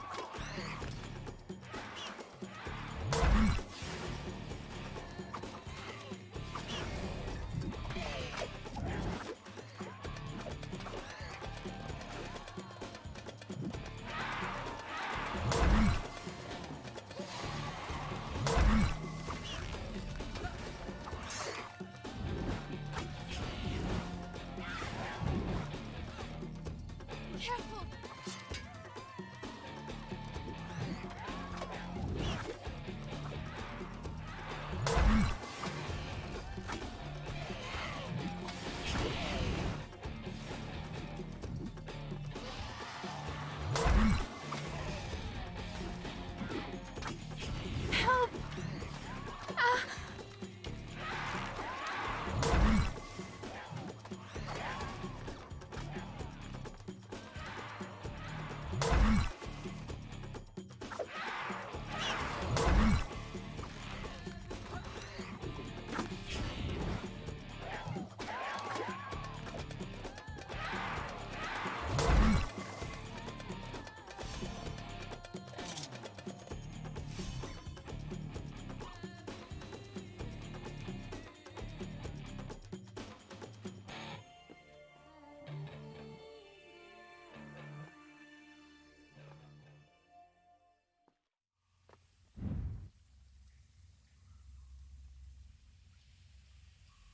What are you looking at?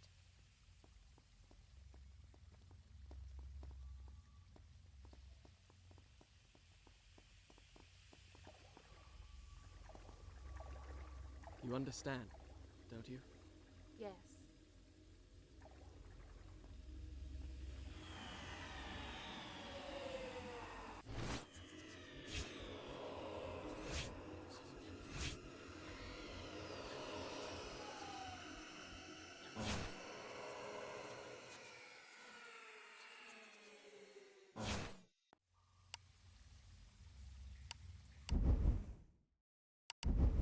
Done. I'll start the story from here next time.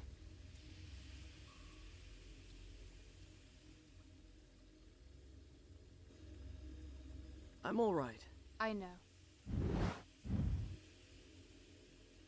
Stop staring at me. I wasn't looking at you.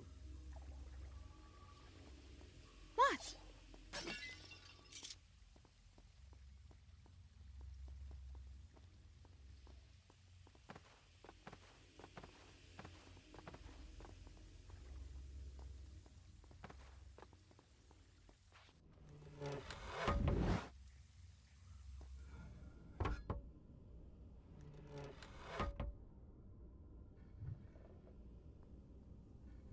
I'll wait here.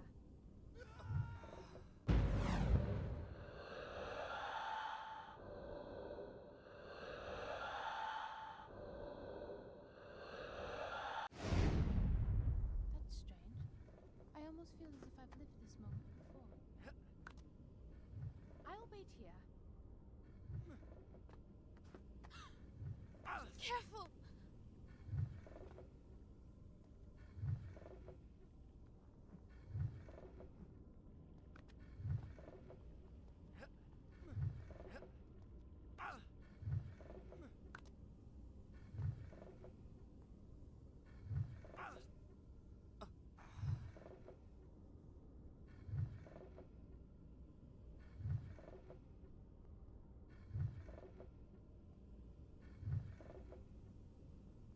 No.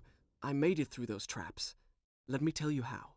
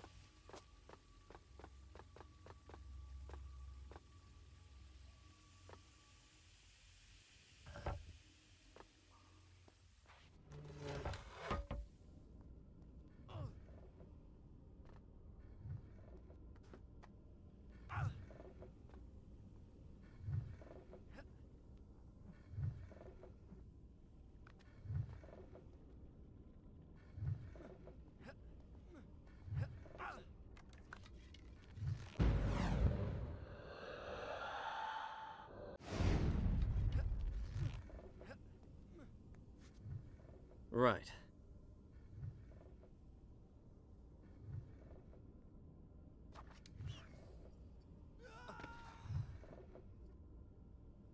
Hello there, Ryu. Welcome on in, dude. Just in time to see some epic dancing from the prince. Absolutely, I worked out... No. That didn't happen. May I start again? how to make the prince do that by tapping the up and down button intermittently in a certain speed to make him do that.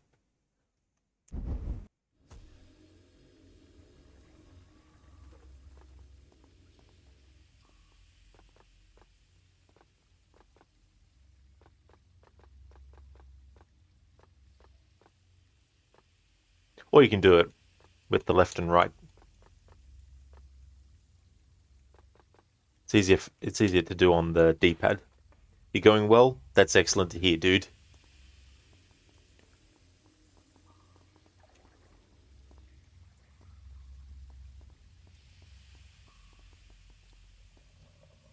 Look, He's dancing like a leprechaun. I'll see where it leads. Prince of Persia, the sands of lucky charms.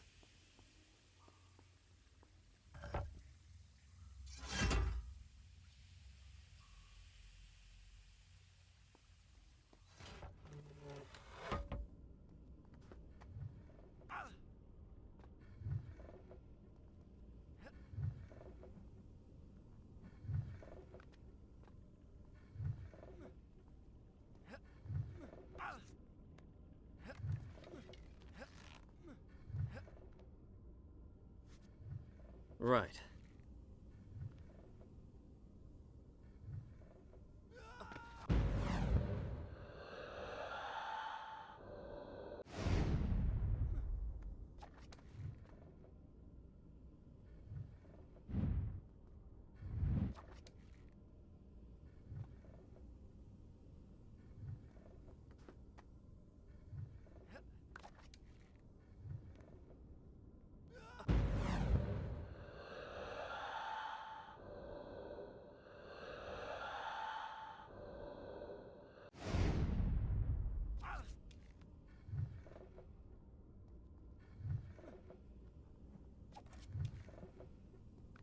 That's a good one, Ryu. Or the lucky charms of time.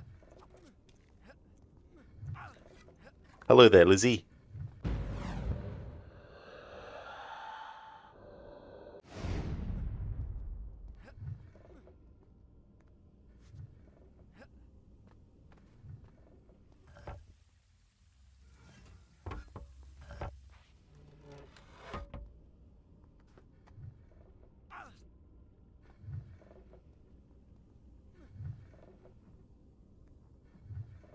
Alright, so last time we went here with the door closed, he said right. Let's see if he says anything else.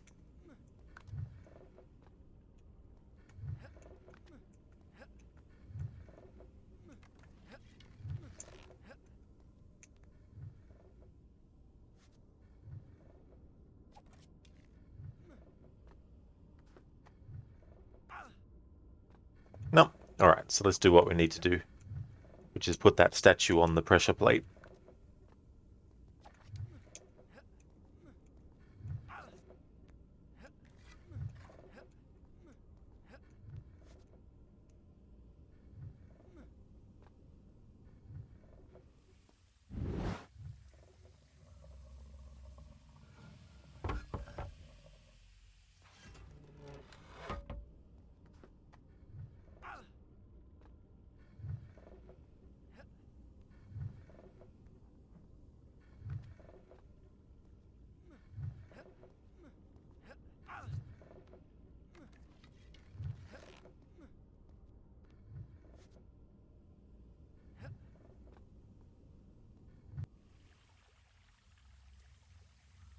I'm up here.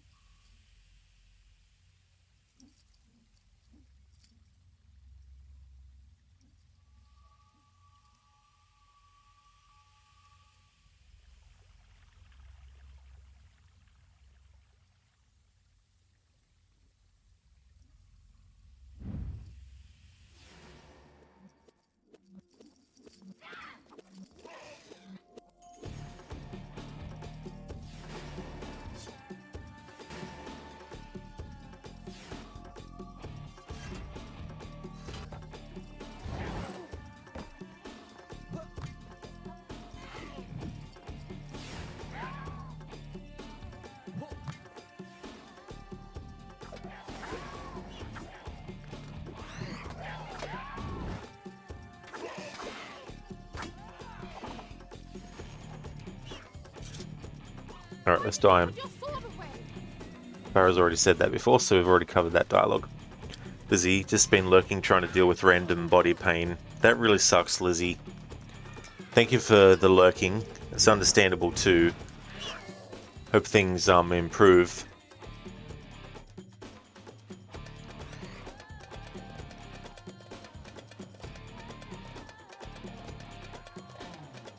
No, no. I did not die in that battle. Let me begin again.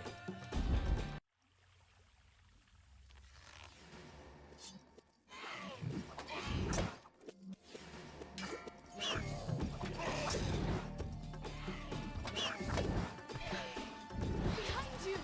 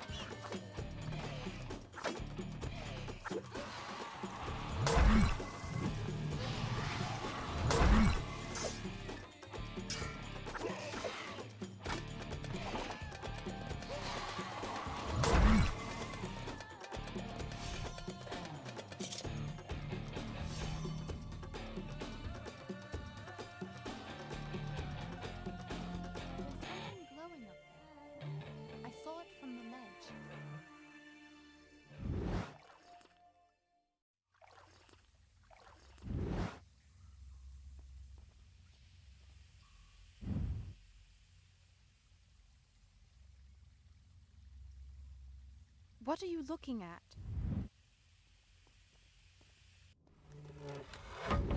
What?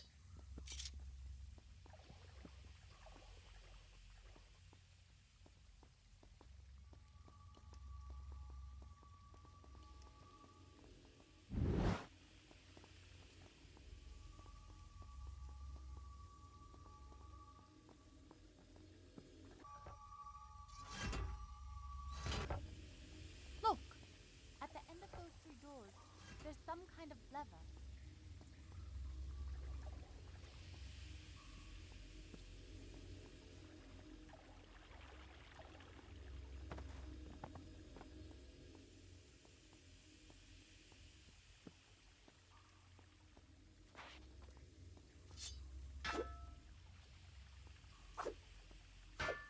Try as I might, I could not break that crumbling stone wall. Perhaps a warrior with the strength of Rustam might have smashed through it, but I had not strength enough in my arm, nor in my sword. It was as if a magic charm protected it. There we go, Ryu. Lucky Charms confirmed. There's some kind of charm protecting this door.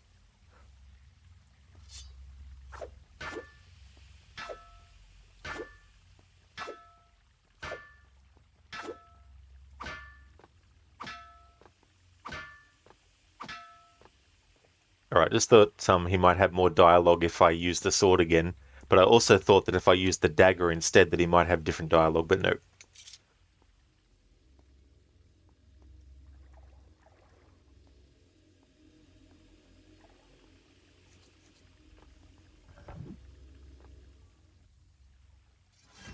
That's 2 doors open.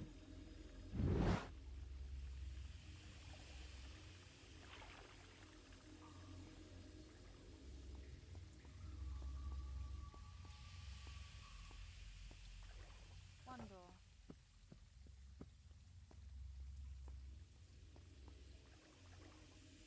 That was you. It was.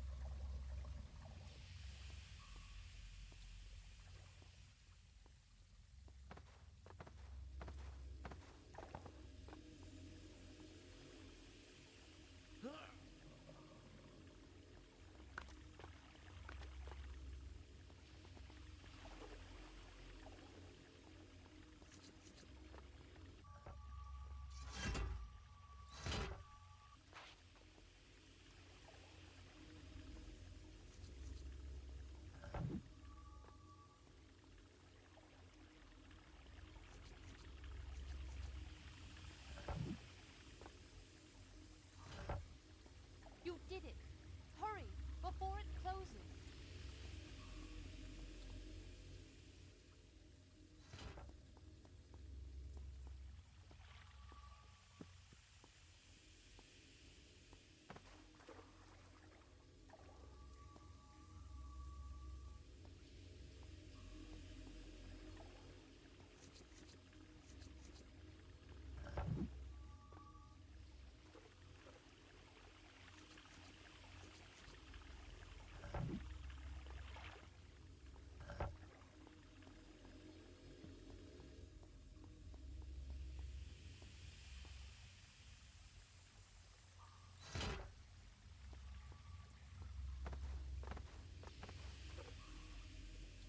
Alright, so tried as many variations for different dialogue as possible.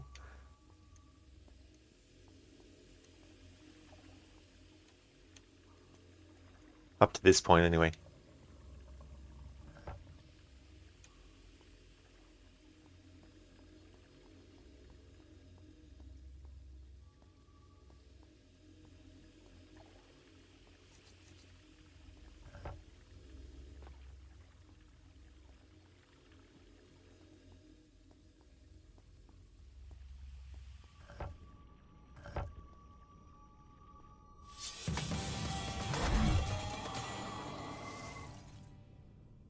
Prince is like, I have the power!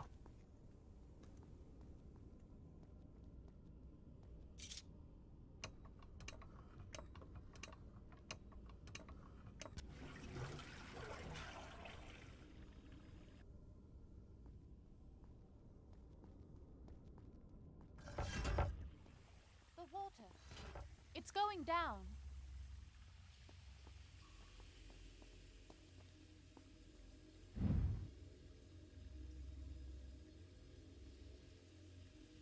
What are you looking at? What?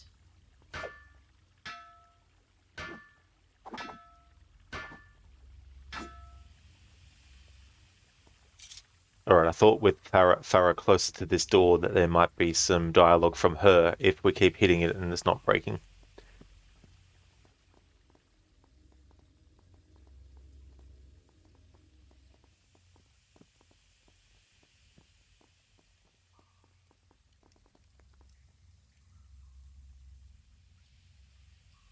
I wonder what those levers do.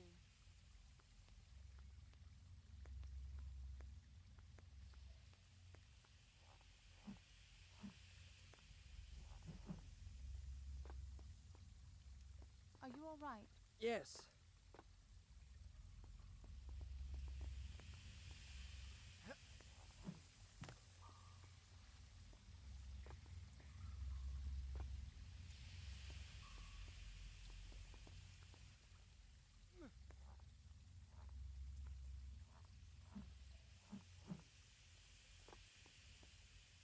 Are you all right? Yes.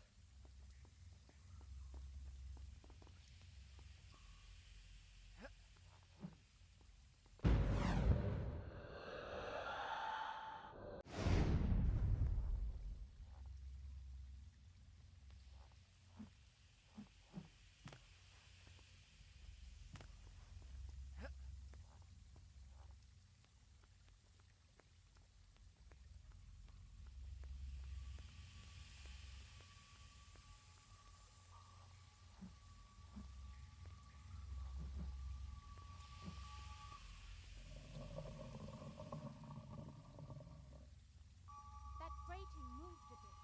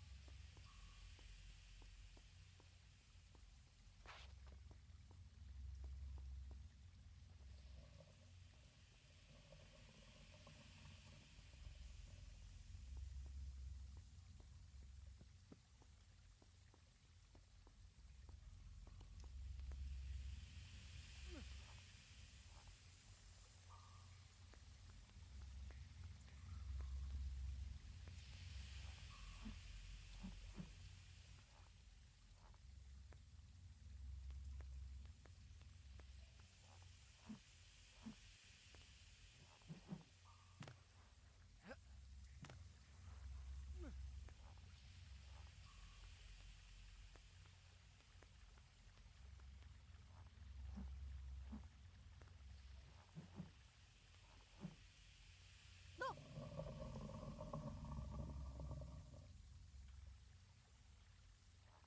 Oh!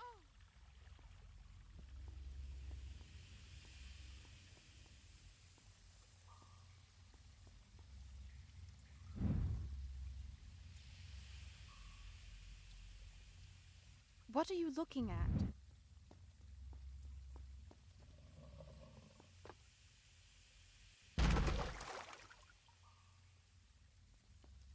Stay there!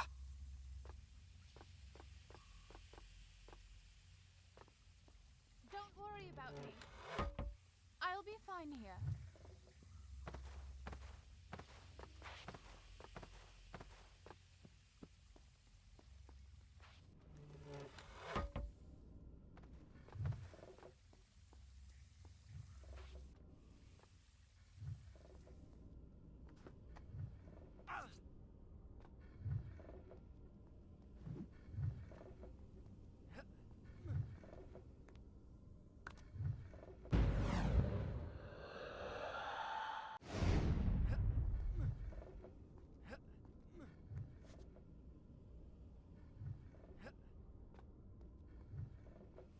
That's strange. I almost feel as if I've lived this moment before.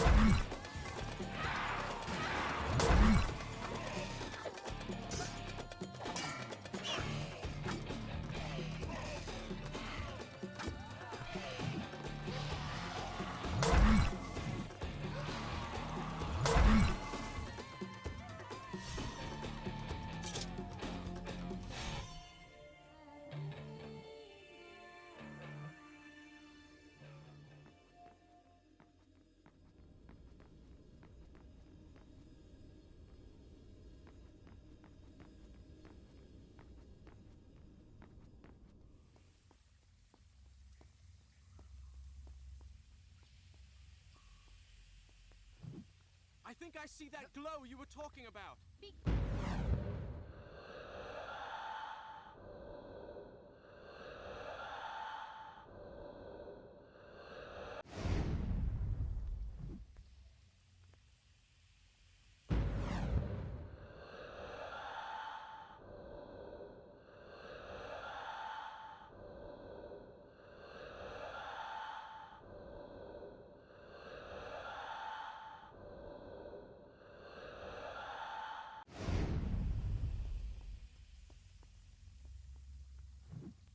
I think I see that glow you were talking about. Be careful.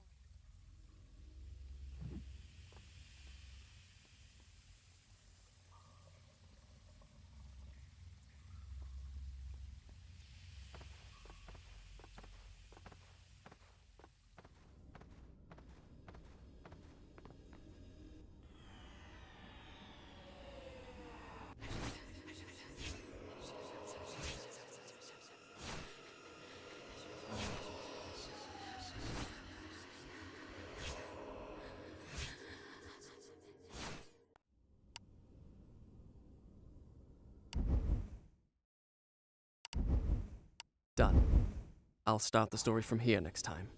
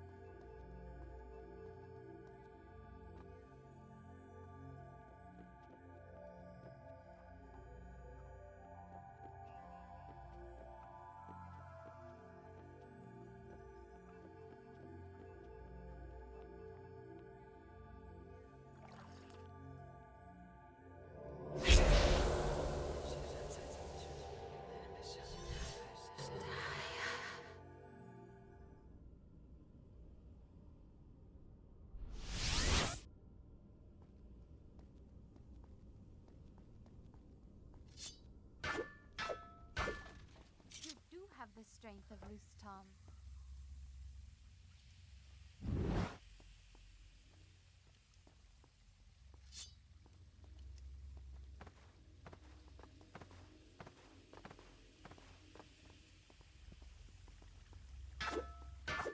That's not the same sword you had before.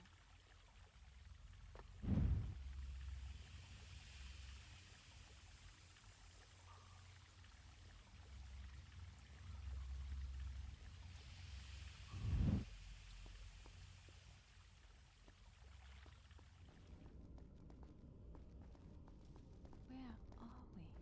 It said this palace was built on the ruins of an even more ancient one. I thought that was just a story.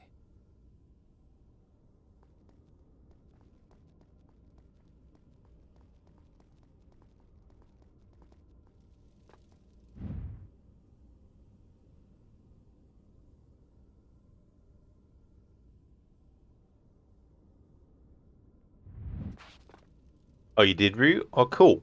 Thanks for uploading that. That's not the same sword you had before. I am a master swordsman. Why do you think I have multiple swords? In case one breaks, you need to have one there at the ready, just in case.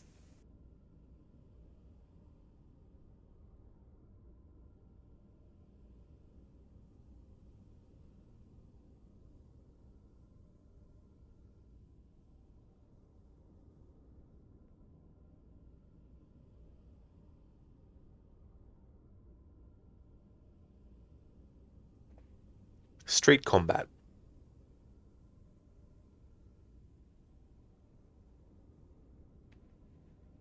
What is the name of that guy from Street Fighter? Um, Dan. That's it. He's the one in that first image, isn't he? On the right. Liu Kang and Leah Blade. Ryu plus Liu Kang and Chun-Li plus Sonya Blade. Ah, interesting combination of the two. Ah, so it is Dan. Yeah, with that friggin' cheesy grin of his. Always grinning.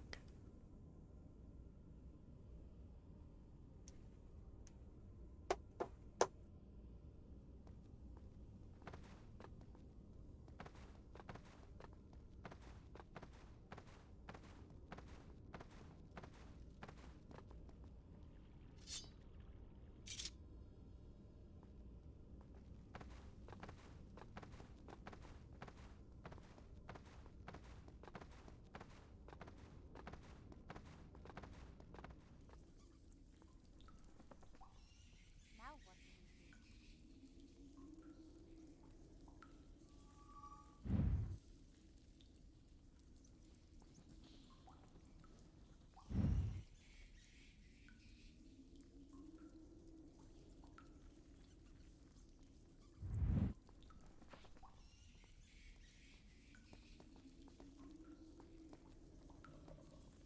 I'll go.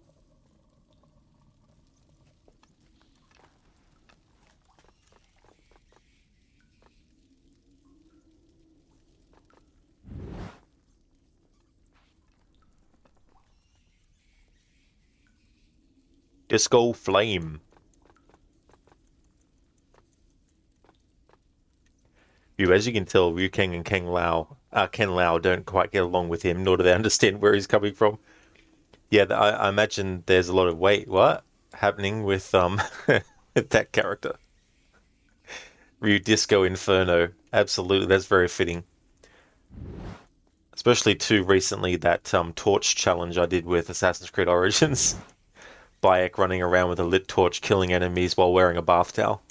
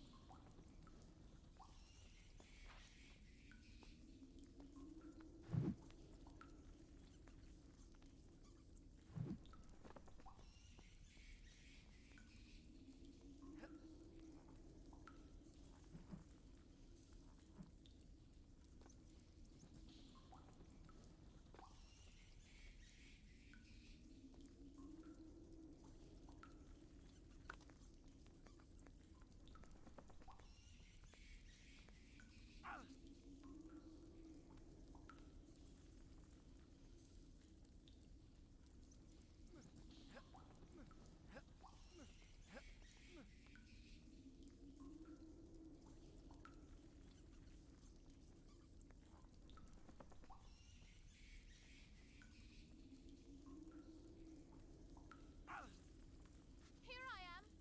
I can't open the gate. Stay there. I'll come down to you.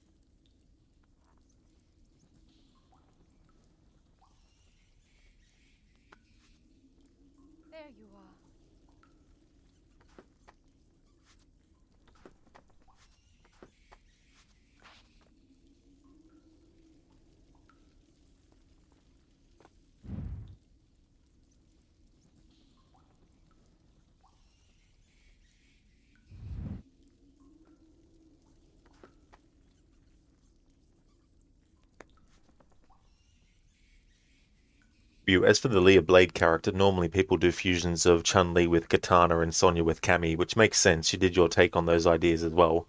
Yeah, yeah, taking two different characters, coming up with an amalgamation name, but also deciding which traits from each one you want to mix together and all that kind of stuff.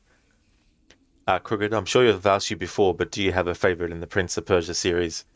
So, now that I've actually played all the main entries in the series, I can safely say that my favorite one out of all of them is still the Super Nintendo version of the original Prince of Persia, hands down. And it's not just because of nostalgia, because that was the very first Prince of Persia game I ever played back when I was 10, in like 1993.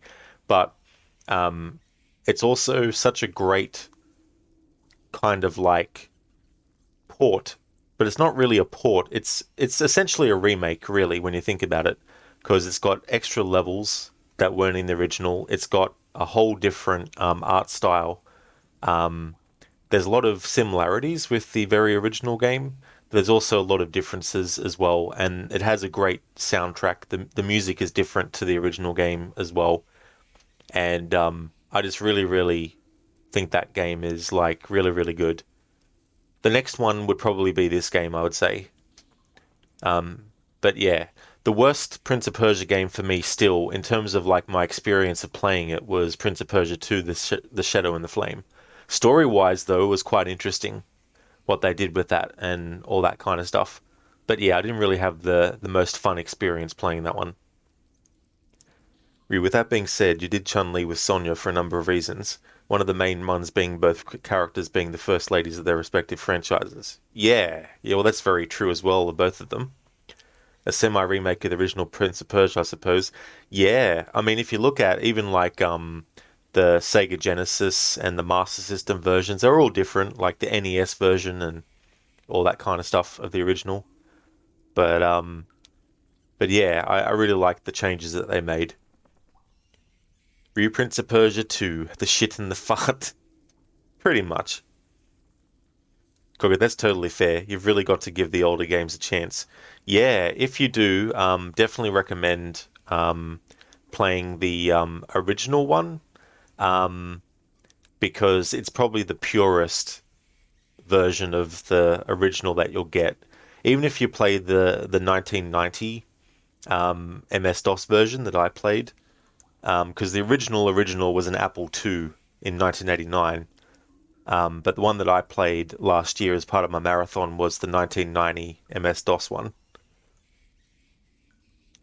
But if you do like that, if you end up playing it and you do enjoy it, I would definitely recommend playing the Super Nintendo Prince of Persia as well.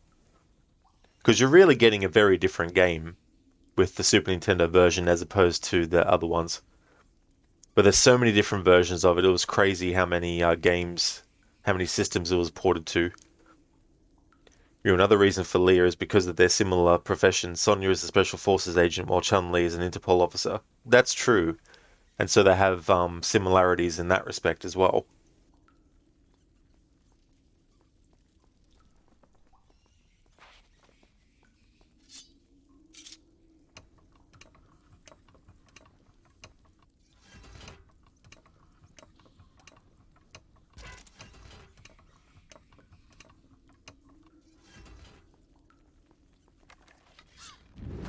Careful!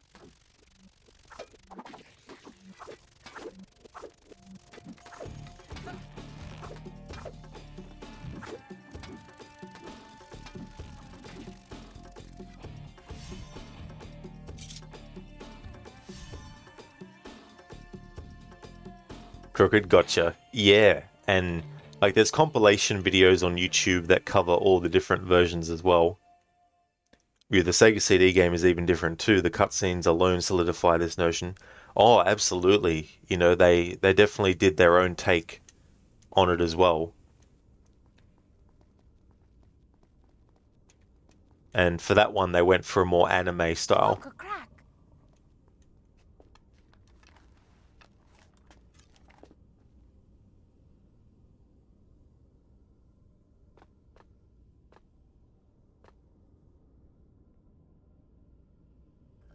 Here I am!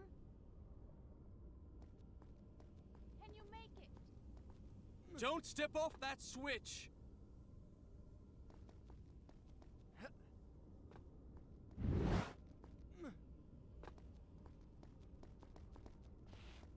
You made it.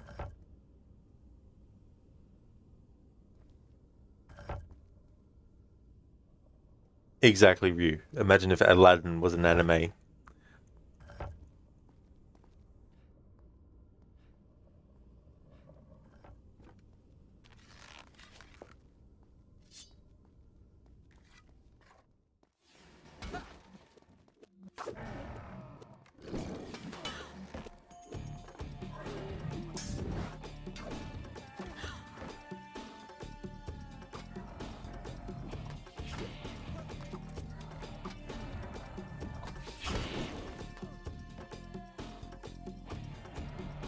Help me! Ah!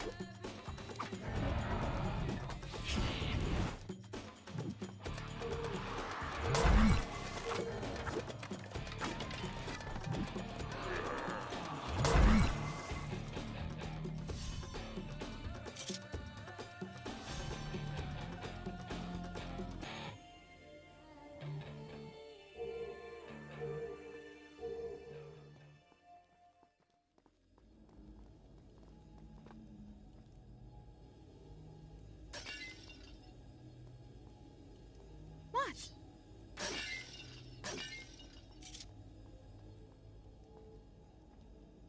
Ryu, one of your favorite, sorry, you've seen several anime flicks, though you still feel you haven't seen every one known to man. One of your personal favorites is Street Fighter 2, the animated movie. Obviously, there are some that are technically the best, like Akira, Ghost in the Shell, and the films by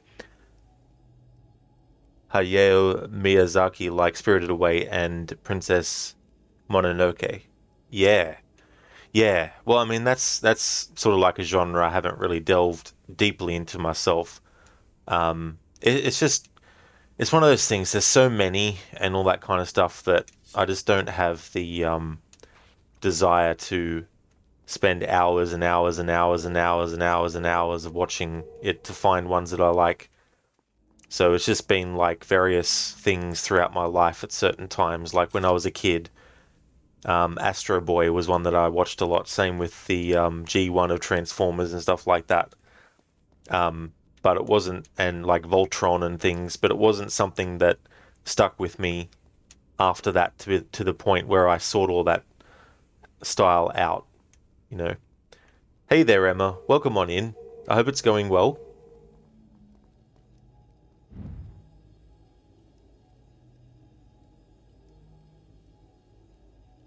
What are you looking at?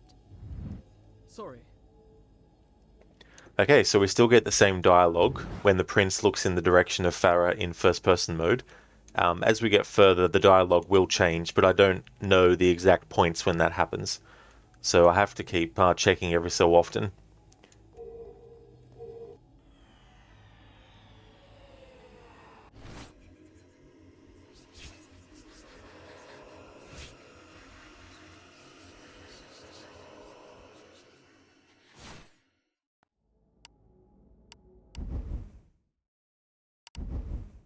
Done. I'll start the story from here next time.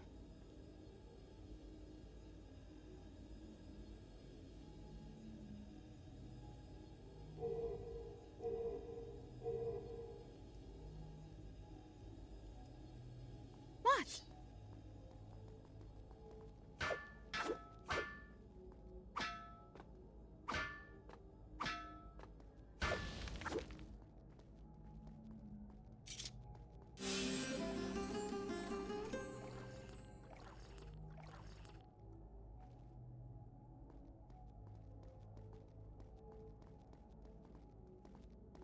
We'll need to open this door. Look for a switch.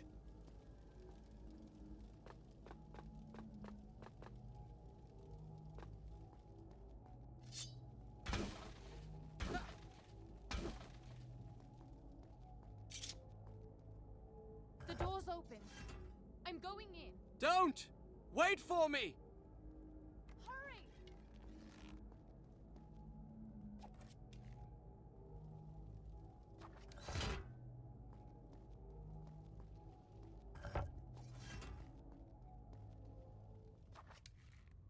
A soldier's mess hall. The smell of food still wafted from the kitchen.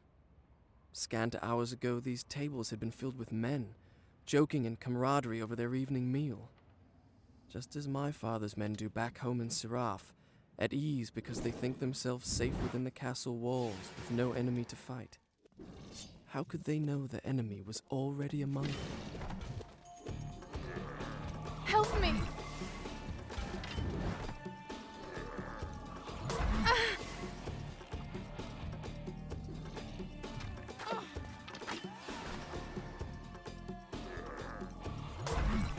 No, that didn't happen either. Let me begin again.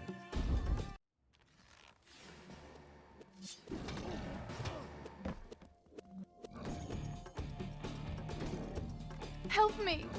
Alright, I want to see if there's any different dialogue from the prince when he dies in this part.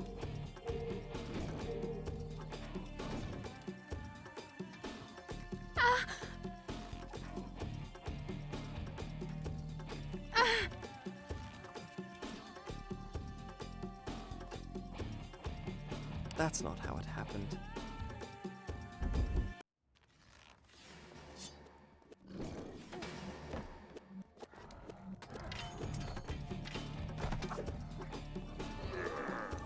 Help me!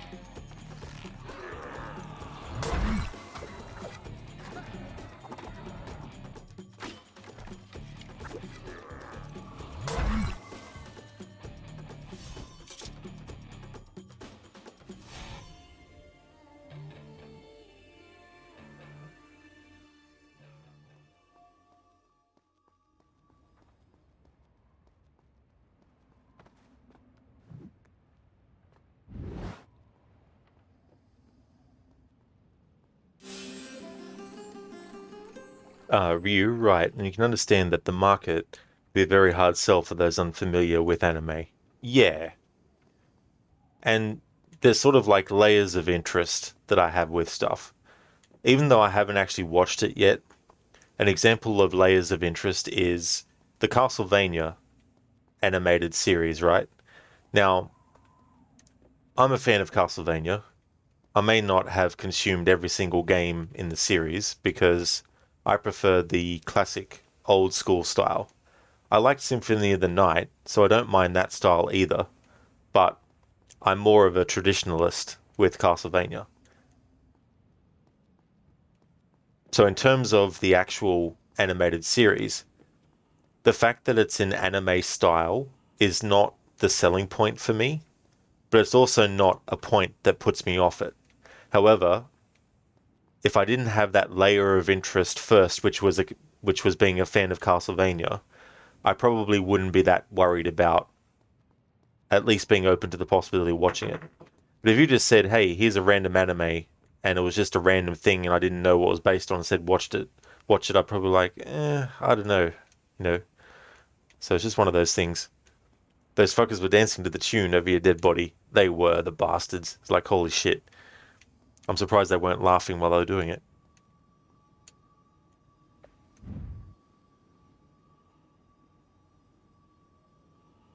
What are you looking at?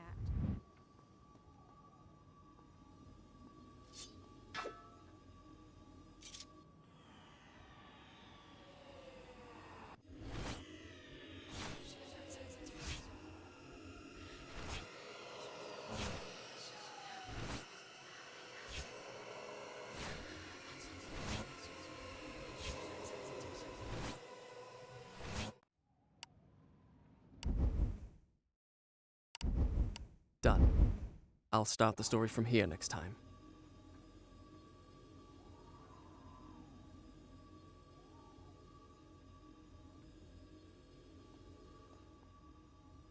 Ryu, you can say the same thing about Street Fighter 2, the animated movie. You got interested in the film because you're a fan of the franchise. It was also during that time when you went through your earlier Street Fighter phase that you can remember in your life.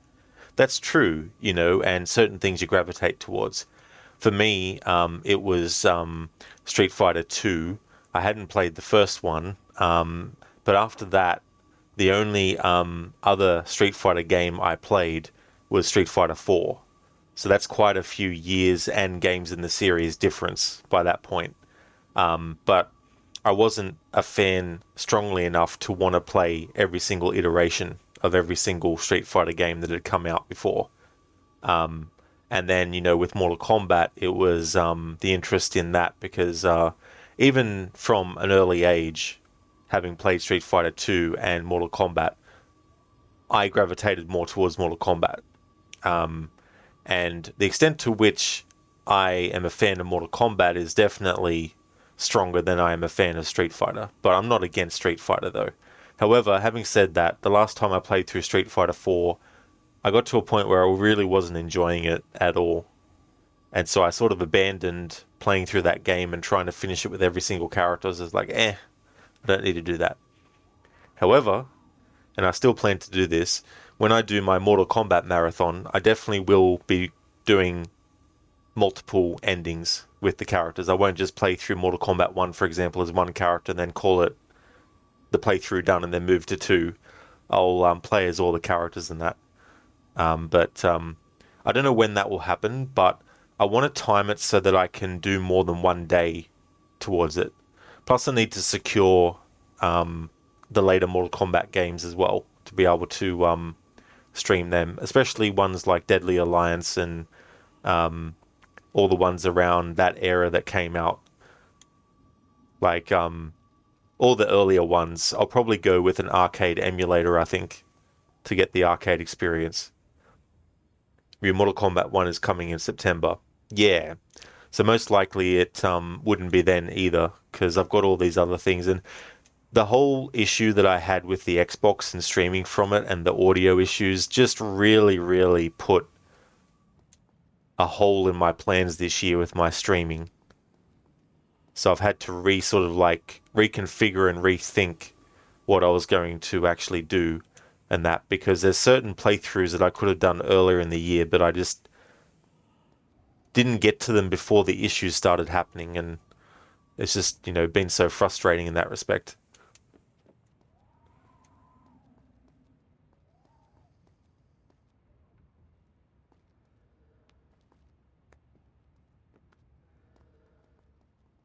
You know I can't climb like you can.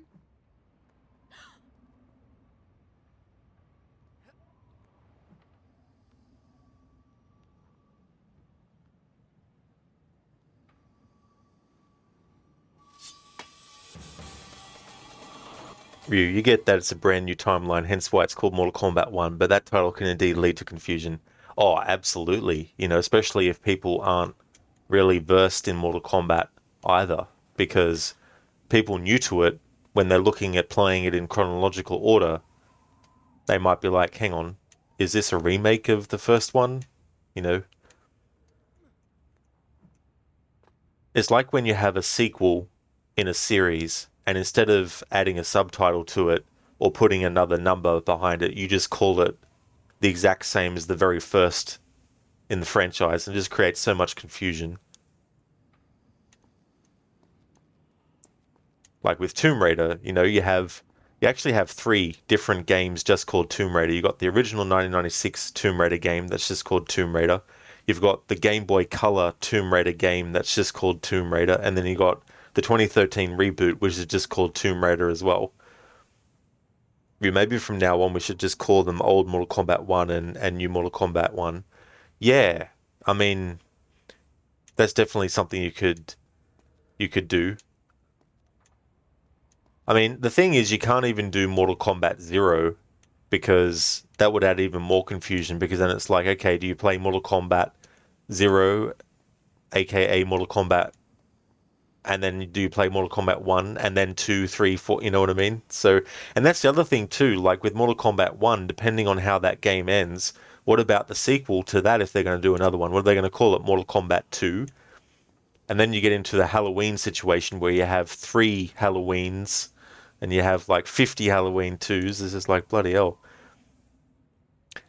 Ryu, these titles were already confusing enough. Yeah, it's almost like they were trying to add some more things for James Rolfe as the angry video game nerd to do as chronologically confused. Which I wouldn't be surprised if he actually ends up doing that, considering that new Mortal Kombat movie. Joram Desania, thank you so much for the follow.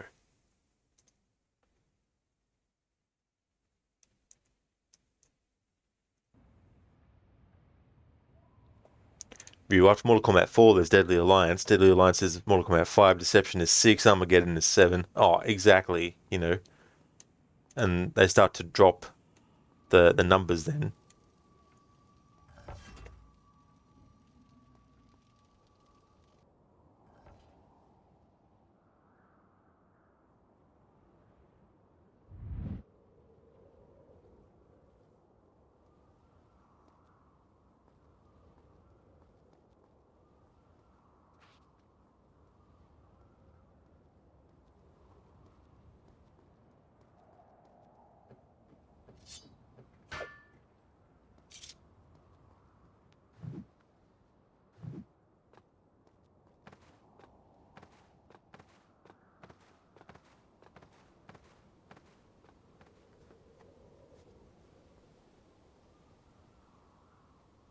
Then you get to Mortal Kombat versus DC Universe, which is apparently the 8th game, and this is where the confusion really goes to a whole new level. Oh, absolutely. You know.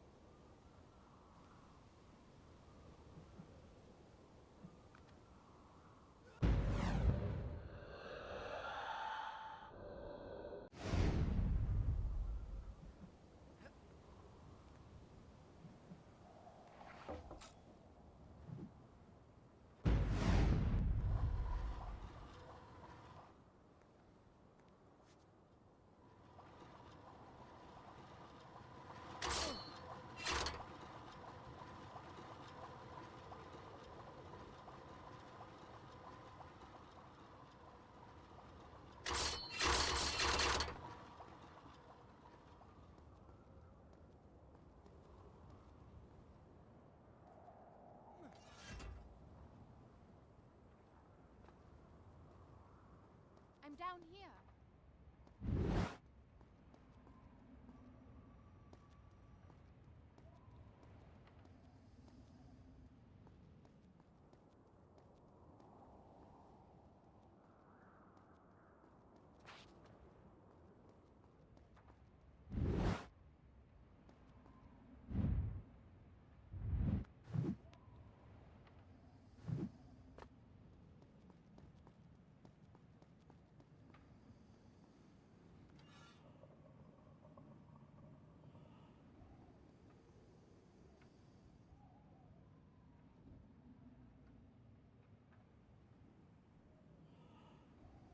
Thanks. Don't mention it.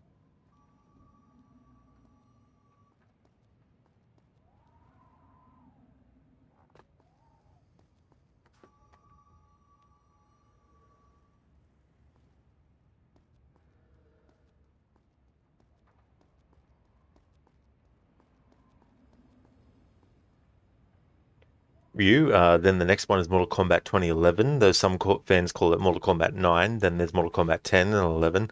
This really does warrant a chronologically confused video from James Rolfe, like you said. Yeah, exactly, There's definitely a lot there to cover as well with that.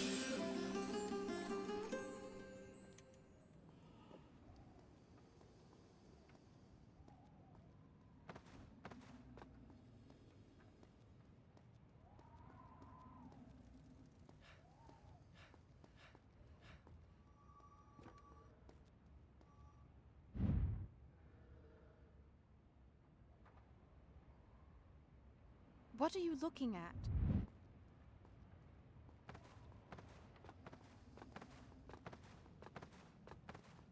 We're above the zoo. We'll need to cross that bridge.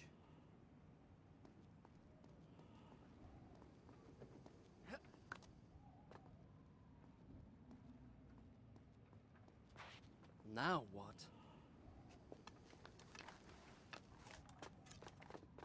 Yes, I was just going to suggest that.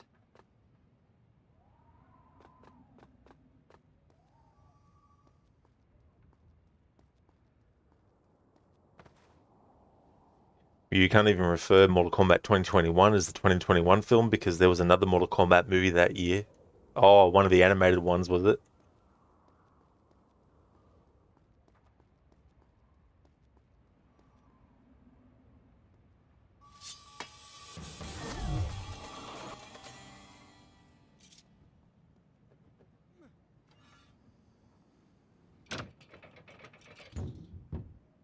You did it!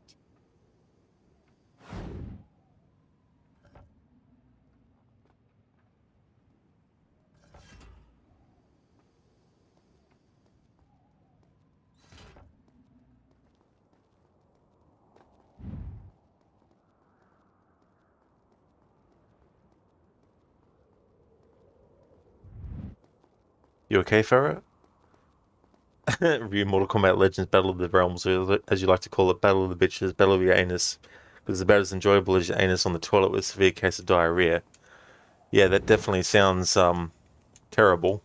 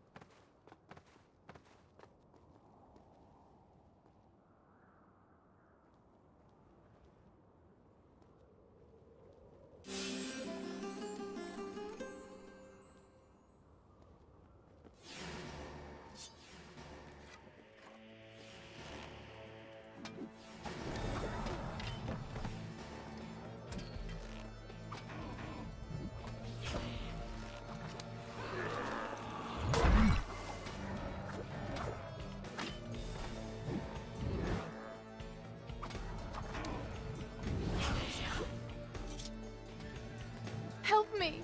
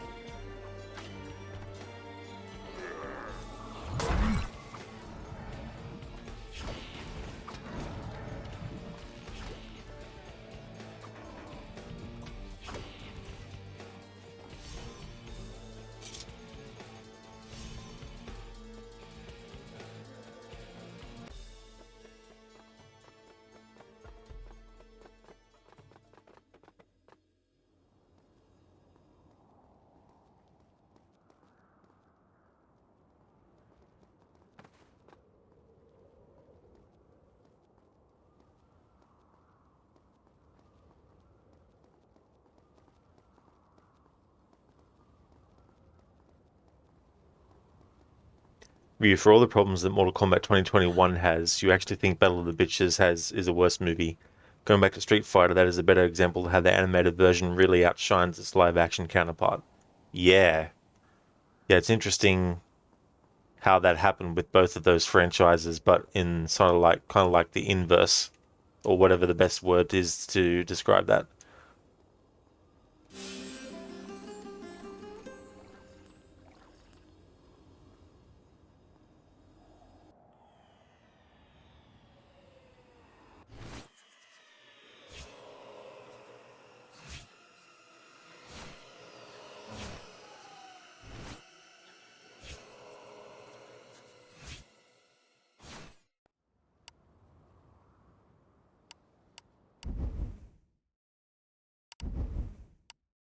Done.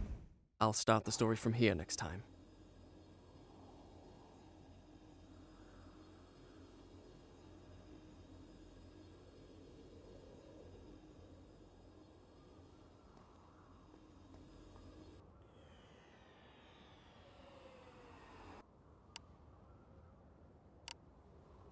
As you wish.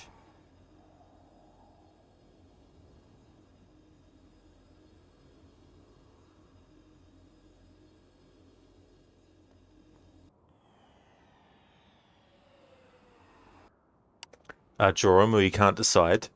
What's that in reference to?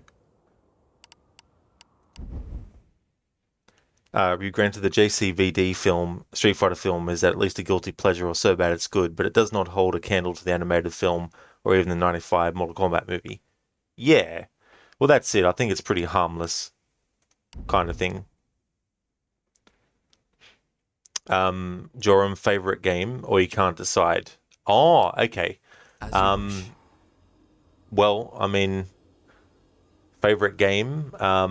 No idea really, because there's so many games that I've played over the decades that I like a lot, so I can't really say.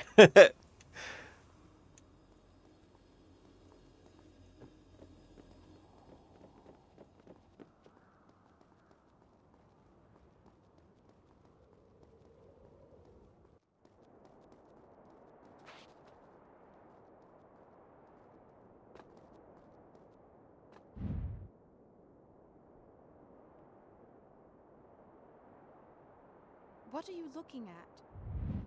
Sorry. Jerome, you notice it says 20th anniversary. Is today the 20th anniversary? No. I don't know when in 2003 this game came out, but I do my schedule based on what I can actually do when I can do it, and so I don't wait until the actual day, however many years later after release, to the day that it came out, because I can't afford to do that with all the games that I stream. Your favorite game of all time? It really depends on what you want. Yeah, well, that's it too. You know, Jerome, October 28th, 2023 is when the 20th anniversary is, so it was released in October. I gotcha. Yeah, well, in October, I've already got like 15 games lined up that aren't Prince of Persia, so as I said, I don't wait until it's been literally to the day so many years after a game's come out to actually do an anniversary playthrough. And especially, too, if I'm going to do multiple playthroughs of the one game as well. I still have a fair few anniversary playthroughs to get to before the year ends, and that's another reason why I just do them when I feel like within the, the range of literal years. I did, yeah. Yeah, I'm not going to worry about playing it though. It's not the kind of game for me. You're not sure about favorite games, but you can tell you what your personal picks for greatest games of all time for certain genres are. Yeah. Yeah, sometimes it's easier just to isolate certain genres or certain franchises and then choose your sort of like favorite.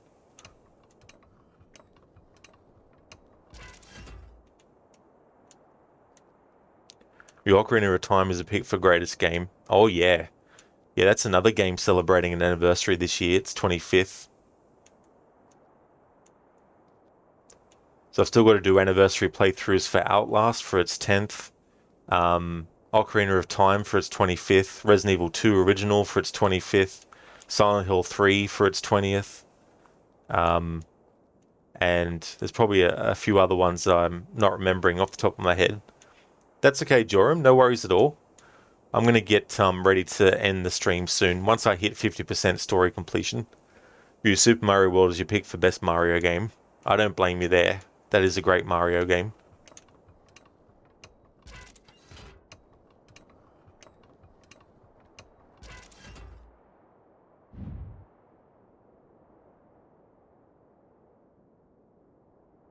What are you looking at?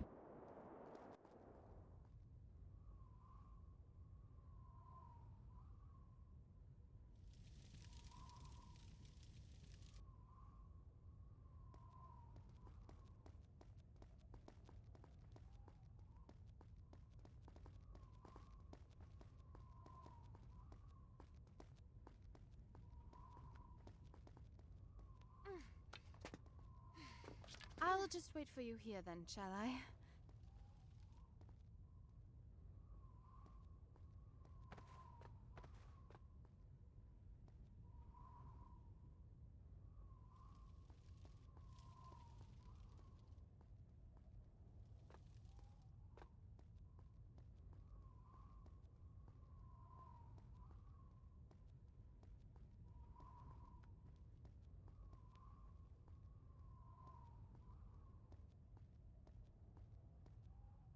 Hello there, Ronnie. Welcome on in, dude. How are you? And how was your experience with Comic-Con recently and being on your panels? I hope it all went well. I hope you had a great time. I'll have to check out your Discord to actually see if you've posted any pictures and stuff like that. In terms of fighting games, for you, it's between Mortal Kombat 2 and Street Fighter 2. Yeah. Yeah, I mean, you're talking about two big games in the franchises early on that, went on to become classics. Ronnie, you're doing well. Comic-Con was a blast. You will put in some pictures today. Glad to hear that you're doing well, dude. That's awesome. And I'm glad that you had a great time as well, that it all went well and you enjoyed yourself. And that'll be awesome to see as well.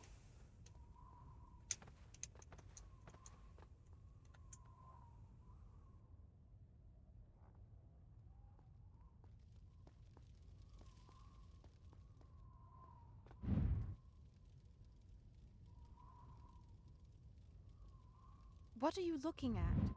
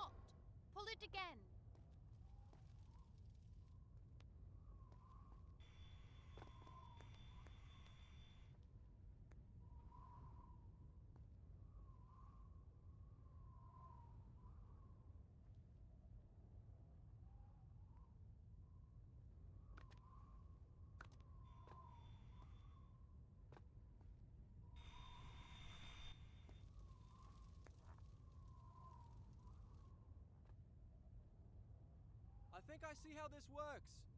Try pulling yours now.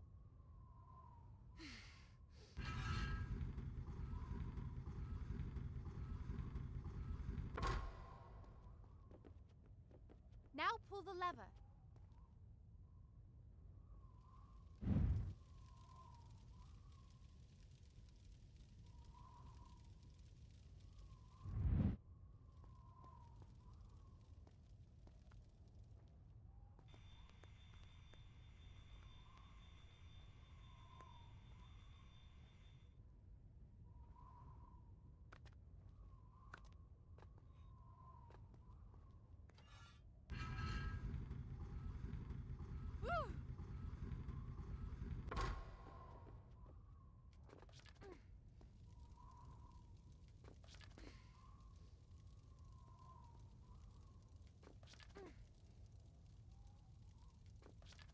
Here I am.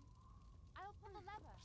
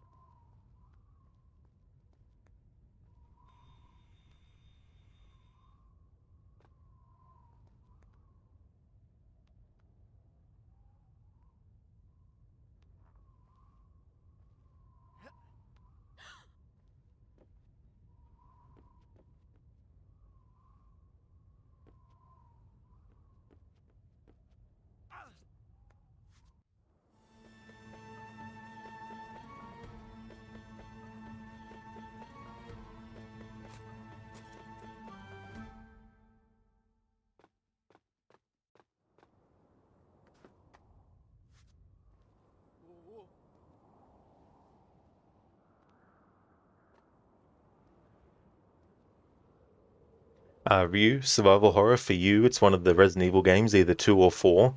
Oh yeah. Yeah, I can definitely see that and understand why too, as well. Prince dancing on the wall. And no, you don't mean Prince the artist, though it's definitely something he'd do here.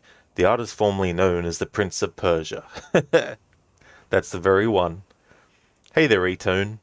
Not yet, no. No, haven't played that yet. When I do, though, I want to play Fallen Order again, because I've only played that one once. Welcome back, Joram.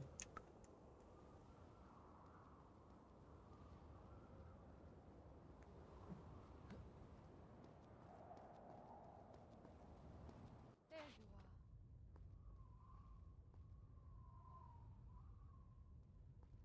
are.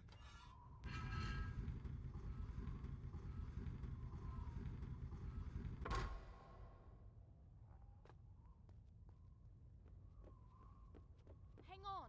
I'm pulling mine.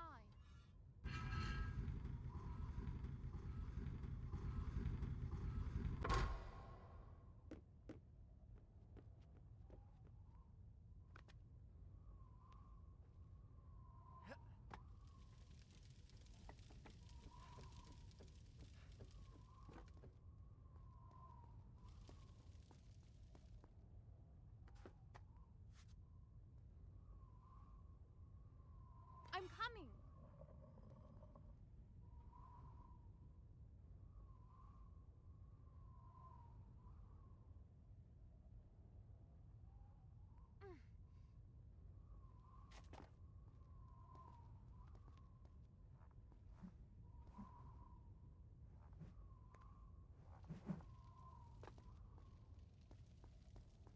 If you can fit under this gate, I'll really be impressed.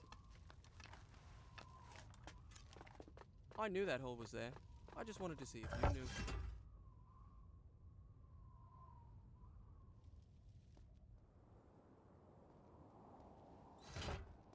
Keep running!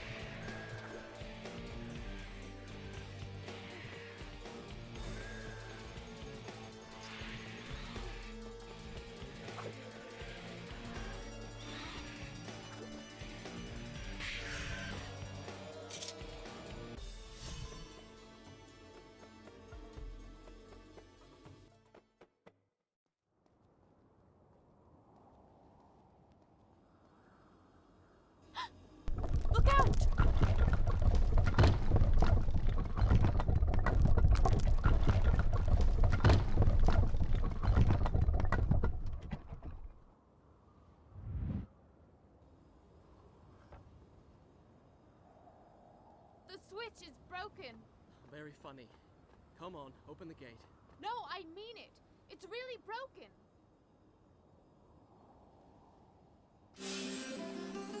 All right. You go on down. I'll find another way in. Try not to take too long.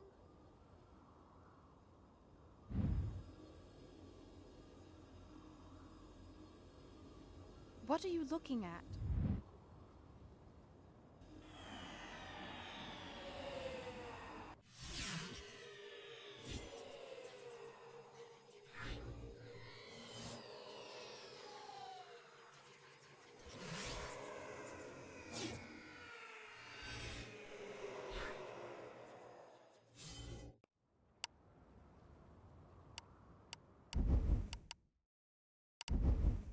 Done.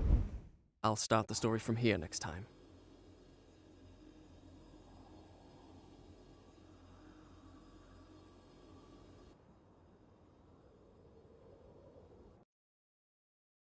Done. I'll start the next stream next Wednesday from here. I'll catch up on chat in a moment. Just want to get this quitting to menu dialogue. Do you wish me to leave before finishing my story? Do you wish me to leave before finishing my story? As you wish.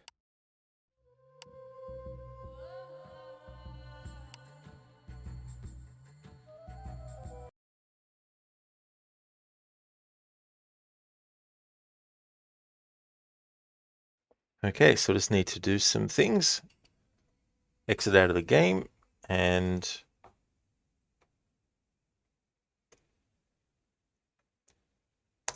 get my screens back to what they were.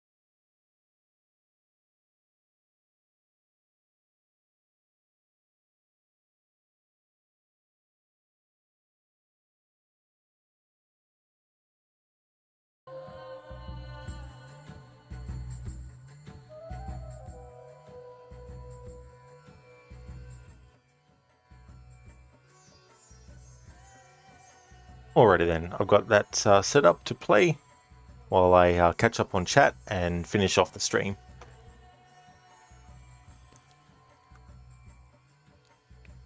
Joram, not gonna lie, the new Prince of Persia game got the most hate you've ever seen on any game so far in existence. You feel like it's your duty now to play it to see why they hate it so much.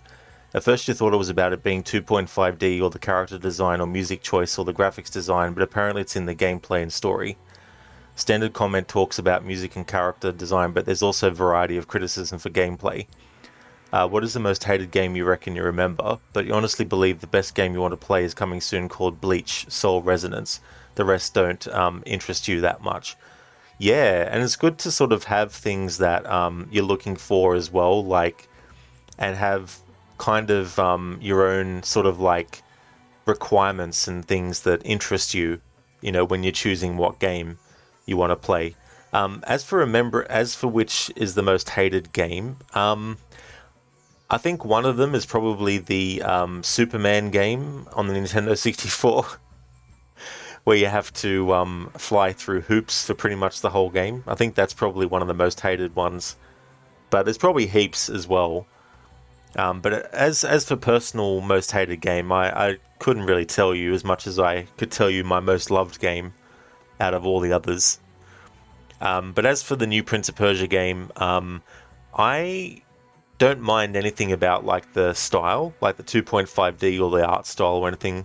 I'm just not really interested in that style of game done in a game where we don't play as the prince. So that's probably one of the reasons why personally I won't really worry about it. And it doesn't. If I live the rest of my life never playing it, it's not like it's going to change my life or anything if I play it.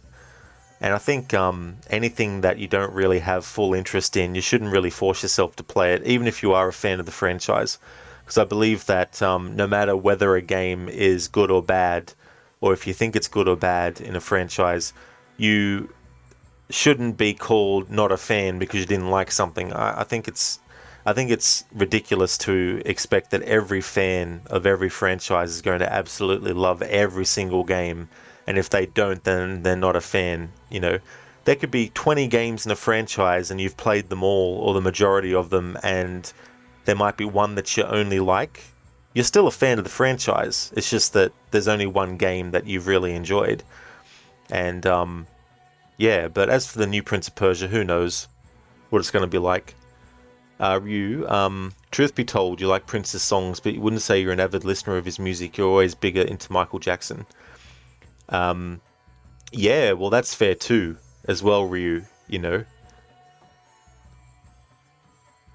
E-Tone, you'll love it. It had a rough launch as far as bugs, but it's gotten so much better after a couple of patches. Well, that's good too, as well.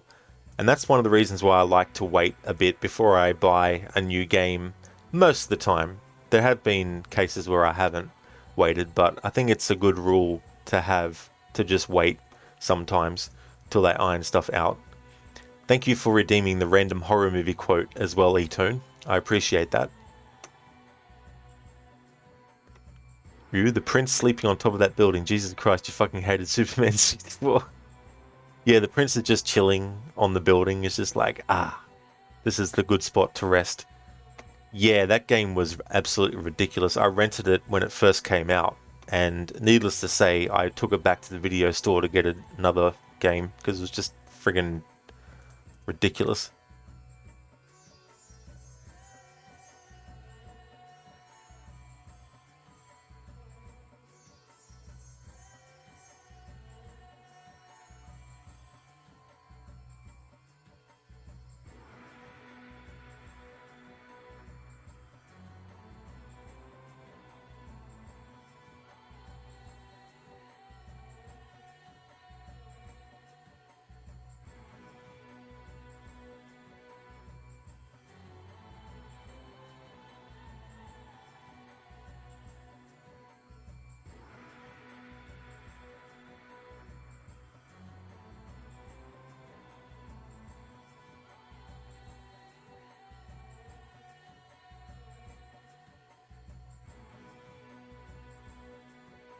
Okay, so I've got a movie quote, a horror movie one.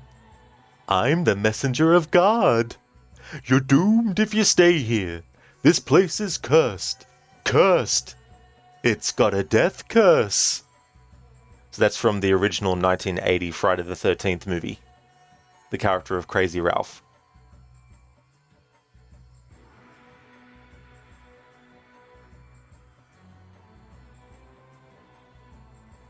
Thank you for being here too, as well, Joram.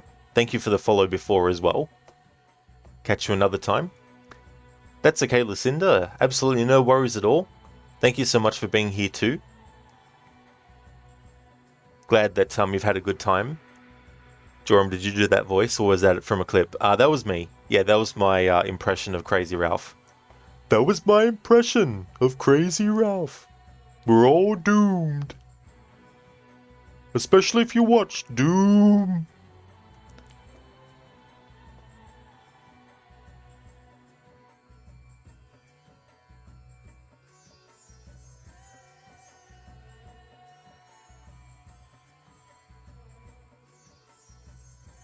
Oh, thanks, Joram. Yeah, I mean that would definitely be a great job to have.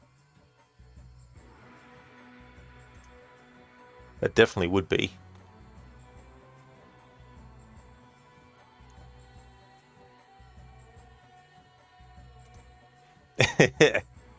Yeah, I've got a few. I might even add the guard from Prince of Persia as well at some point. So I just want to thank everyone for watching this stream. I really do appreciate it. The next stream of this will be next Wednesday, and the timing will work out well because I'll be starting that stream earlier than I did this one, and I've got more time up my sleeve to finish working on a surprise that I've been working on to finalize this celebration of Prince of Persia Sands of Time's 20th anniversary.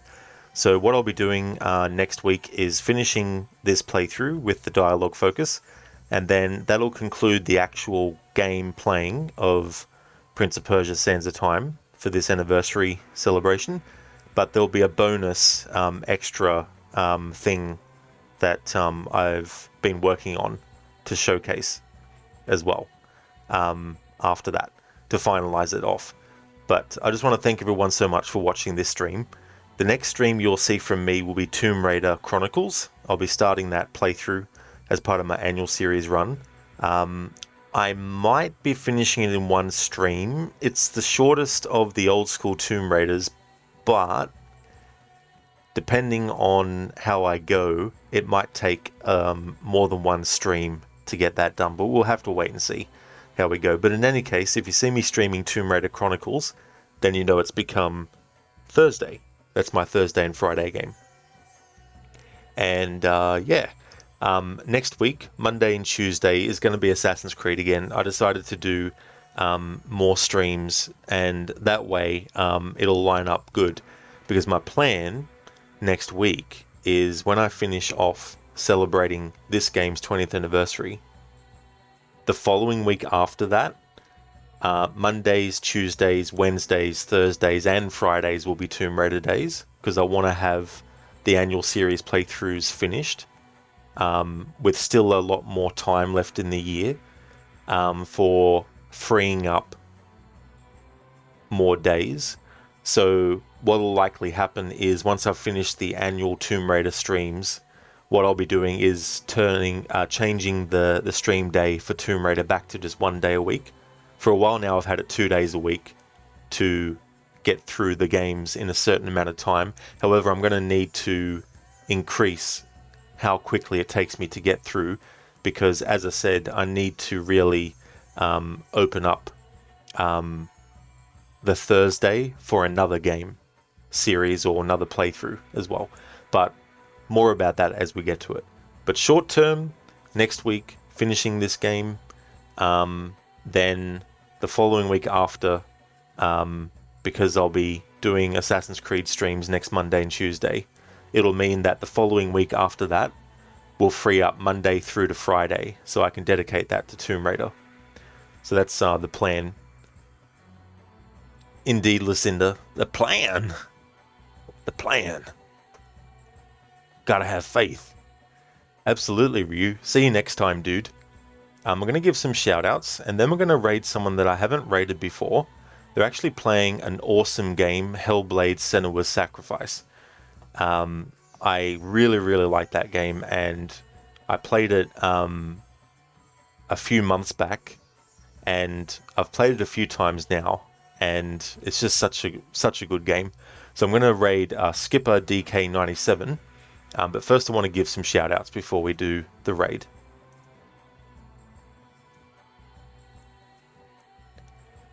Jor, I'm just curious, might you recommend you someone to raid next time? Well, I mean, you could always suggest it in a whisper to me, and then I'll check them out and just sort of like have a look at their streams and stuff. Because I generally like to raid people that I've at least watched, you know, a stream or two of as well.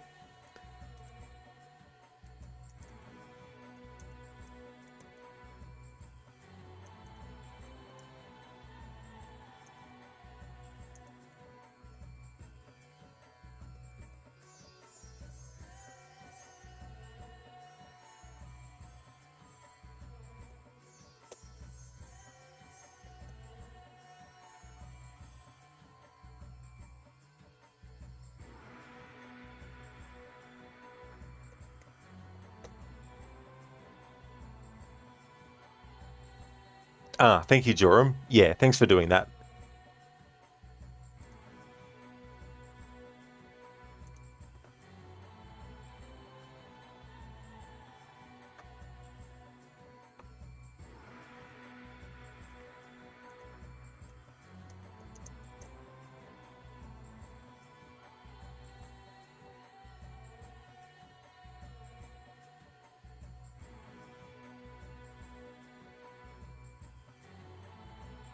Thanks for sending that whisper through as well, Joram. You'll start the recommendation from the DMs next time.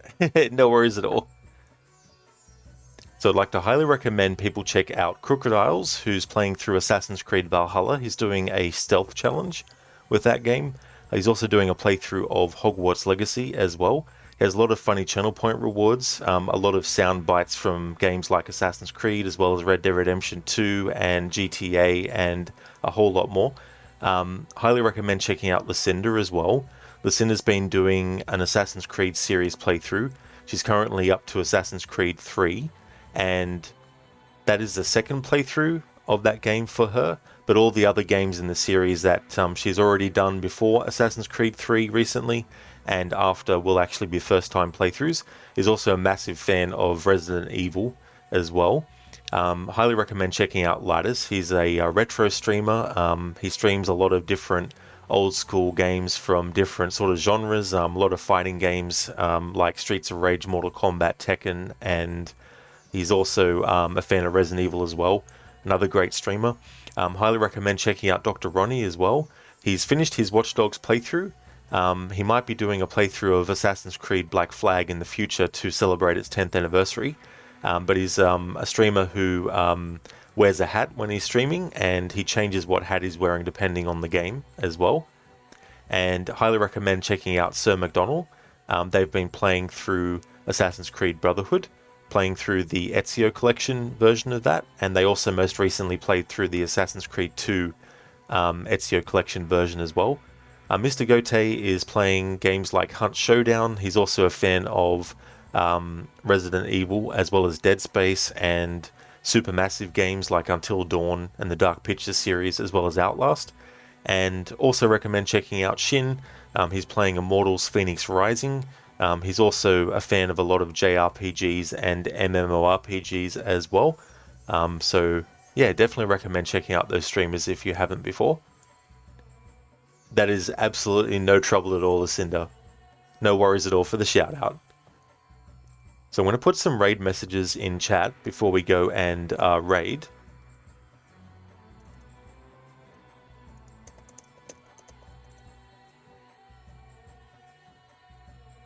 That one is the general one.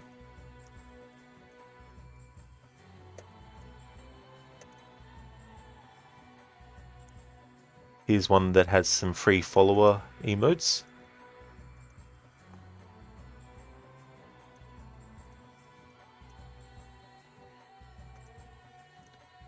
And I've also got a variation for subscribers as well.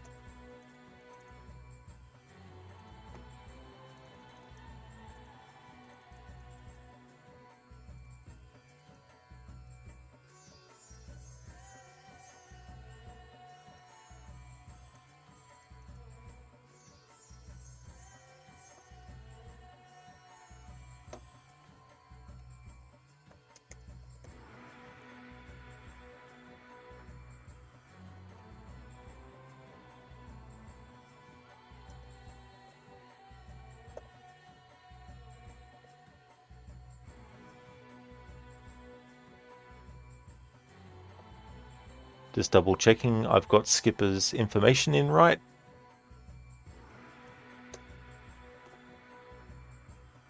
So just a heads up for the game Hellblade: Senua's Sacrifice that Skipper is playing at the moment. It has a lot of themes related to hearing voices and sort of like, I guess in a way, bipolar and all that kind of stuff. So there's a lot of like audio and visual kind of stimulation that for some people might be a bit too much. So just want to give a bit of a heads up for those who don't know much about Hellblade: Senua's Sacrifice. But if you are interested in video games that also include things like seeing things in like kaleidoscopic colors and all that kind of stuff, and interested in like the psychological side of, you know, video games and things like that, there's really a lot of cool things that they do in the Hellblade game.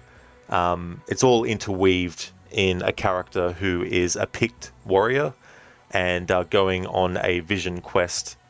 Yeah, it's definitely a really, really cool game by Ninja Theory. But I just want to thank everyone so much for watching this stream. The next stream will be Tomb Raider Chronicles. Hope everyone has a good one. Until next time.